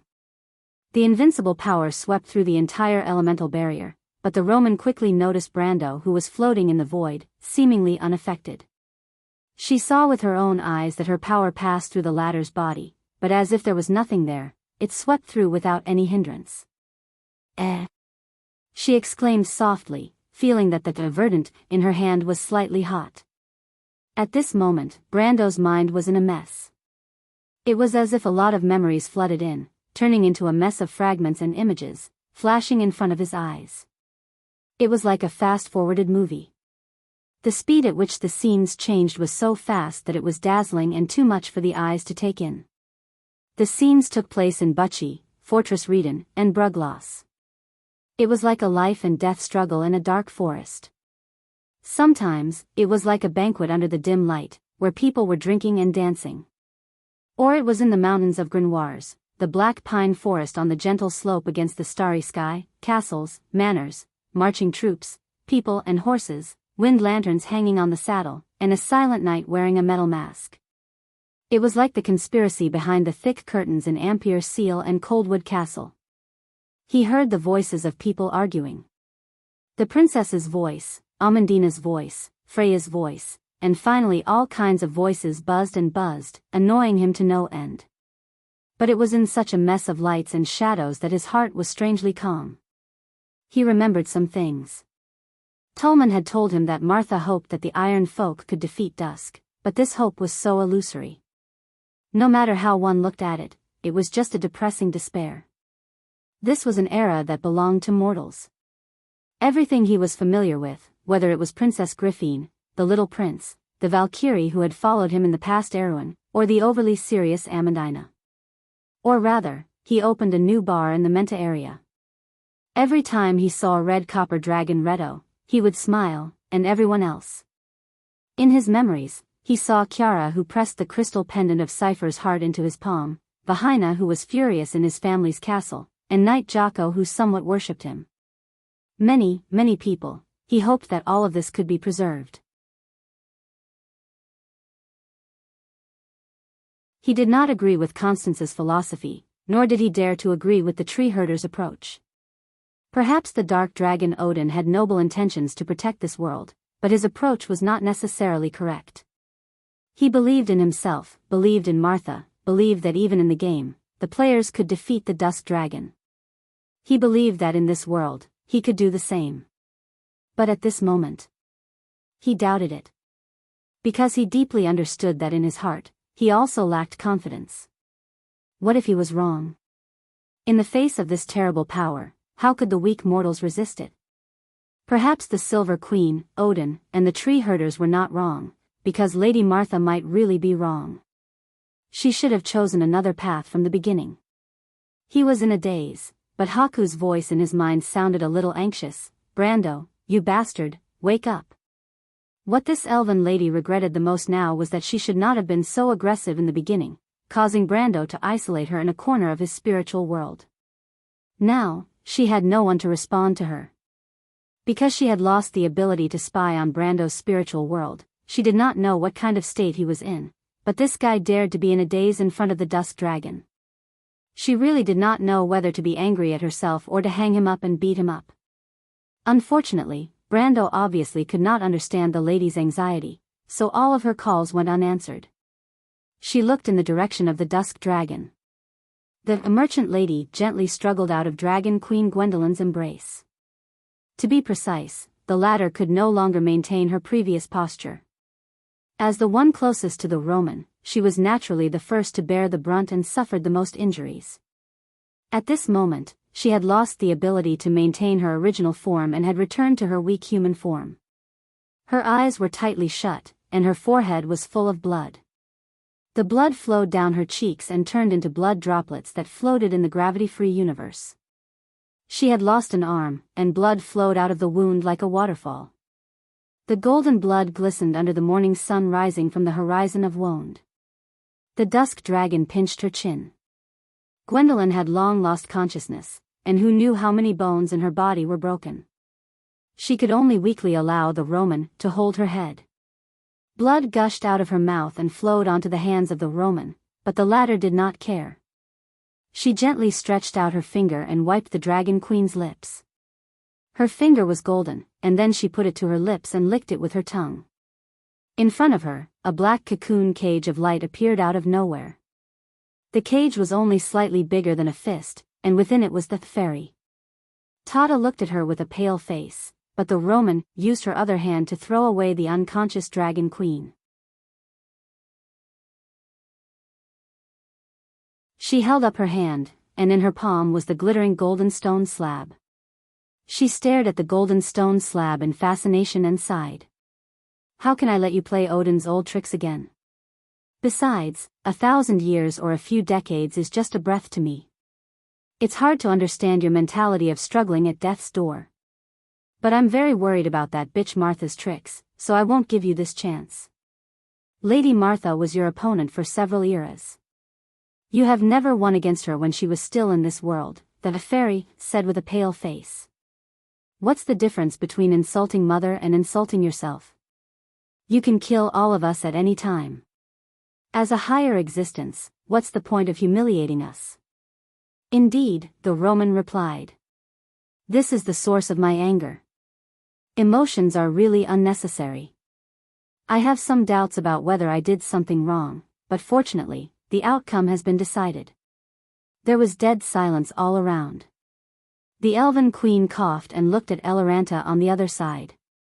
The sage frowned, but shook her head at her, indicating that she should not act rashly. Haku's heart sank. At the last moment of this world, what she thought of was not Loki's Mercury staff, nor was it Osopal's eternal indestructible artifact. What she saw in front of her was the ethereal, pale, quiet face of an elf. It was her concubine's sister. Her name was Medisha. Little one, if you don't react, we'll all be buried with you, she murmured. But this sentence seemed to have some kind of effect.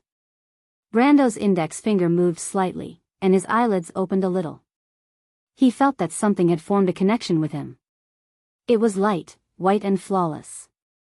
There was a soft sound, and even the Twilight Dragon, who was mocking the others, could not help but turn around. Everyone saw a bright brilliance rising in the darkness. It was a pair of wings. It protected Brando's back, piece by piece, and each piece was like the light of the birth of heaven and earth. Woned, such a world was born in the light.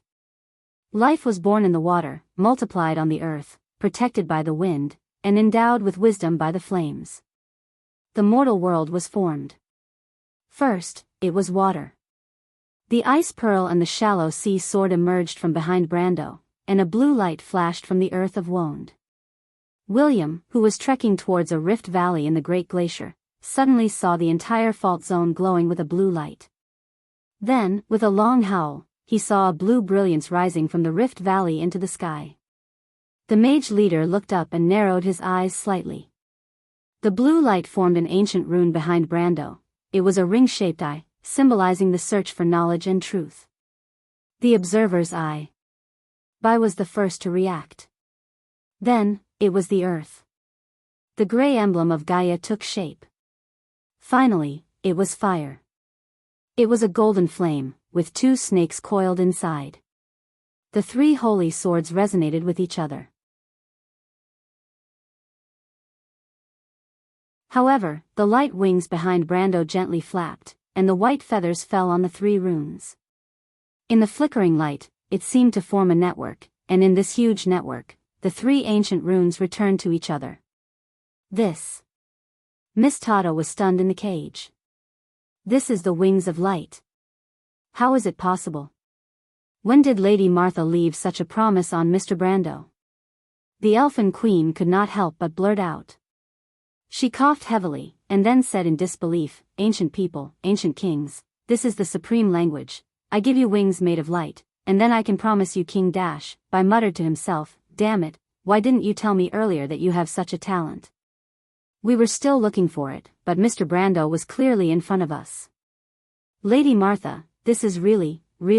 Brando seemed to turn a deaf ear to everything in the outside world. He raised his head, his eyes empty, and stretched out his right hand. It was all in an instant. The emerald flew out of the Roman's hand. The Twilight Dragon subconsciously wanted to hold it, but it was useless. This scepter of nature seemed to be unaffected by all rules and power, and it came to Brando's hand without hesitation. That was the power of life. So the world became. Brando looked at the Twilight Dragon and said lightly, "The next time we meet, it will be time for us to settle the score." Yellow Dragon. The cage that enveloped Tada was shattered. And the book of gold in Miss Merchant's hand actually emitted a dazzling light at this moment. "Lady Alanta. Your Majesty." Miss Fairy jumped up and shouted this sentence with all her might. "Complete the seal. P.S. It's the end of the month, please vote, friends, it'll be moldy if you stay any longer. Also, there are readers asking about the progress of the book. I can only say that it's not over yet. Overall, I'm still making progress, and it's not as abrupt as you think. I'll explain everything that needs to be explained. In my opinion, the ending is still relatively perfect, and there won't be any strange situations."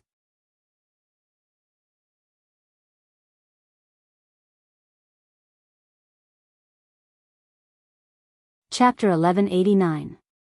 Eloranta looked serious as if she had been waiting for this opportunity for a long time. She immediately threw the war slate in the direction of the Twilight Dragon. The golden slate flew out of her hand, and after flying for dozens of meters, it suddenly stopped in mid-air and slowly began to rotate. It rotated 180 degrees clockwise, and the Gaia emblem in the center rotated counterclockwise at the same time. Then, with a soft click, it caved in. Full soft light gushed out from the caved-in Gaia emblem, and everyone present saw this scene at the same time. It was as if the dwarven god, steel forger Solon, in the myths, had taken out molten steel in front of his eternal forge, and then poured it into the trenches in the earth to forge the whole world. When the golden red lava flowed on the ground, everyone also saw lines that emitted golden light extending from the engravings of the slate. When the light touched the space outside the slate, it immediately spread out and formed a pale golden network. It was as if the golden book had expanded 100 times in an instant. Every time the light spread out along the network and touched the void, it quickly expanded 3 times in a row. With a soft sound, a huge circular array with 3 layers that slowly rotated in different directions was instantly formed. This circular array had the golden slate as the center, and 17 runes appeared on it, representing the laws, elements, and magic power. Order. Matter. Energy. The 3 existential forces determined the foundation of Won's existence. In the description of the Pale poem, they were the supreme authority that Martha had given to the existence of this world. They were the will of the world's creation, the cornerstone of the existence of the Tiamat law. It was the elemental code of through. Haku was stunned. This was the symbol of Martha's supreme power, and the mother of the gods had already given her scepter to the mortals. At this moment, she suddenly understood. What was the absolute saint? The supreme order, the power of existence. It was a power that mortals could not control. It was once only owned by the gods, and the Truth Parliament had used this power more than once to fight against the Twilight. However, the ancestors had tried many results, but they had to face the same possibility. As order became stronger and more complete, the resistance from dusk and chaos became more stubborn. The chaos of all things would always increase, and the eras would always end with rebirth and destruction. Only by fusing with the chaos could one return to the chaos. The lowly iron people seemed to be the only hope of this world. But who could guide a weak hope to grow into a flower of victory? The gods had long since disappeared, and the ancestors had also left this world. The mortals were still unable to control their own destiny, and the world still needed the final opportunity.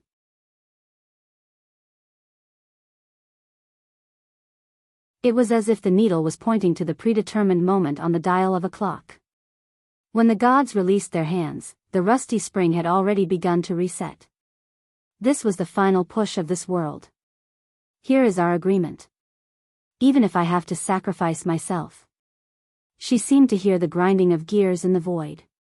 Her gaze passed through 1,000 years, back to the time when the forest was quiet and distant, and the silver elves walked in the forest.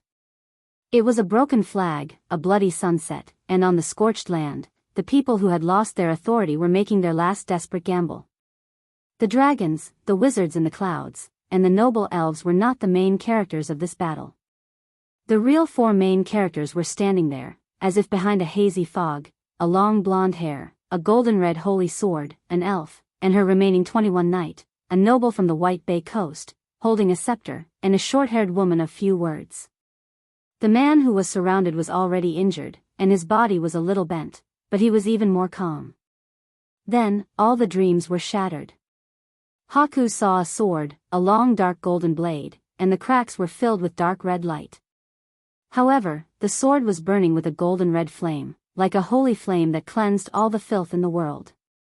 The sword was held in Brando's hand, and with a casual slash from bottom to top, the blade was still tens of thousands of meters away, and in the dark void, a golden line had extended from bottom to top beside the Twilight Dragon.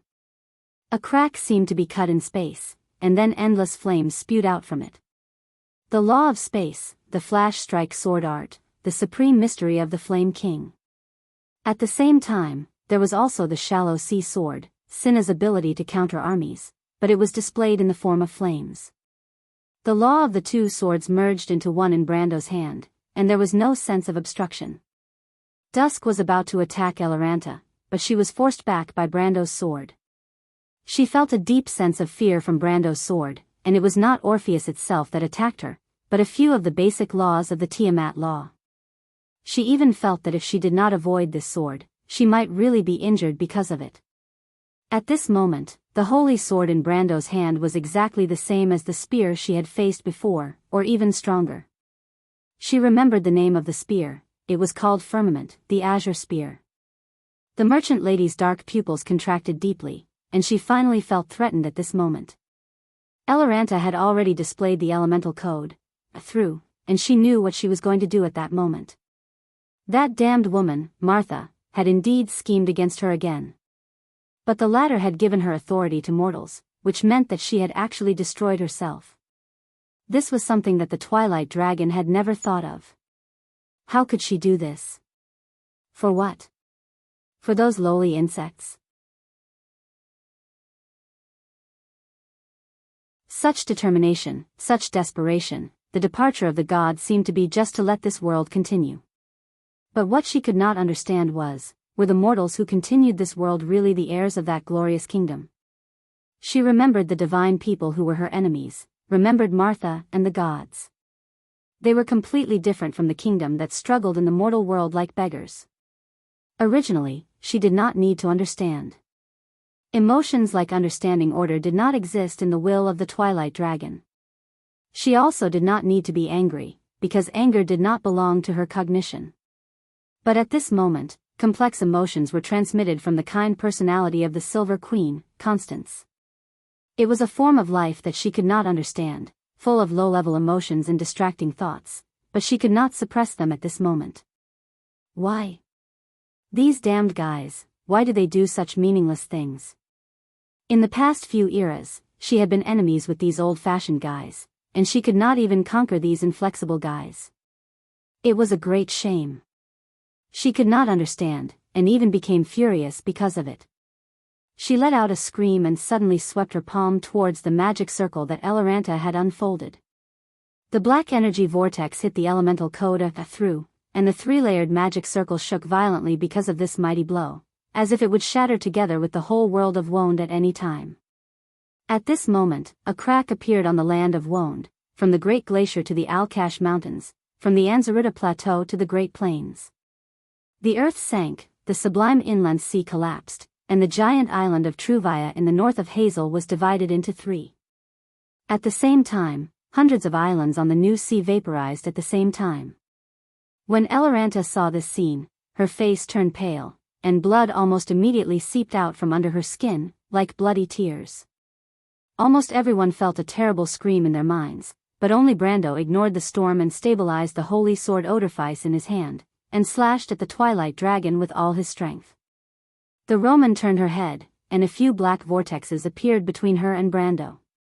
But at this time, the dazzling golden line drawn by Brando's blade suddenly turned into 9, and the 9 luminaries' sword art immediately penetrated the gap between the black vortexes and mercilessly slashed at the former. This was the second time the Twilight Dragon felt a sharp pain from the depths of her soul since she gained consciousness.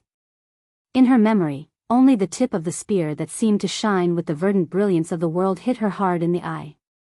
She raised her head and wailed, and everything was in vain because of this. At this moment, it was like yesterday. Her attack was immediately interrupted because of this. In a split second, the Elven Queen covered her mouth with one hand, and blood dripped between her fingers. At the same time, she threw out the slate in her hand with the other hand.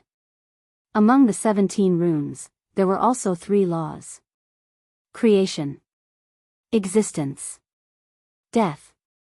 That was the integrity and consistency of the Tiamat law, the logic and cycle of the world, the beginning and end of everything, the true meaning of existence.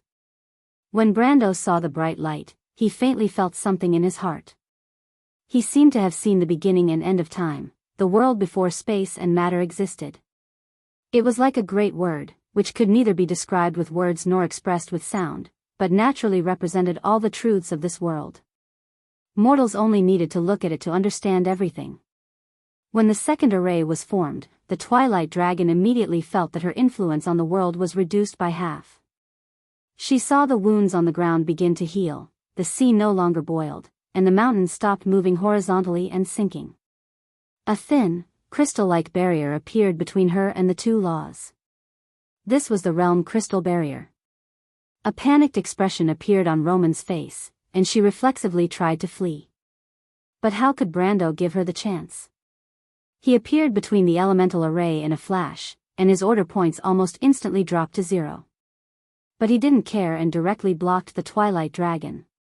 The merchant lady glared at him angrily. She didn't move, but a wave of space rippled between the two, like a raging wave that attacked Brando. At the same time, waves of spiritual attacks and pressure directly pressed against his spiritual world.